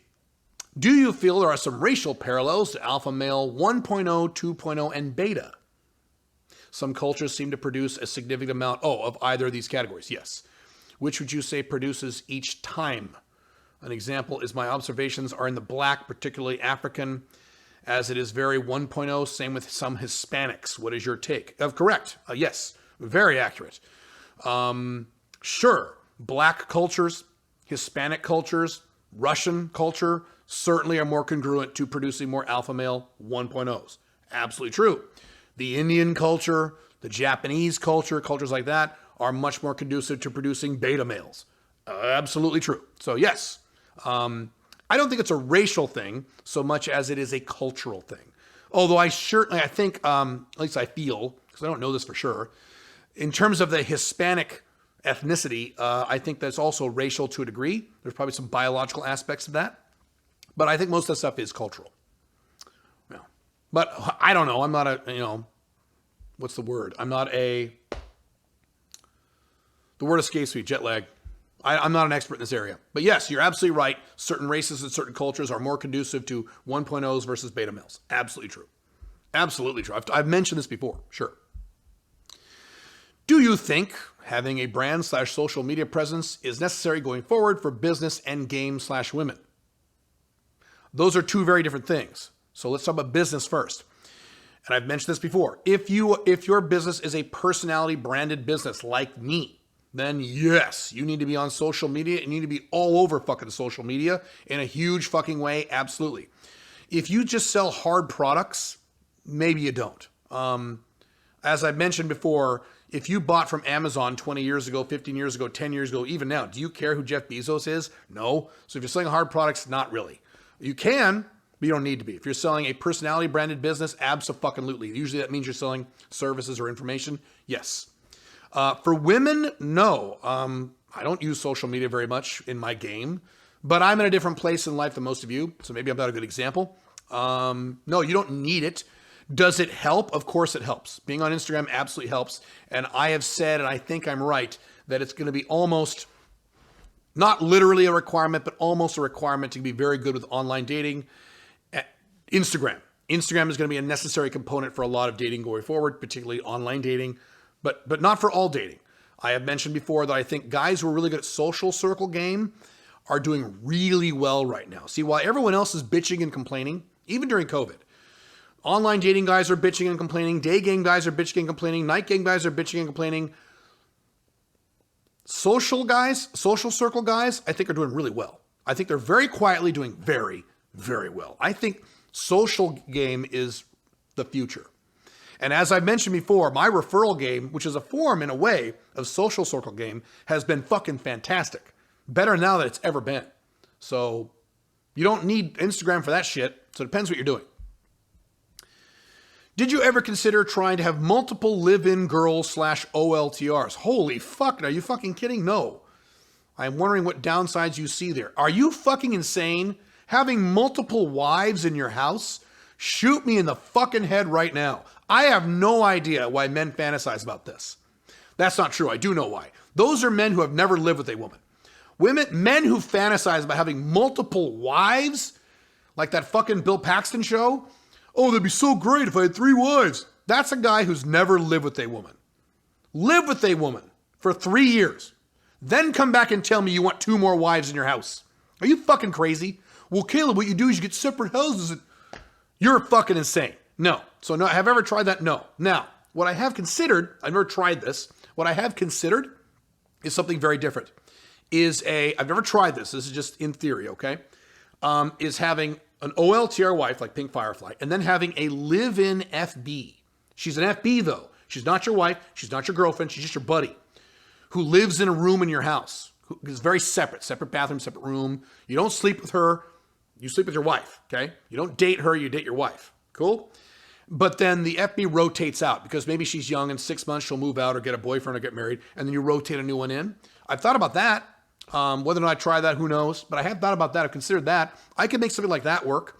But I may hate that. Living with 2 women, that may drive me bonkers. I don't know. So that's the closest I've thought about it. But no, having multiple OLTRs in your fucking house or multiple girlfriends, kill me. And kill you if you try it. Just try it and see how much you like it. Pfft. I recently bought a new house and I'm wondering if you have any tips so that I do not give up too much beta / provider vibes with girls. Oh, easy. Dude, easy. Don't put any furniture in your house. Don't take care of the yard. Don't decorate the house. Make it a little messy. That's what I did. So for years I did this. Women would come over to my house and they look around. There'd be like nothing in the living room except this old shitty couch that I got as a hand-me-down from my parents after my divorce. This old used shitty piece of shit couch. No decorations on the walls. Nothing on the floors. And women would say, I had several women say, did you just move in here? I'm like, no, I've been here for 6 years. What are you talking about? Really helped. So just don't look good. But I don't want to do that, Caleb. Okay, then don't. Just be aware. You got to be careful about provider vibes. Now, it's more about what you do for a living. So if you're a doctor, let's say, and women know you're a doctor, well, no matter what your house looks like, you're going to have some of that stuff. But it'll still help. So there you go. More water time. Hang on. How are we doing on time here? We're good. Jesus Christ. How far are we? We're about 75% in. Cool. Okay. Do you consider learning the language of countries you will be a part of in your 5 flags theory a necessity or valuable endeavor? No. So the beauty of speaking English is that that is the international language of the world. You don't need to learn other languages. It would be helpful, in my case, it would be helpful. I don't need it if I learn Spanish. I'm probably not going to, but I admit that would be helpful. But you don't need to because you've got this. There's an app for this called Google Translate. You download that app and you put it in conversation mode and you say la ba da ba da in your own language and it speaks out the other language almost immediately. There's a slight delay and then she or he speaks the language and it speaks back to you in English. It's fucking awesome. I have closed business deals doing this. I have had sex with women doing this. Not a problem. Not a problem at all. So you really don't need to. It's helpful, but you don't need to. Hang on a second. Is Pink Firefly sending me more texts? Yes, of course. So, no, it's not a necessity. Valuable? No. I used to think it was more valuable until I ran into a bunch of guys, white guys, Western guys who, for example, live in China and have lived in China for like 15 years and never learned Chinese. And they're doing just fine. They're making plenty of money. They're getting laid. It doesn't fucking matter. And I'm not even talking about areas where they speak English, like way out like in Chengdu and stuff, in deep China, and they're doing just fine. They've never learned. As a matter of fact, what's his name? Jack Perkowski, the guy who wrote Managing the Dragon. He is a white Westerner who started a company in China and did very, very, very, very well. He actually says that he doesn't want to learn Chinese because if he tries to learn Chinese when he speaks to people, he says what happens when Chinese people speak to me in English and they're not 100% fluent, they sound terrible. So if I sounded terrible, it would actually hurt my negotiating power. So instead, I want to not learn Chinese and have a really good translator and pay him and have him translate for me. Then I'm the cool white guy from afar and I look more ominous. So interesting. So no, I don't. Caleb, I'm sure it's fine whenever you travel to the UAE, but when you've traveled overseas, to second and third world countries and even ones considered first world ones, what do you and your wife do with carrying your wallet and smartphone to avoid being robbed by fucking pickpockets? Like rather than have your wallet and smartphone in your trouser pockets, do you wallet and smartphone in a small zip bag? Blah, blah, blah. Okay, so here's what I generally do. When I go to places that are a little more dangerous or a little more rough, like parts of Colombia, South America, Central America, not Panama though, places like that. So a few things. One is whenever I travel, I always keep whatever I'm carrying in my front pocket. Never put anything in your back pocket. Never, ever, ever, ever walk around with anything in your back pocket. Front pocket. Number one, don't carry all the valuables when you're walking around. If you're walking around in, questionable parts of Colombia, for example, you don't want to be carrying a lot of cash or credit cards. That's fucking dumb. Just don't do that. What I have done, I haven't done this recently, but what I have done is gotten one of those, I don't know what they're called, those internal wallet things. They're about this big and they're flat and they have pockets in them and they have an elastic strap and you put it under your pants, inside your belt. It's like wearing a second belt inside your main belt. So there's no way a pickpocket could grab that stuff. I have done that. Not lately, but I have done that. And you're right. It's not just, third world countries. Fucking Paris. Go to Paris. All kinds of crime there. It's ridiculous. So to be fair and to be honest, I have never had a problem. I have never been physically attacked. I have never been mugged in my entire life. I've traveled all over the planet Earth. Maybe I'm lucky or maybe I'm a big guy. I think a part of it is I'm a big guy. I walk very big and confident. That's a lot of it. I'm also not stupid. All these people you see on YouTube who complain, hey, I went to Colombia and they stole my iPhone. Yeah, the reason is if you read the story, read into what they were doing, they had their brand new fucking expensive iPhone sticking out there with their little, selfie stick. Hey, everybody, I'm in Colombia. You're flashing your expensive shit in areas frequented by tourists, which are the same areas that are frequented by pickpockets. In other words, you are fucking stupid. Don't be stupid and you won't have a problem. I've never had a problem because I've never been stupid. Let's see. What are the 5 most important videos or articles you've made for both dating and business? I don't know. That's a really good question. I would have to really sit there and go through all my stuff, and I couldn't even begin to answer that question. There's a bunch of good ones, but I couldn't tell you what the top 5 was for both these things. I have no idea. Other than yourself, who are the top 5 content creators that you'd recommend for following for business? Who are your top 5 content recommendations for dating? So the problem is my people who I like are guys who are so wealthy, they're really not on the internet. They don't give a fuck. My mentors are guys in their old fuckers in their 70s in most cases who are making like 8-figure incomes.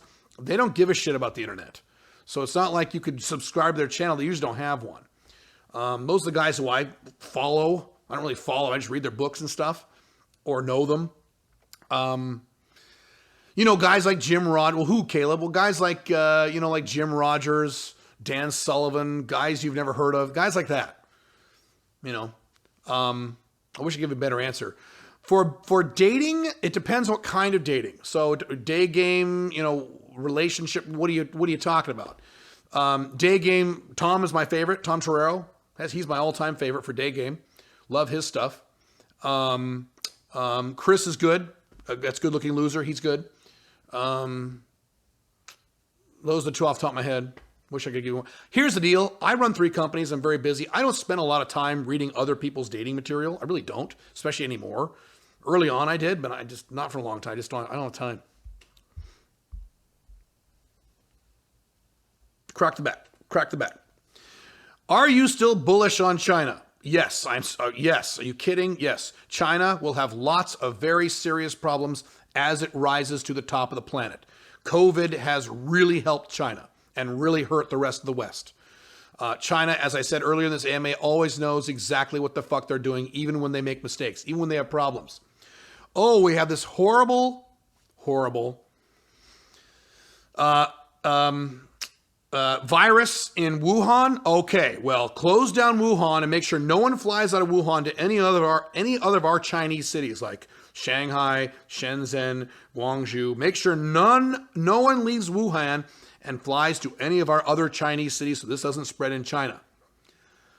But can people from Wuhan go to LA? Sure. Can they fly to London? Sure. So China knows exactly what they're doing. And they will have a lot of problems. America had massive problems going from zero to the runner of the world, the ruler of the world. It went through recessions, depressions, civil wars, assassinations, bank collapses, and China's going to go through all that shit too on its way up, but it'll hit the top. You could almost argue that China's there now. In some respects, you could almost argue that China rules the world now. It gave the world COVID-19. Has any country really fucked with China? But Trump's trade war, no, that's not fucking with China. Has any country gone to war with China, demanded reparations from China? No. They all bowed down to China. Yes, China. Yes, China. So yes, I am very bullish on China. And again, people will counter that by saying, but Caleb, they're not growing as fast. I know they're not growing as fast. Instead of growing at double-digit percentage rates, they're growing at 8% instead of 20%. Okay, they're growing at 8%, 7%. America is growing at 1%. Europe is growing at -%. China will win. Yes. Few Chinese stocks are cheap with a dividend. If you would buy SPIME, there's a spelling error in there, SPIME dividend stocks, what sector you prefer, like tech or real estate other. In China, don't invest in real estate. It's the biggest real estate bubble in the history of mankind in China right now. Don't buy any fucking real estate. The best sectors to invest in China would be healthcare and infrastructure, but not real estate. So iron ore, shit like that. Stuff like that. Not actual finished, completed real estate. But healthcare, infrastructure, water, things like that. That would be the best thing to invest in China for the long haul. For the long haul. Not the short term, not even the medium term. The long term, you'll do well in China. Hi, Caleb. Hi. I want to write and self-publish fiction books full of time. I want to write and self-publish fiction books full-time. Oh, gotcha. Instead of doing a typical full-time office job. I am currently unpublished. My job gets in the way of time I could use to finish my books. Assuming I have the expenses covered for 1 to 3 years in an emergency fund to tide me over, is this possible to do, or does this goal need more work to be feasible? Thank you. Best wishes. My standard answer for anything regarding art. Caleb, I want to write fiction. Caleb, I'm a comic book artist. Caleb, I'm a musician. I love playing guitar. Caleb, I'm an artist. I do paintings. Anything artistic is not going to make money. I'm sorry. It's just not. If you're trying to make $75,000 a year or more, location dependent, doing nothing but art, your odds of success are very, very, very low, even if you're good. The only way to be successful in art is to be lucky, and you can't emulate luck. So I'm very sorry. That is never a good idea. You're looking at a guy who loves writing fantasy fiction. That is one of my great joys in life. Notice I'm not focused on writing fantasy novels. Why? Because it doesn't make any fucking money. I would make a few $100, a few $1,000 instead of making, what I make now, which is a lot more than that. So I don't do that. I use it as a hobby, and maybe I'll do it later in life. So if you really want to do that, 2 options. Option 1, don't do it as a business. Do it as a fun hobby when you're taking a break from your Alpha 2.0 business and build a more viable Alpha 2.0 business. Option 1. Option 2, delay it and don't do it at all until you reach a certain income level and then start doing it more often. That's what I've chosen. Option 3, I've told some musicians this, and maybe you can find a way to do this in fiction. Instead of being a musician, build an Alpha 2.0 business in the music industry, like being a music promoter or a music producer or something like that. That's viable. That's okay. But not making money selling your music. You're just not going to make any money doing it. Sorry, it's the way it goes. I know it's awesome. I know you hate to hear that. And I don't like hearing that either. I love writing fantasy fiction. I would love to sit down, go to the beach, and just write fantasy novels all day long. That would be fucking awesome. But that doesn't make any money, so don't do that. I do that. I've written 3 novels. You'll never read them because they suck. But over the years, I've written 3 fantasy novels. You have to write several novels to write a good one. But I do that for fun, for my own entertainment, and for my own practice. I don't do it to make money. Now, at some point, I will publish fantasy fiction. I will do that. Matter of fact, I realized it would take too long to build a novel. So I'm writing short stories. I have several already done. I will probably sell those on Amazon, but I'm not expecting to make any real money. I'll make a few $1,000 and I'll say, yay, I'm just doing it for fun. Caleb, what's your view on women who say they're asexual and even ones who say they have become celibate? Asexual as in not enjoying sex at all and not engaging in sex. Is it like a legit condition in your view, or is it all in their head as women who say they're asexual and haven't been able to enjoy orgasming, or they have something wrong with them psychologically and or physiologically? Okay, those are 2 different things. So as I've talked about in The Unchained Man in my other books, women have dynamic sex lives. Dynamic, this is the scientific term of dynamic. That means they are changing all the time. Women go through times of their lives where they don't want to have sex. So a woman's saying, I am asexual. What she's saying is, right now, in my life right now, I don't want to have sex. I used to love having sex, and down the road in a few months or a few years, I'll start having sex again. But right now, because I'm a girl and my sex life constantly changes, because that's how girls are wired, I don't want to have sex right now. Is that legit? Sure, it's legit. I mean, it's fine. The other thing, too, is that unlike men, women can go without sex and still be okay. Women can go without sex for 2 years and be more or less okay. They may not be happy, but they're okay. Can men go without sex for 2 years? No. No, you'll be a maniac. You'll be jerking off the porn like a madman. So women are better going without sex for longer periods than men are, especially when they're in these modes where I don't want to have sex right now. Now, what you're also talking about are women who cannot come, who cannot orgasm. That's different. There's a percentage of women, I would say somewhere around 15%, who really just can't orgasm. And 90% of the time, it's something up here. It's all mental. It's not their physical pussy. It's something up here. They were raped, or they were raised by hardcore crazy Christians, or something in their past. They have some weird body image issues or whatever. Even if they're beautiful, that happens. The way you handle them is you make them feel really good. I've been with those women. You make them feel really, really, really, really good for as long as you can. They're not going to come, and don't try to make them come. You just make them feel really, really, really, really good. Try some really good vibrators too. But that may not work either. If they've got a real issue with it, they just won't. They can still feel good. They just won't come, which is fine. I feel sorry for those girls. I really do. And frankly, if I was a girl who had that problem, I would check my ass into therapy immediately. I'd be like sitting down with therapists like, fucking fix me. I want to come. That's what I would do. But whatever. Yo, Caleb. Yo. Your videos are really good. Thank you. I mean, they keep attention compared to all the other stuff. All the other stuff where the presenter is too stiff or boring. I agree with that. A lot of that on YouTube. Any tips on presentation, body language, and articulation? You are certainly good at holding attention. So here's the problem. As I mentioned earlier in this AMA, I'm naturally good at this. I'm a natural at this, at speaking like this. And just like in the dating world, we have guys who are naturals. They're naturally good at getting laid with women. They've always been that way since they were 12 years old. You never want to take advice. I'm doing the European thing. You never want to take woman advice from a natural, because he doesn't really know why he's good at it. He just is. So you don't really want to take advice from me on speaking. I guess I could give it. Maybe you could. But I already do this automatically. I move my hands this way. I speak this way. My facial articulation is all just natural. I just do this naturally. So the big tip I can give you is outcome independence. Stop giving a shit. Stop trying to act cool. Stop trying to act professional. Stop trying to act smart.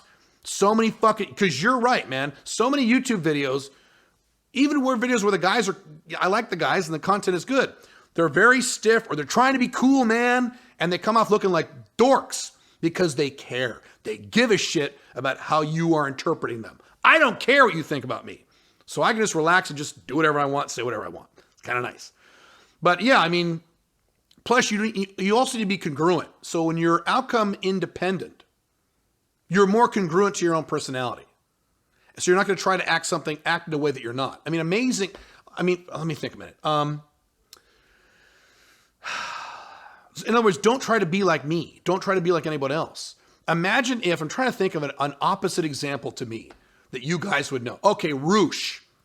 Okay, imagine a Roosh, picture a Roosh video right now. Okay, well, you know, the feminists are going to get you, so you need to give your life to God. Okay, that's Roosh. Nothing wrong with Roosh, but that's his delivery style. Imagine if Roosh started acting like me. Hey, man, what the fuck? Imagine he started doing that. It would look terrible. Andrew Henderson, my buddy Andrew, Nomad Capitalist. You know, imagine if he started acting like me. It would look weird because that's not who he is. He's too busy articulating his words, which is great. Perfectly fine. Andrew, I love you. So, you know, be yourself and stop giving a fuck.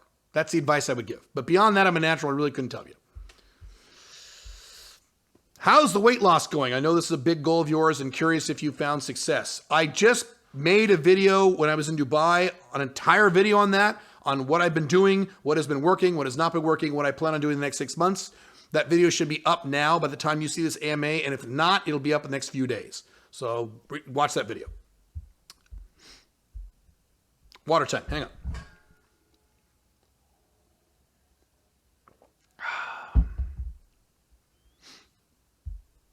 Hang on. Does Pink Firefly have male platonic friends? If so, how do you handle that? She has no platonic male friends she hangs out with. She has old friends from a long time ago that she might talk to on Facebook occasionally. But no, she has no male platonic friends she hangs out with. And if she did, do you think I would care? I'm outcome independent. I'm Alpha 2.0. I wouldn't give a rat fuck. She can do whatever she wants. I never tell my wife what to do. And she can't tell me what to do.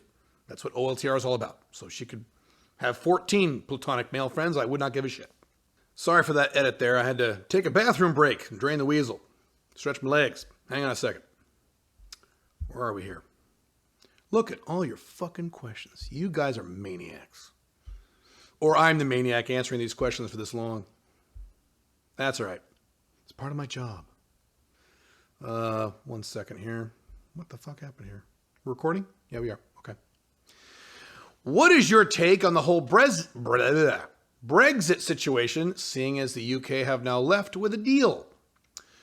Boy, that's a complicated answer. I could do a whole video on that. Maybe I should, frankly. It's just like with Trump in the United States. I just don't fucking care anymore. I don't care about the Western world. The Western world clearly wants to destroy itself. Let it destroy itself and burn. I don't care. I am glad the UK have left the EU. Good for them. It's way too late. The UK is fucked. The UK is going to collapse. It's way too late for that kind of shit. Should have done that a very long time ago. My biggest opinion regarding Brexit, which is a complicated topic, is if you look at the voting map for Brexit, the UK voting map of who voted to stay and who voted to go, it is very obvious who wanted to stay and who wanted to go. The Brits wanted to leave. The Scottish clearly wanted to stay. The Irish clearly wanted to stay. Well, then you know what you need to do in the UK? Exactly what the United States needs to do. The UK needs to break up in about 4 or 5 little countries. 4 or 5 little sovereign countries, and then let them go or stay as they please. That's the fucking answer. Will that happen? No, of course not, because that would be smart, and that would be effective. So it's not going to happen. I mean, Scotland once threatened to leave, and they changed their mind at the last minute because they're pussies. You should leave. Scotland should have left the UK a long fucking time ago. Just like the United States, as I said many, many years ago, the articles I still wrote are still my blogs from 10 plus years ago. The United States needs to break up in about 10 or 20 little countries. Have a libertarian country, a Trump country, a Republican country, a Democrat country, a progressive country, a socialist country, and let people move to whatever country they want, and then everybody's happy. Will that happen? No, it won't. That's my opinion. That's my summarized opinion. I mean, it's more complicated than that, but, whatever.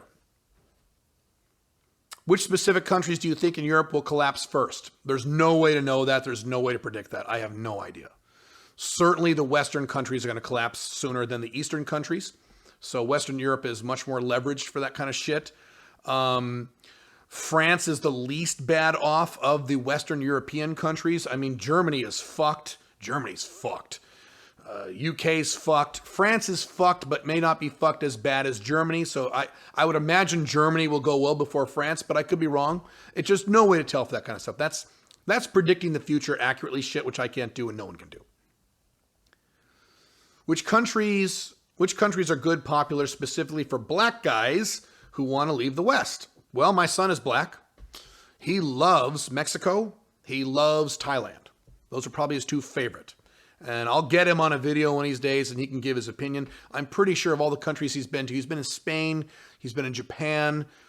He travels around. He's a PT, perpetual traveler, so he doesn't really have a home. But as far as I know, based on our conversations, including recently, I think his favorite places are Thailand. He loves Thailand, and Mexico. He really likes Mexico. And he's black. He's half black, but he looks black. And he does well in those countries. What country would you like to see that you have never visited? So I don't view the world in terms of countries. I view the world in terms of cities. Because if you have visited Dallas, Texas, let's say you're a foreigner from the United States. You've never been to the United States, and you visit Dallas, Texas. Have you visited the United States? No. Let's say you visit New York and you leave. Have you visited the U.S.? No, you visited New York. So same thing. If I went to Beijing, have I visited China? No. So I have a list of I've talked about this, about 130 cities all around the world that I want to visit. I am about 70% through that list. I've got another 30% left over. So there are lots of cities I have left to go. Off the top of my head, I have never been to Korea. I've never been to South Korea in my entire life, which is a tragedy. I need to go there bad. So I'd really like to go to South Korea. That's probably one of the biggest items off the top of my head on that list. There are certainly several countries that I need to visit in 2020 for my 5 flags that I couldn't because of fucking COVID. Not because of COVID, because of stupid governments. COVID isn't the problem, as I said, as I predicted accurately. COVID is not the problem. Governments' overreactions to the disease are the problem. So I was expecting to go to Kiev, Yerevan, Tbilisi. Again, these are cities. So Armenia, Georgia, Ukraine, various places last year that I couldn't. So I'll have to do that this year. Hopefully. We'll see. But, how are you going to handle FBs in various countries if you can't rely on your USA roster once you leave the USA? So the way I'm currently handling it is FBs in different countries. I am working on something that I can't talk about because I haven't done it yet. Again, my policy is I don't discuss it until I've actually done it. I am working on something in my woman life that is brand new, that I've never tried before. It is something that I have seen a few other alpha males do badly, and I am confident I can do it correctly. I'm 80% sure I can make this work. It is a new relationship type. It's not an FB, it's not an MLTR, it's not an OLTR. It's a new type. It's a 4th type. I don't even have a name for this yet. And it only applies to certain types of men. And I think I can pull it off. The OLTR marriage is a result of this. The OLTR marriage is a result of me seeing other men do open or non-monogamous marriages incorrectly. And the OLTR marriage is a way where you can have a non-monogamous marriage and have it done correctly without drama, without problems, without financial risk. So this is something I've seen a handful of men pull off. Not very many, but they do it wrong, I'm pretty sure I can do it right. And the reason I'm talking about this is, in answer to your question, it will solve that problem. It will solve the problem of me not worrying about FBs all over the world when I travel and being without women and what about this roster in this country and what about that. It'll solve that problem if I can pull this off. And I think I can. It will take me probably 12 to 18 months to make this work, I think. Maybe. And so if it works, you guys will be the first to know and I'll tell you all about it. Well, you won't be the first to know. Guys, the Focus program will be the first to know. Guys, the SMIC program will be the second to know. You guys will be the third to know, but you'll know. But I need to do this first before I talk about it, because maybe it won't work. Maybe just it'll blow up in my face. Who knows? Let's see. Why we need some duplicate questions in here? My staff fucked this up. Let's see. What country would you like? Would you say that you had a good upbringing / childhood? Yes, I did. I had a good, for the most part, yes, I had a good upbringing. I had a good childhood. I had a mom and a dad. A lot of people don't have that today. I had a dad who wasn't a total beta. A lot of men don't have that today. My dad was a mild alpha male 1.0, so he wasn't a total beta. We had no money when I was very young. By the time I was a little older, my dad started getting into the middle class. And after I moved out of my home, by the time I was 30, my dad was a self-made millionaire. So he was successful. Eventually, now it took him, 40 years, but he got there, which is great. But that wasn't my childhood. I was already in my 30s and moved out by then. Yeah, I had a good childhood. I did.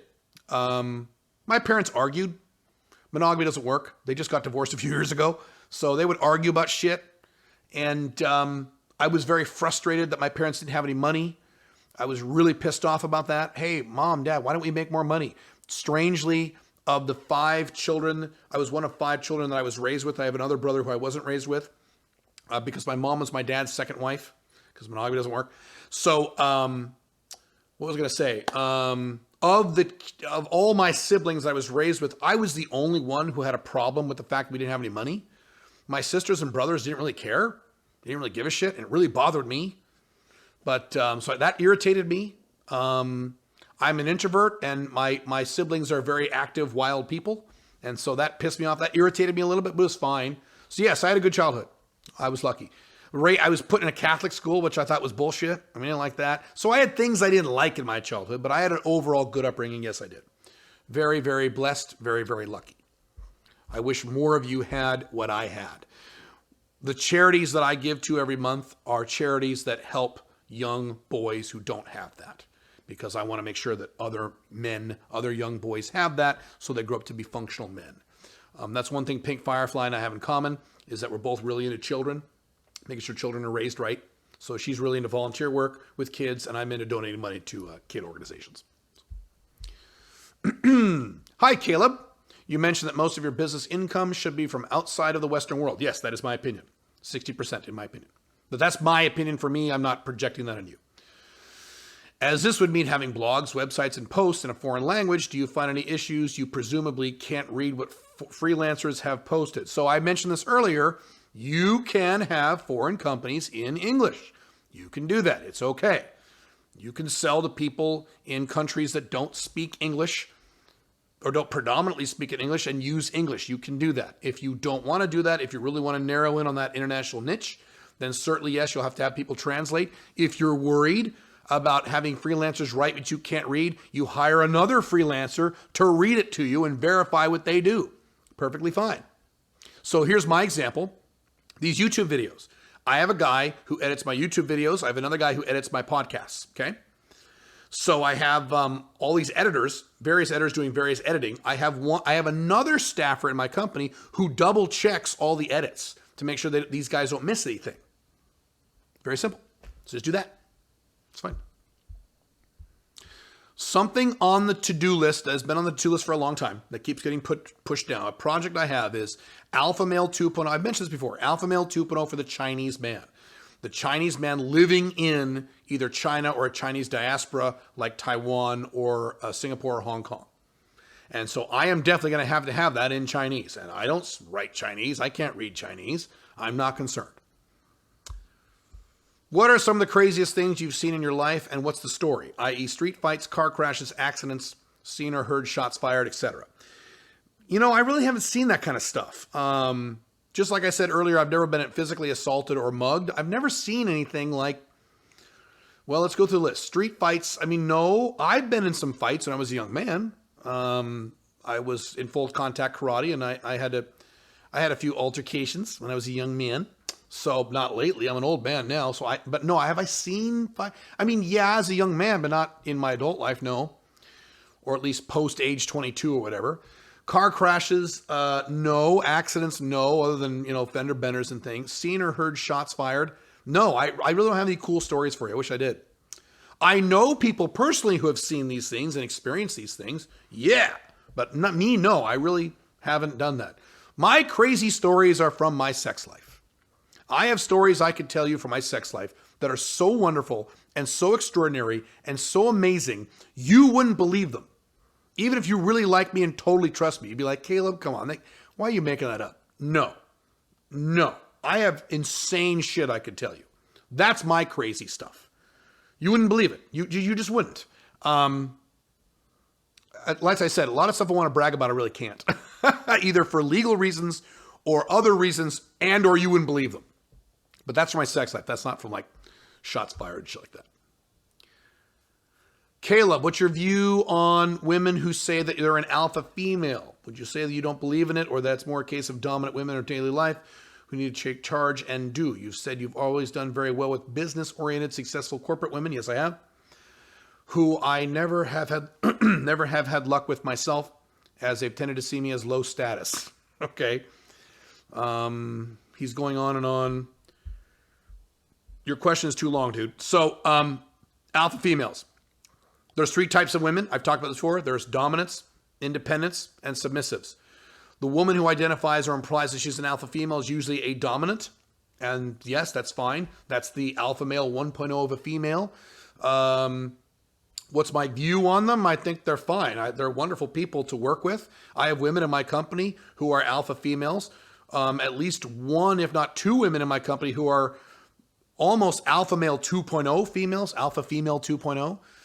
My chief of staff, the Ginger Ninja, she is an alpha female 2.0. She's location dependent. She's dominant, strong woman. She's non-monogamous. She bangs younger guys. She has a great time. So wonderful. I have friends who are like that. Could I date, and I've said this before, could I date in an ongoing relationship, MLTR, OLTR, with a dominant woman? No, I could not do that. Wouldn't work. It just wouldn't work at all. And I've tried. Doesn't work. FBs, yes. Dominant women, alpha females make fantastic FBs. Fantastic FBs. The sex of these women is great. But could I date one? No. I would shoot my head off, and so would they. So, no. But in terms of my social life, work life, they're great. Yeah. Some of my best working relationships, honestly, throughout my entire career, consulting, my marketing companies, this company, everything has been with dominant alpha females. They're just really fun to work with. They're great. They're awesome. Could I marry one? No.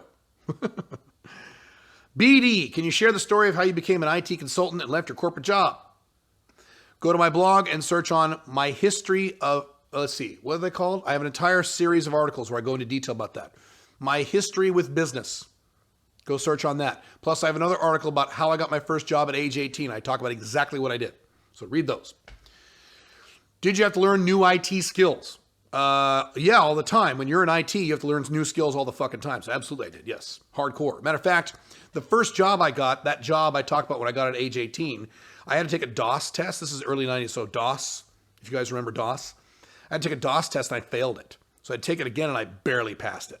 So I had to learn DOS really quick because I was a Commodore 64, Apple II Plus guy, basic, and I had to learn DOS. So I had to pick up on DOS really quick. And then later I had to learn Windows 1.0. I had to learn RAM management, so conventional memory, extended memory, expanded memory. I had to learn all that shit. You guys are my age or older, you understand. You guys who are nerds and my age or older, all that old school, computer stuff. Yeah, I had to learn a lot of stuff. And actually, one of the downsides of IT, if you are an IT provider, not in the IT business, because I'm still in the IT business, but I do marketing. I don't do IT work. But the problem with doing IT work is you have to constantly learn new shit. Yeah, that's one of the downsides. But it pays well. It's fine. How did you find your niche? The same guy. How did you find your niche? I did not niche.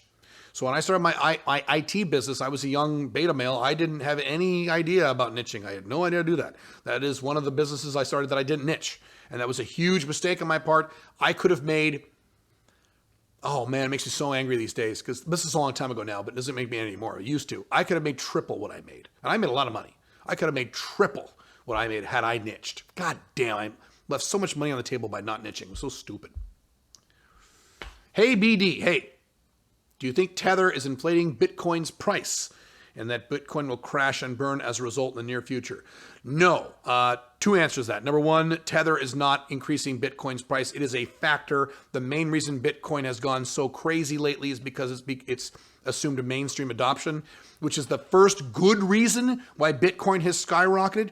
Bitcoin has skyrocketed many times. I made a lot of money on Bitcoin, like a lot. But this is the first time it's been for a good reason, instead of some Russian oligarch is buying a bunch of Bitcoin and then dumping them. So we're achieving mainstream adoption. And so that's the primary reason why it's expanding. By the way, second answer, Tether is horse shit. Tether is bullshit. It is not backed by US dollars or gold. It's not. It's just not. If you're going to say your crypto is backed by the USD, you need to submit to a third-party audit. And if you go, no, then you're full of shit. Tether is full of shit, which I think you're implying in your question. If you think that, you're right. So will Bitcoin crash and burn as a result of that? No. Now, will Bitcoin crash off this current rally? Yes. It's at 40 grand right now. So great. This last trip I took to Dubai cost me about $15,000, all for my Bitcoin profits. It didn't cost me 1 penny of my actual cash flow. I made a shitload of money in Bitcoin in December, and I went, oh, here's a little profit off the top, and pay for my free trip to Dubai. So I stayed in a fancy hotel. We had fancy plane tickets, and that's why it cost so much money. But yes, it's going to collapse again. And when it does, I'm going to buy some more. I'm not going to buy any now. That's stupid. I'm going to buy more. If it goes below 10 grand or even below 15 grand, I'll probably buy some more. Yeah. Not much, because my focus is putting money in my companies. But I'll put some money in Bitcoin, yeah. But it will crash again, yes. Hey, Caleb, as an introvert, how have you been able to leverage this for you and your business, such as selling, speaking, and informing people what you do?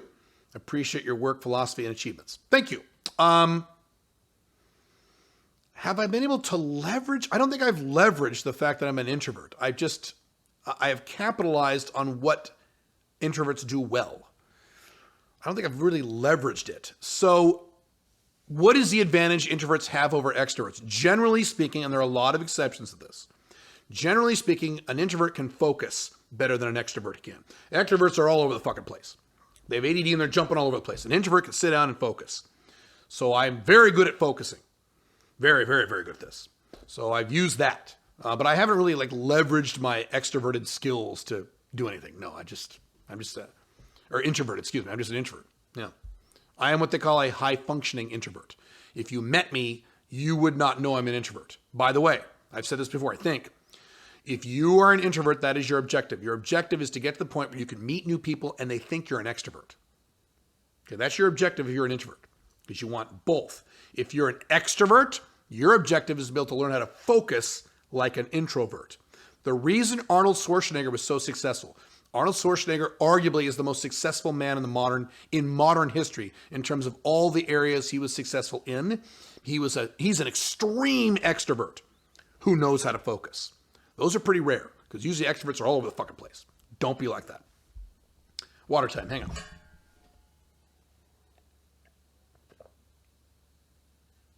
My refrigerator over there is making some strange noises. I think there's a monster in there. Why is this beeping? What the fuck? Let's see. Hang on. We still recording? Yeah, cool. We still hear how men are dropping out of the dating scene. It's not exactly true. But most big dating apps like Tinder have male to female ratios of 70 to 30%, sometimes worse. Exactly. So let me comment on that really quick. A big red pill narrative is that men are bailing out of the dating scenes and men are running away from marriage. Incorrect. If you look at the statistics, men are still getting married in the same exact numbers. They're just waiting longer. It's not like men are not getting married. What's more accurate to say is men in their 20s are not getting married. As soon as they get in their 30s, they get married in the same number within the same numbers. They're just waiting a little longer. The average age a man used to marry was 23. Today it's 30. 29 or 30, I think 29 and a half, something like that. 29 or 30, I think it's 30. So yes, if you look at men in their 20s, a lot less of them are married. So you say, oh, young men are running away from marriage. No, they're not. They're saying, wait till I'm 30, sweetheart, and then I'll marry you. So this is bullshit. They're not running away from dating. That's horseshit.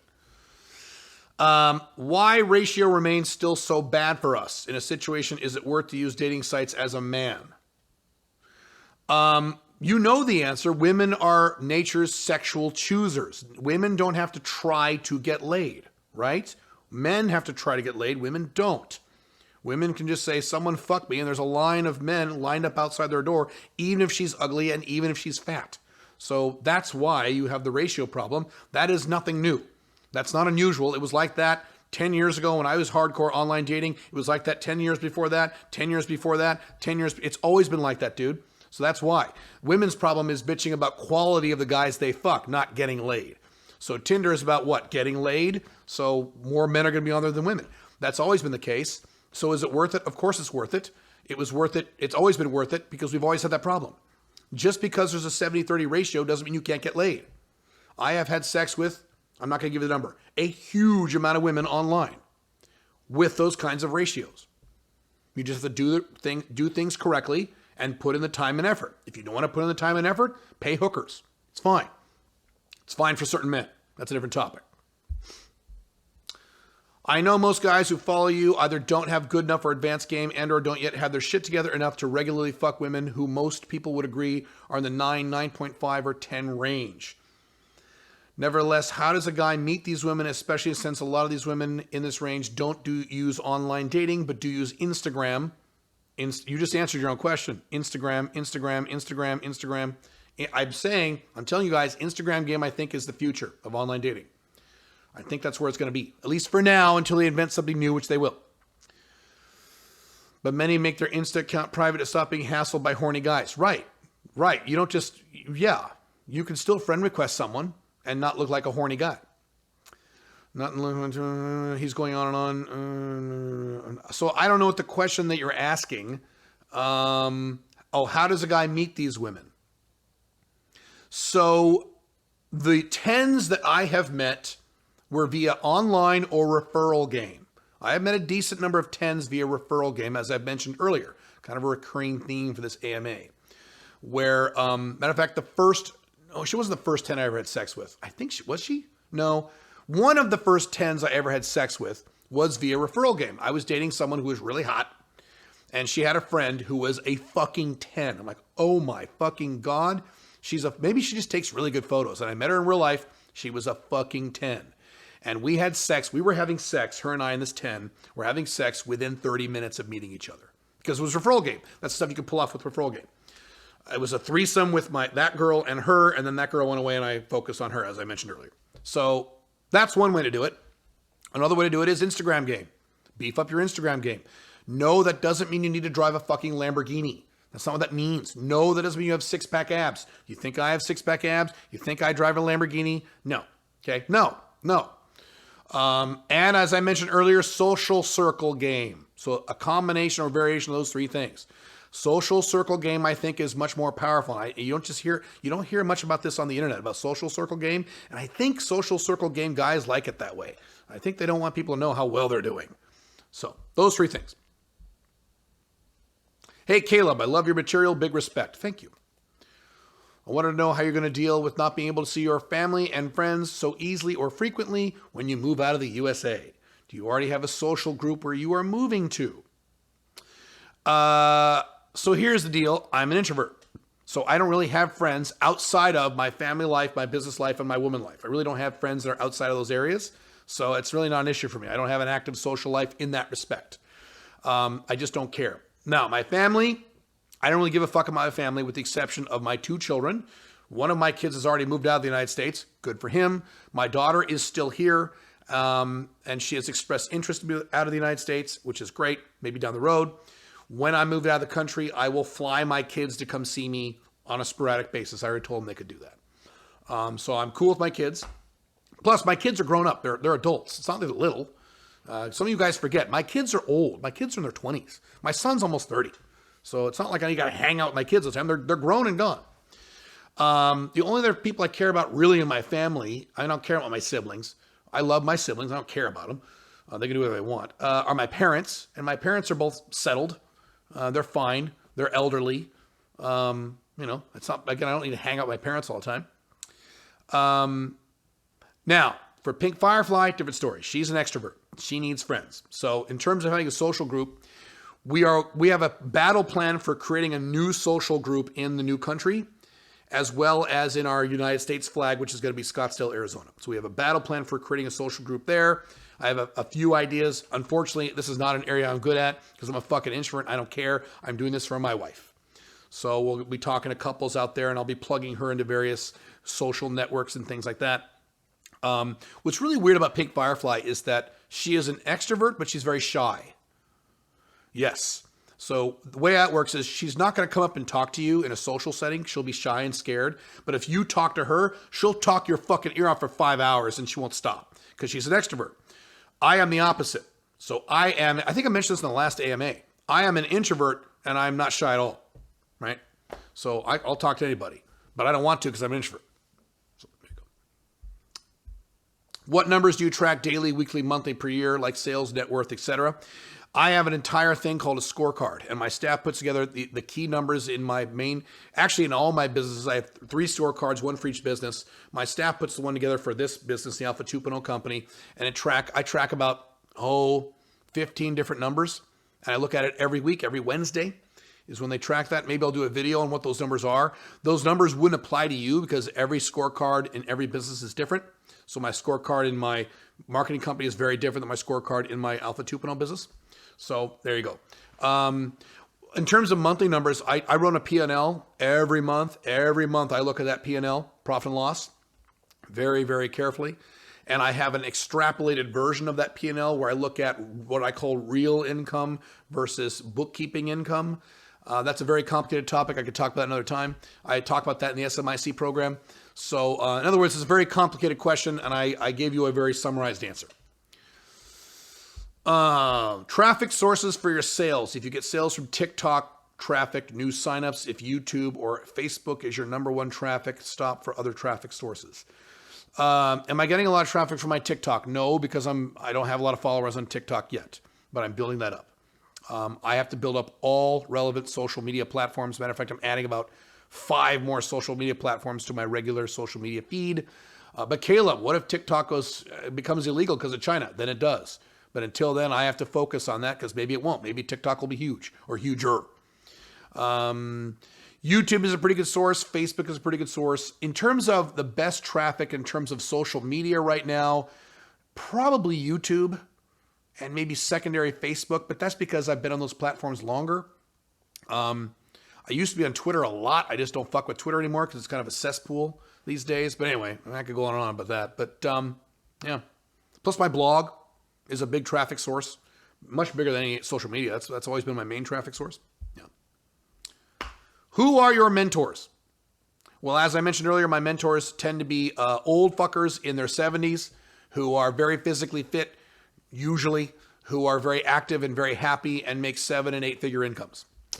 None of them or few of them you would know if I gave you their names. You wouldn't know. They're not famous. They don't care about the fucking internet. As I mentioned earlier, when you're at that income level, and the internet's not something you give a shit about. I like to brag about what I've accomplished in my internet business and my other companies. And I tell these guys, I was like, yeah, whatever, kid. Yeah, that's really cute. They call me kid, even though I'm 50, because they're old. So those are my mentors. Now, historically, I've talked about my mentors historically. In my 20s, it was Brian Tracy. The big ones were Brian Tracy, 20s and 30s. Brian Tracy, Robert Ringer, drawing a blank on his name, Harry Brown, those guys. Some other guys in my business life who you wouldn't know. Yeah. I have coaches right now. Get ready to hire another coach. Hang on, water time. But again, my coaches are guys who you wouldn't know. Or most of you wouldn't know. On a scale from 1 to 10, 10 being great, what would you rate yourself and why? I am a perfect 10 in every way. What do you mean? Why are you even asking that question? I don't understand that question. So I'll change your question a little bit. Why don't I rate my happiness? Because that's the most important thing. What is my happiness on a scale from 1 to 10? So my average happiness on the typical day is a 9.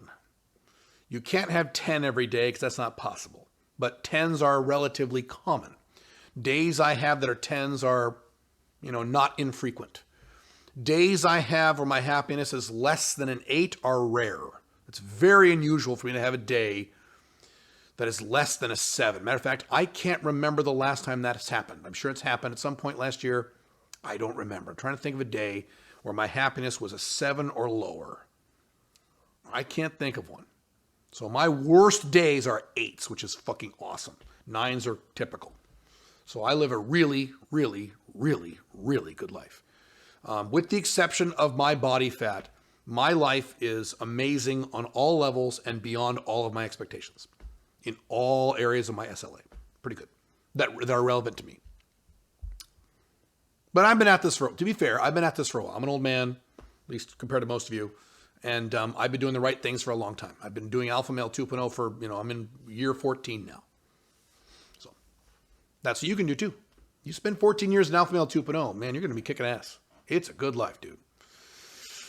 I understand that your Alpha 2.0 minimum income level is $75,000 a year because some study is done on the marginal utility of income. Well, not exactly, but close, yes. I'll let that go, yeah. However, why use pre-tax dollars? At the end of the day, isn't what matters. It's the amount of money you have access to after everyone, including the government, has taken their cut. You're right. You're absolutely right. Correct. The reason I use that is because that's those studies use. The studies don't specify, hey, after taxes, how much money. They specify a before tax figure. So I just copy those studies. But you're right. Pre-tax dollars doesn't mean shit. Yes, and that's why I talk about how the Alpha Male 2.0 lives a low tax lifestyle. How are we doing on the focus here? Are we doing okay? Yeah. So yeah, man, you're right. You're on the right track, but that's why I use it, because those studies use pre-tax numbers.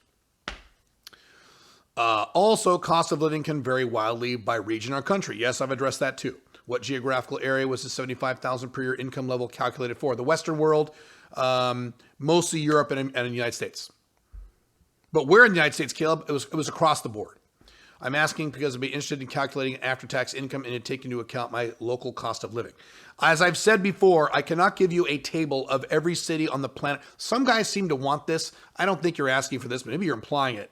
Some guys seem to ask me to develop some kind of table for every city on the planet Earth and give them exactly what the income should be for the alpha male. I can't fucking do that. You're just going to have to use some common sense. Now, here's what I've said in the past. If you're going to spend the rest of your life in Chiang Mai or Medellin, and you're never going to have kids, and you have no debt, then obviously you could do well under $75,000 a year. You could do great. If you're going to spend the rest of your life in downtown Tokyo, and you're going to have 4 children, and you're going to have a really cool car and a kick-ass, you're going to need way more than $75,000. So you've got to adjust for these things, right? $75,000 is your baseline for most guys following a baseline life, whatever you want to define that as. And I also said that $75,000 is the minimum, not the maximum. A lot of you guys, perhaps most of you guys, are going to want more than $75,000. I would be fucking miserable if I made $75,000 a year. I can't remember when I made $75,000 a year. Decades ago. So fuck. I need a lot more than that. So some of you need more than that. That's great. Some of you need less than that. But again, your lifestyle has to be congruent for that less. I've done YouTube videos about this in the past.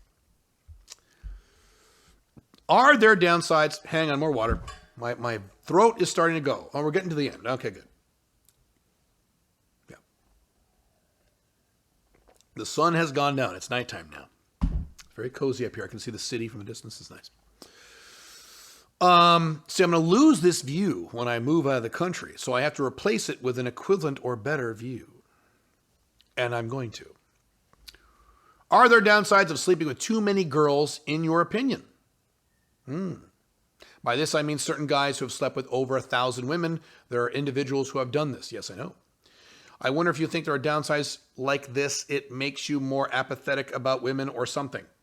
Personally, I would be fine with sleeping with hundreds of women in my life, but getting to an extreme number might be a bad idea. I think it's possible, with a good system, can sleep with, this is his writing, a good system can sleep with 50 to 100 women a year, etc. Thanks, Caleb. Okay. Are there downsides of sleeping with a lot of women? The answer is yes, if your eventual objective is monogamy, which most of these guys have. So let me explain that. The vast majority of players, pickup artist type dudes, have in the back of their minds, stupidly because they're morons, someday I'm going to get monogamous. Someday When I'm past age 35, in my late 30s, 40s, 50s, I will settle down in a normal monogamous relationship and have kids or what have you. If that is your objective, then yes, fucking lots of girls is one of the dumbest things you can do. Because one of the reasons monogamy doesn't work for alpha males and players is because, and I've talked about this before, I've written about this in my books, you have established a precedent for fucking lots of women. You have established a precedent for sexual variety. That means if you get monogamous, you will cheat, and you will cheat almost immediately. And I come out of the pickup artist world. A lot of my buddies are pickup artists. I've talked to a lot of guys, a lot of communication, a lot of, information exchange with a lot of pickup artist guys. And this is almost always what happens when fucking pickup artists get monogamous. They get monogamous, not always, but the vast majority, they get monogamous and they cheat almost immediately. And of course, as I've talked about, they get caught and then they have problems. So if your eventual goal is monogamy, you're stupid if you fuck lots of girls. Now, if you're intelligent, okay, if you're an alpha male 2.0 and you're never going to get monogamous, then you can fuck all the women you want. I've had sex with a lot of women, more women than I ever planned on having sex with. I'm not to the levels of a hardcore pickup artist guy, but I've had sex with, and plus I've been doing this a long time. I'm 14 years into this. That's a lot of women. Has it damaged me at all? Nope, because I'm not monogamous. I can have sex with other women whenever I want, and I do on a weekly basis. So it doesn't harm my relationship with my wife because I had sex with lots of girls. But it will harm you if you want to be monogamous and lie to some woman and pretend to be monogamous and then get caught and then have drama and then break up and get divorced and lose your kids and blah, blah, blah, blah, blah, which happens to most guys who are players and go monogamous. You see this all the time with celebrities, actors, athletes who just bang all these girls and then they want to grow up. And so they get monogamous and they cheat like mad dogs and get in all kinds of problems and all kinds of trouble. Yeah, so yes. By the way, you want to sleep with 10 to 50 to 100 women a year. I'm making you aware of something. You're not going to want to do that forever. So you must be a young guy. You must be a guy in your 20s, and that's fine. If that's what you want to do in your 20s or early 30s, that's fine. When you hit 35, you're not going to want to do this anymore. And so what you need to think about, which is what I said earlier, is what are your long-term plans after you're 35 and you've been banging hundreds of women for several years and you're tired of it and you want something more meaningful? What are you going to do then? Now, if your answer is, Caleb, I want to do some kind of OLTR thing, perfect. Proceed. Fuck all the women you want. If your answer is, I want to settle down and get monogamous, or your answer is, I don't know, which is another way of saying I'm going to get monogamous someday. That's what I don't know means. When you ask a guy what he's going to do later in life, that means he's going to follow societal programming and get monogamous. If that's your answer, you've got a big problem. And you need to sit down and look at yourself in the mirror and figure yourself out because you've got a big, big problem down the road. What has been your experience coaching guys on the autism spectrum? And what is one key alpha male 2.0 strategy for success regarding both finances and women uniquely tailored to Aspie guys? Dude, are you fucking kidding me? There is no such magical technique. There's no magic bullet. There's no magical one thing you can do to transform your life into a paradise. That's not how life fucking works, Aspie or not. Regarding autism, I've coached with a lot of guys, both in my Alpha 2.0 company and in my consulting practice. I have coached with, I would say, 2 or 3 men who I might consider Aspie or they would consider Aspie. Here's the general answer. If you want Alpha Male 2.0 to work and you have a condition like that is serious enough where you're truly on the Asperger's spectrum, you need to work with a really good therapist and Alpha Male 2.0 concepts. So me plus a really good therapist. Just me, I won't be able to help you. I can help you a little, but your problem will remain because I'm not a therapist. I'm not a psychologist. So you need to find a really good therapist and work in conjunction with that person, plus Alpha 2.0 contexts and techniques and models at the same time. And that's what you need to do. Honestly, by the way, that's what you need to do. Now, I know what you're going to say. I tried that once and it didn't work. The stupidest statement I've ever heard. I wrote an entire article about that. Well, I tried that once and it didn't work. I tried that 2 years ago or I tried and it didn't work. Yes, I'm sure you're going to tell me I tried seeing a therapist and he was stupid or she was a bitch or they didn't understand me. I don't give a fuck. It's called rule of 3. You try it again and you might have to fire him. Then you try another guy. You might have to fire him. The third guy will probably work or the second guy will probably work. Don't make fucking excuses about this. I know counseling's not fun. I understand. You got to fucking do it. I went to marriage counseling. I mean, I have a marriage counselor with Pink Firefly by choice because I want to maintain our good marriage. So sometimes I don't want to do it. Gotta do it. Let's see. Hang on a second. Let's check a few things here. Yeah, okay. Have any of the OLTRs you've been with demanded monogamy either explicitly or implicitly by getting jealous and throwing drama at you after you've had the talk, letting them know you've never been monogamous and after they've moved in? I've only had one OLTR. As I've talked about in my articles, you never want multiple OLTRs in your past. Multiple MLTRs is great. You don't want multiple OLTRs. If you've had 5 OLTRs in your past, that means you're a maniac moron. You don't know what you're doing. You shouldn't have a lot of OLTRs in your past. That's because those are failures if you have that many. Whereas MLTRs, you can have as many as you want. Those aren't failures. So I've had one OLTR and I've had one live-in OLTR, the same person. I've had one. So I haven't had multiple OLTRs.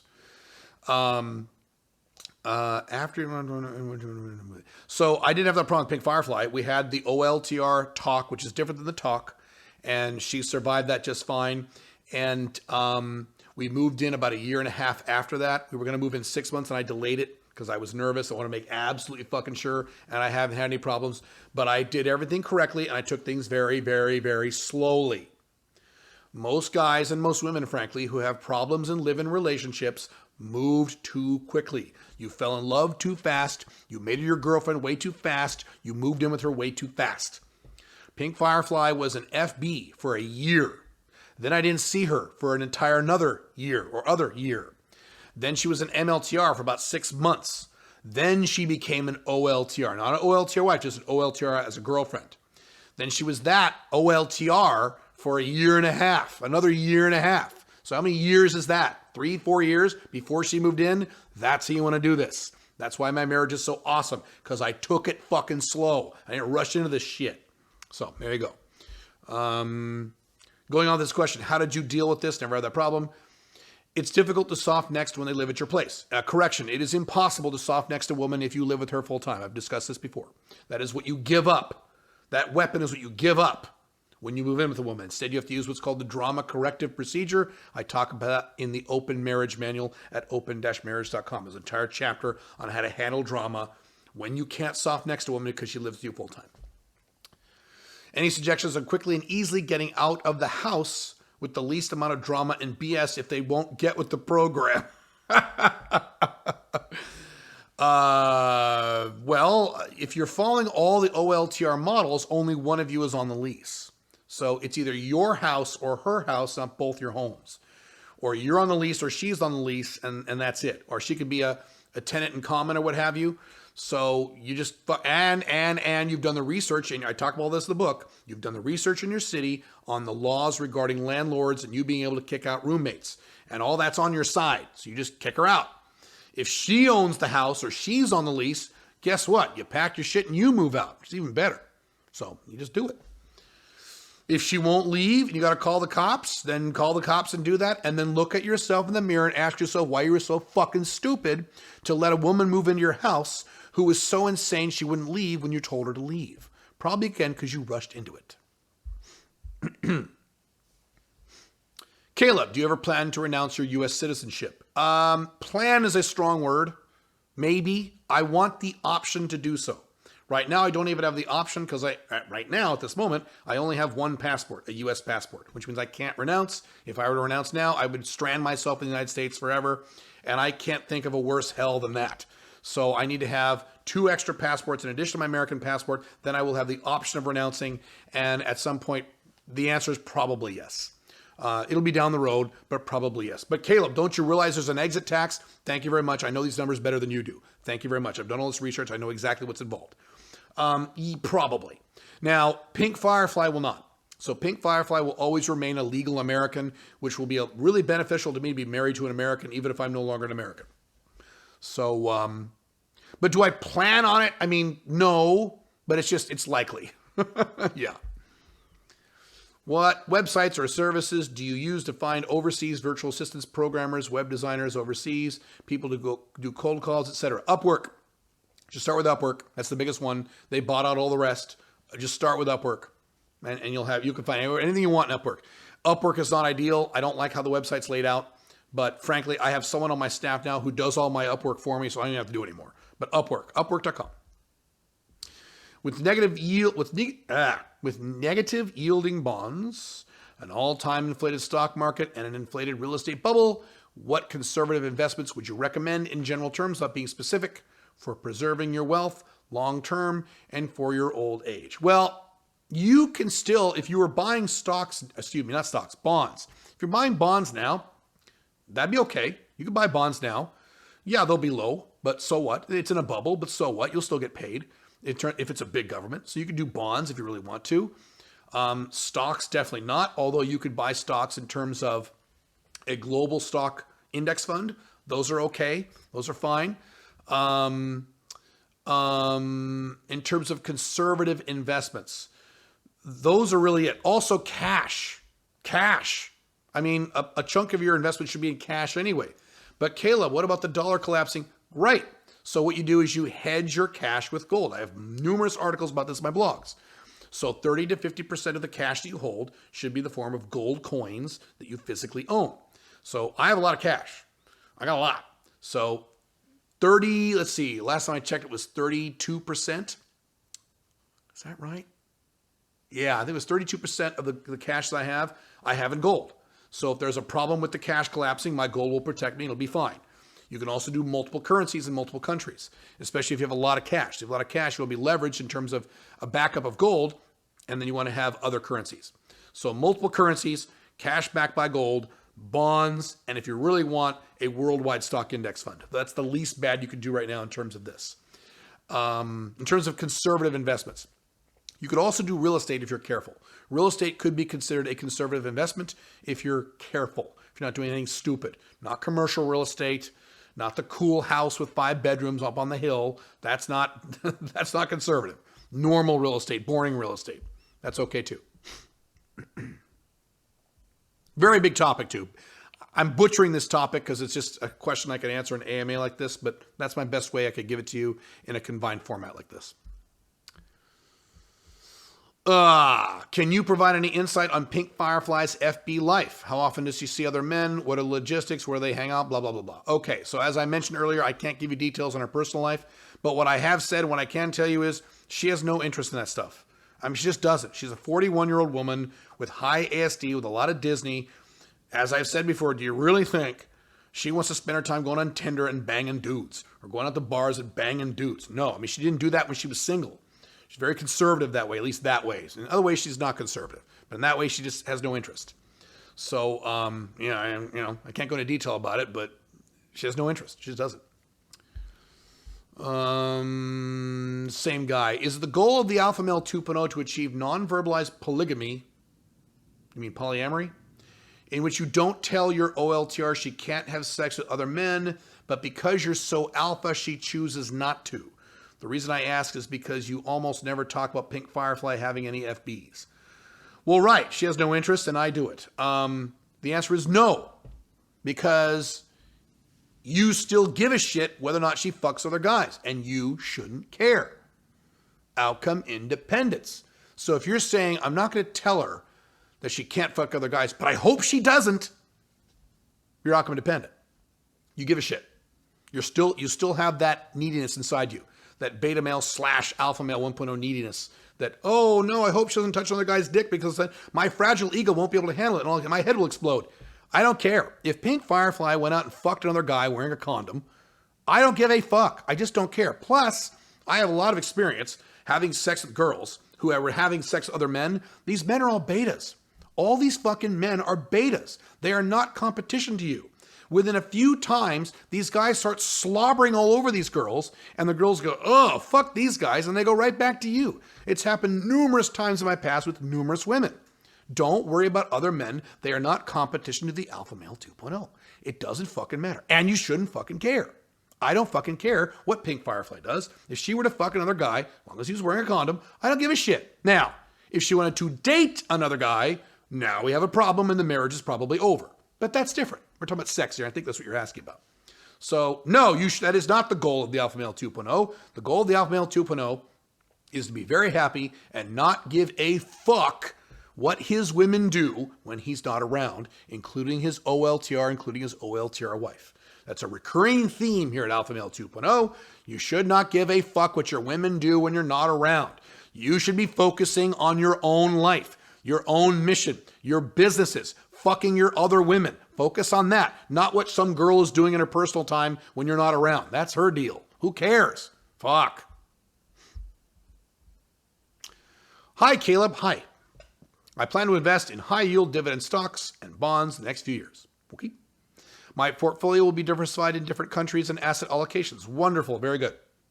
My goal is to life from those earnings. I think it would live off those earnings. Would you consider that as LI income? Yes. Investment income is location independent income. Correct. Residual income is location independent by definition. Yes. Your issue is how much money are you going to need and how much money you need to have invested and how much money after taxes, capital gains taxes, if that applies in your area, do you need to pay your bills? So you're going to be working pretty hard. But yes, income from investments, passive income is location dependent. Yes. The only time it would not be location dependent is if you had rental properties that you yourself had to manage. So if you have to fly into a city and fix toilets or make sure the toilets get fixed, that's not location dependent. That's why the Alpha Male 2.0 real estate investor must use on-the-ground property managers you pay a percentage to. Then it's location dependent. They just mail you a check and you don't care. Checking the equipment here. We doing good? We're doing good. All right. Voice is starting to give out a little bit, but we're good. Probably because of goddamn jet lag, man. It sucks. I need them to cure jet lag. Can you please invent, could one of you guys please invent something that will cure jet lag? Not alleviate it. I know there are techniques to cure it. Give me a pill I can take with no side effects where boom, my circadian rhythm automatically adjusts to new location or some kind of cybernetic implant where I can type in what city I'm in and press a button, coink, and I'm ready to go. Fuck yeah, man. Make me a cyborg. All right. When you were hitting online dating hard back in 2009 to 2011, you said you were overweight, balding, going through a divorce. Yes, all true. Yet those were some of your best years woman-wise.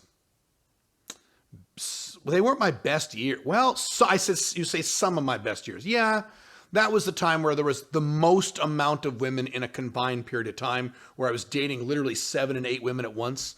Yeah, and they were hot. So yeah, I mean, right now my woman life is fucking awesome, fucking amazing. But it was good back then too. So yes, okay. How much harder did you have? Excuse me, throat's giving out. How much harder did you have to work as opposed to now? Hang on a minute.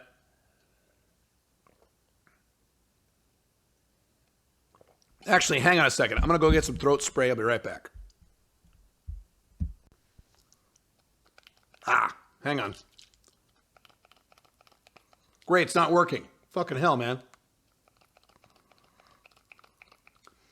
Are you fucking kidding me? All right, hang on a second. Okay. So my throat spray wasn't working. I had to swallow it. Yeah, it's good shit. By the way, those of you guys who speak a lot, Entertainer's Secret, this is really good. I make no money promoting this. This is something I use. Singers use this. It stimulates mucus production in your voice box and helps your throat a little bit. So when you're fucking jet lagged, you've been talking for 4 hours. Helps a little bit. It'll kick in a few minutes. Woo! All right. See if that helps. God damn, dude. You don't want to drink it. Aha. Okay. Continuing on with the question. Sorry about that.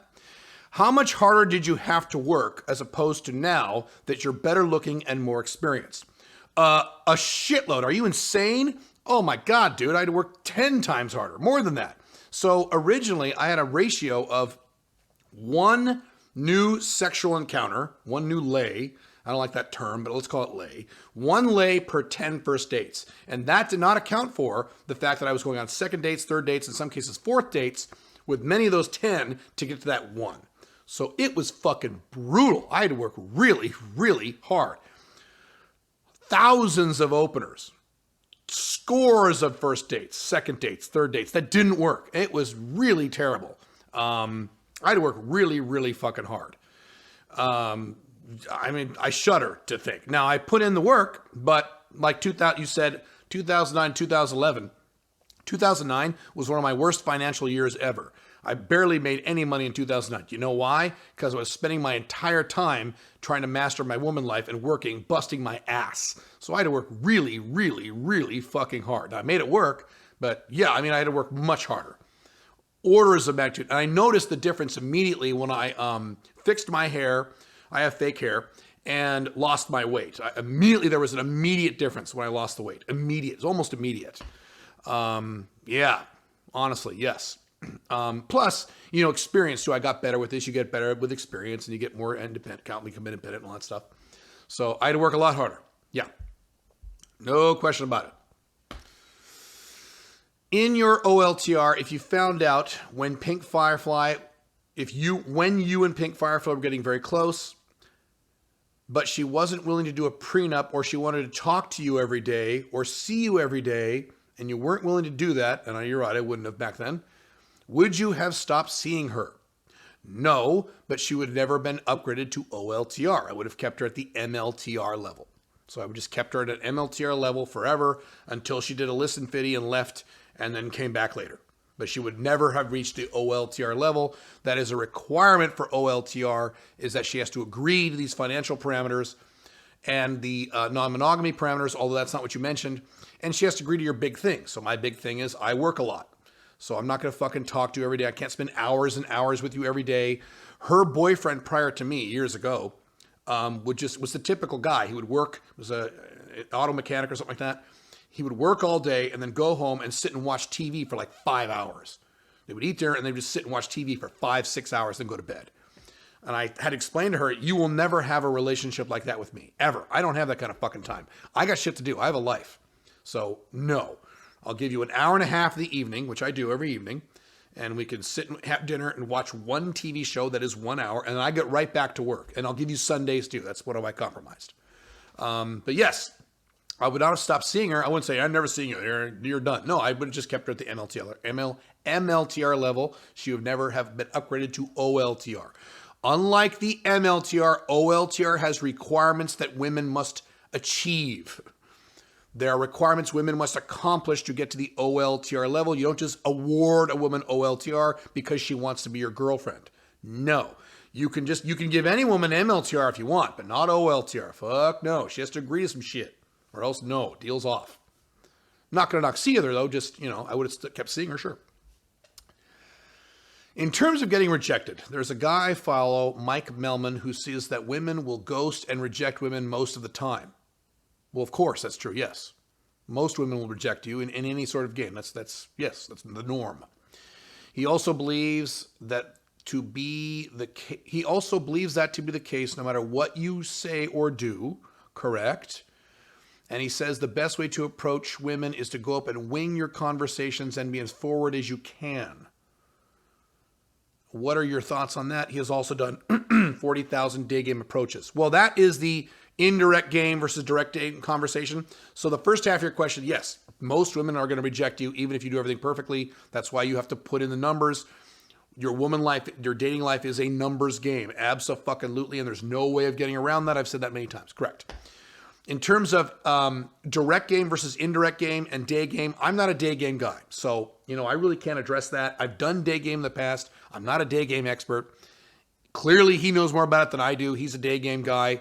What I can tell you about direct versus indirect is that if you're an older man approaching much younger women, which is what I was doing during day game, you have to be indirect. You cannot do direct game if you look more than 10 years older or more than the woman you are approaching during day game.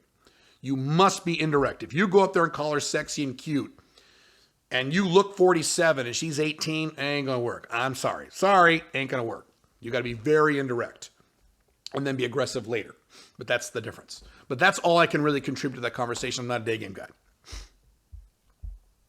Caleb, I know I would like to settle down with a woman one day. Most men do. Most men will, I should say.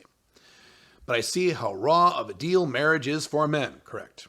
If I just had a live-in OLTR when I was in my 30s, would there be women who would be willing to do that long term?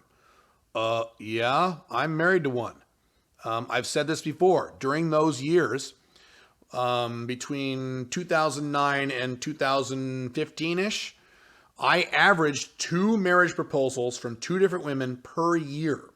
Women who wanted an OLTR marriage with me. These were women who knew that I would make them sign it, or they would make them, that who had to sign a prenup or something similar to that to protect my finances. And they knew I would be having sex with other women. And they said, yes, I'll sign whatever you want. Yes, you can fuck other girls. Please move in with me, or please marry me. Yes, numerous women who asked me that, who I turned down. So yes, the world is full of women who will agree to an OLTR marriage, provided you do it correctly, provided you approach these women correctly, which most men do not. Most men attempt this shit when they're already monogamous. And they look at their arm, they say, so what do you think about me fucking other women? And then the women explode. That doesn't work. No.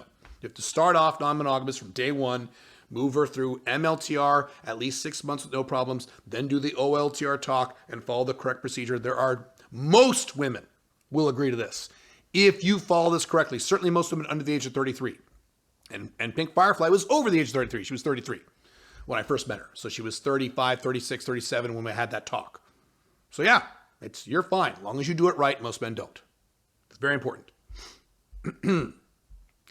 Will you tell us why 2020 was the best year yet for your woman life? I don't think I can. I would have to get into some specifics that I really don't think I can do. I'll give you some generalities. So it's the quality of the women, and it's the context under the way in which you have sex with women. Both these things got way better, and they were already amazing. So the quality of women, okay, that is amazing right now.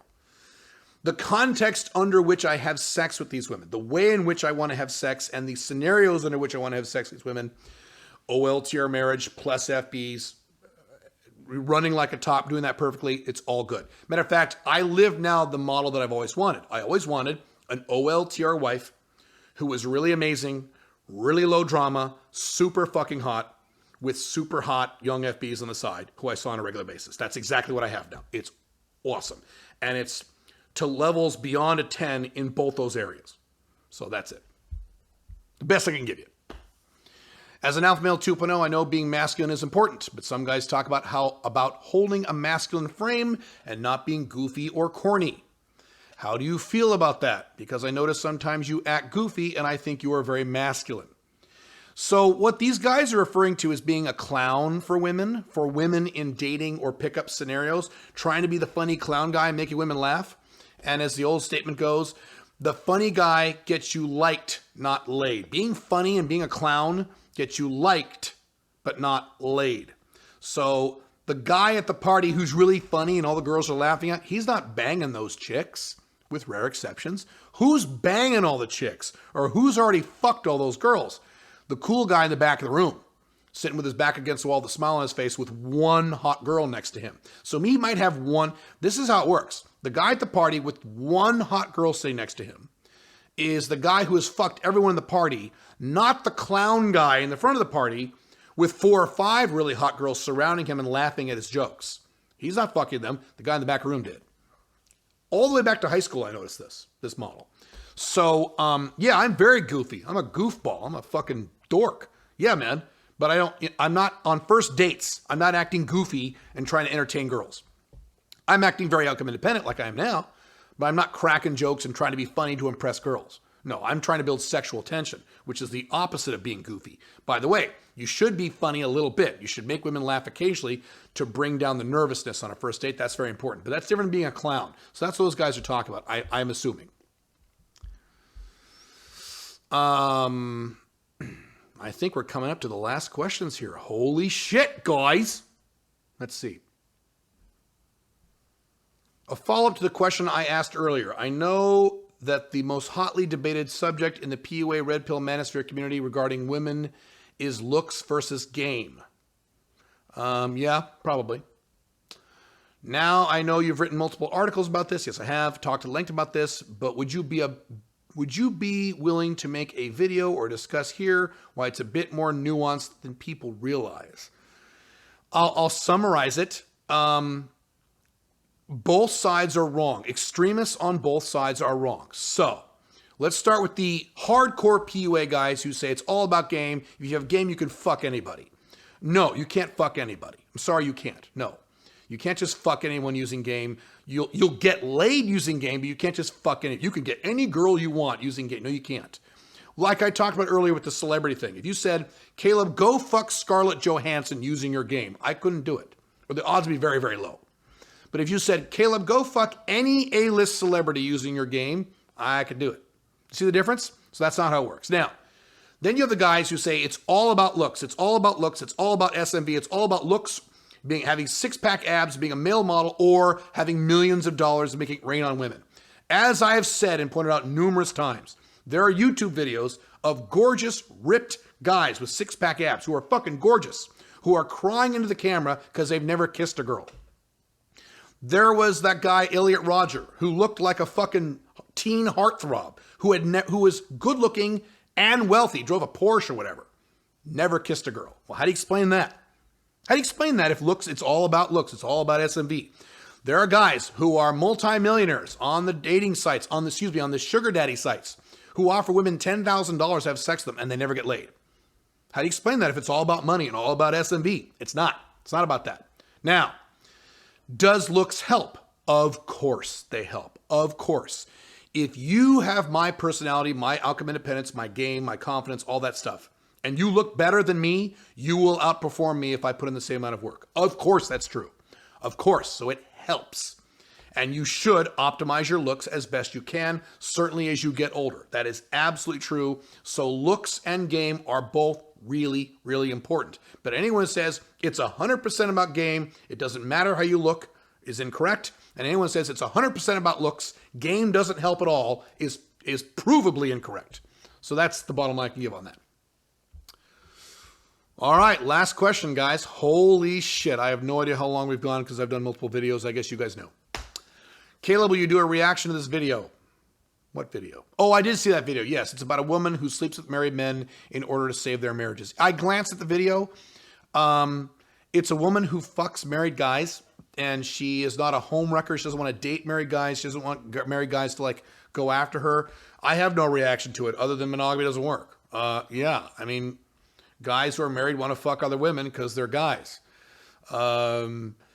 I don't know if she's saving the marriages. I guess you could in some cases. The reason that a lot of marriages go from monogamous to open is because one spouse loses interest in sex or physically can't have sex because of medical reasons, and the other spouse needs to get laid, so they just make a deal and they take care of it. I have known at least two couples like this who started monogamous, and then one in particular was a woman who had very serious health problems. She couldn't physically have sex. It was very hard for her. So she pulled her husband aside one day and said, look, I can't have sex with you. I want you to be happy. I love you. So if you need to go out and find a friend to, pump and dump and have sex with when you need to, that's perfectly cool with me. I perfectly understand that. Perfectly fine. So it's just really a variation on that. I think it's fine. The bottom line is people shouldn't even attempt long-term monogamy because it doesn't fucking work. If you want to settle down with someone long-term, make it open. Be a goddamn adult and say, look, we are two adults. We're not 16-year-olds who think everything's going to be perfect because we're in love. We're adults. We understand how humans work. At some point, you, honey, are not going to want to have sex with me, or at least have sex with me as often, but I'm still a man. I still need to do this. Let's figure this out. Let's figure out options for you and I, or just me, or whatever we want, to go get these needs met outside of the marriage so we can stay together and still be a wonderful couple. I would like to be married to Pink Firefly for the rest of my life, even after she gets old and looks gross. That doesn't bother me, especially when I'm non-monogamous and I can still get laid on the side. Even when I get really old, I'd still like to be with her the rest of my life. It has nothing to do with the fact that we can't or can have sex with other people. People just need to grow up and be adults about this. And society is getting better about this. Society is getting worse about everything else, but it is getting better about accepting non-monogamous marriages, non-monogamous relationships. I am running into a lot more people these days, certainly the last 5-6 years, where I talk about my open marriage and I go, oh, that's cool. Whereas years ago, people went, well, that's weird. What the fuck? Or women who already have open relationships with their boyfriends or husbands. I'm running into more and more and more of that. So people are slowly, ever so slowly, not fast enough, waking up to these concepts, but they'll get there eventually. All right, guys, that's it. I am very tired. Actually, I'm not tired. My voice is very tired. I'm not tired, but my voice is worn out, probably because of that fucking jet lag. So maybe I'll do this again in a few weeks or a month or two. These are kind of fun. And I know you guys have been asking about me to do a live stream. I don't like live streams. It's a pain in my ass, time management wise. And then you have problems and you go, oh wait, can you guys still see me? And people say, hey, I can't see you. I can't see you. And then they think it's you. Caleb, plug your laptop in. Caleb, make sure your Wi-Fi, and it's not you. It's fucking YouTube or Webinar Jam or whatever. But maybe I'll do those in the future. Maybe. I always do those twice a month, live stream, full questions with coaching at the SMIC program at joinsmic.com. So if you're interested in that, check that out. Otherwise, I will see you very soon. Have fun.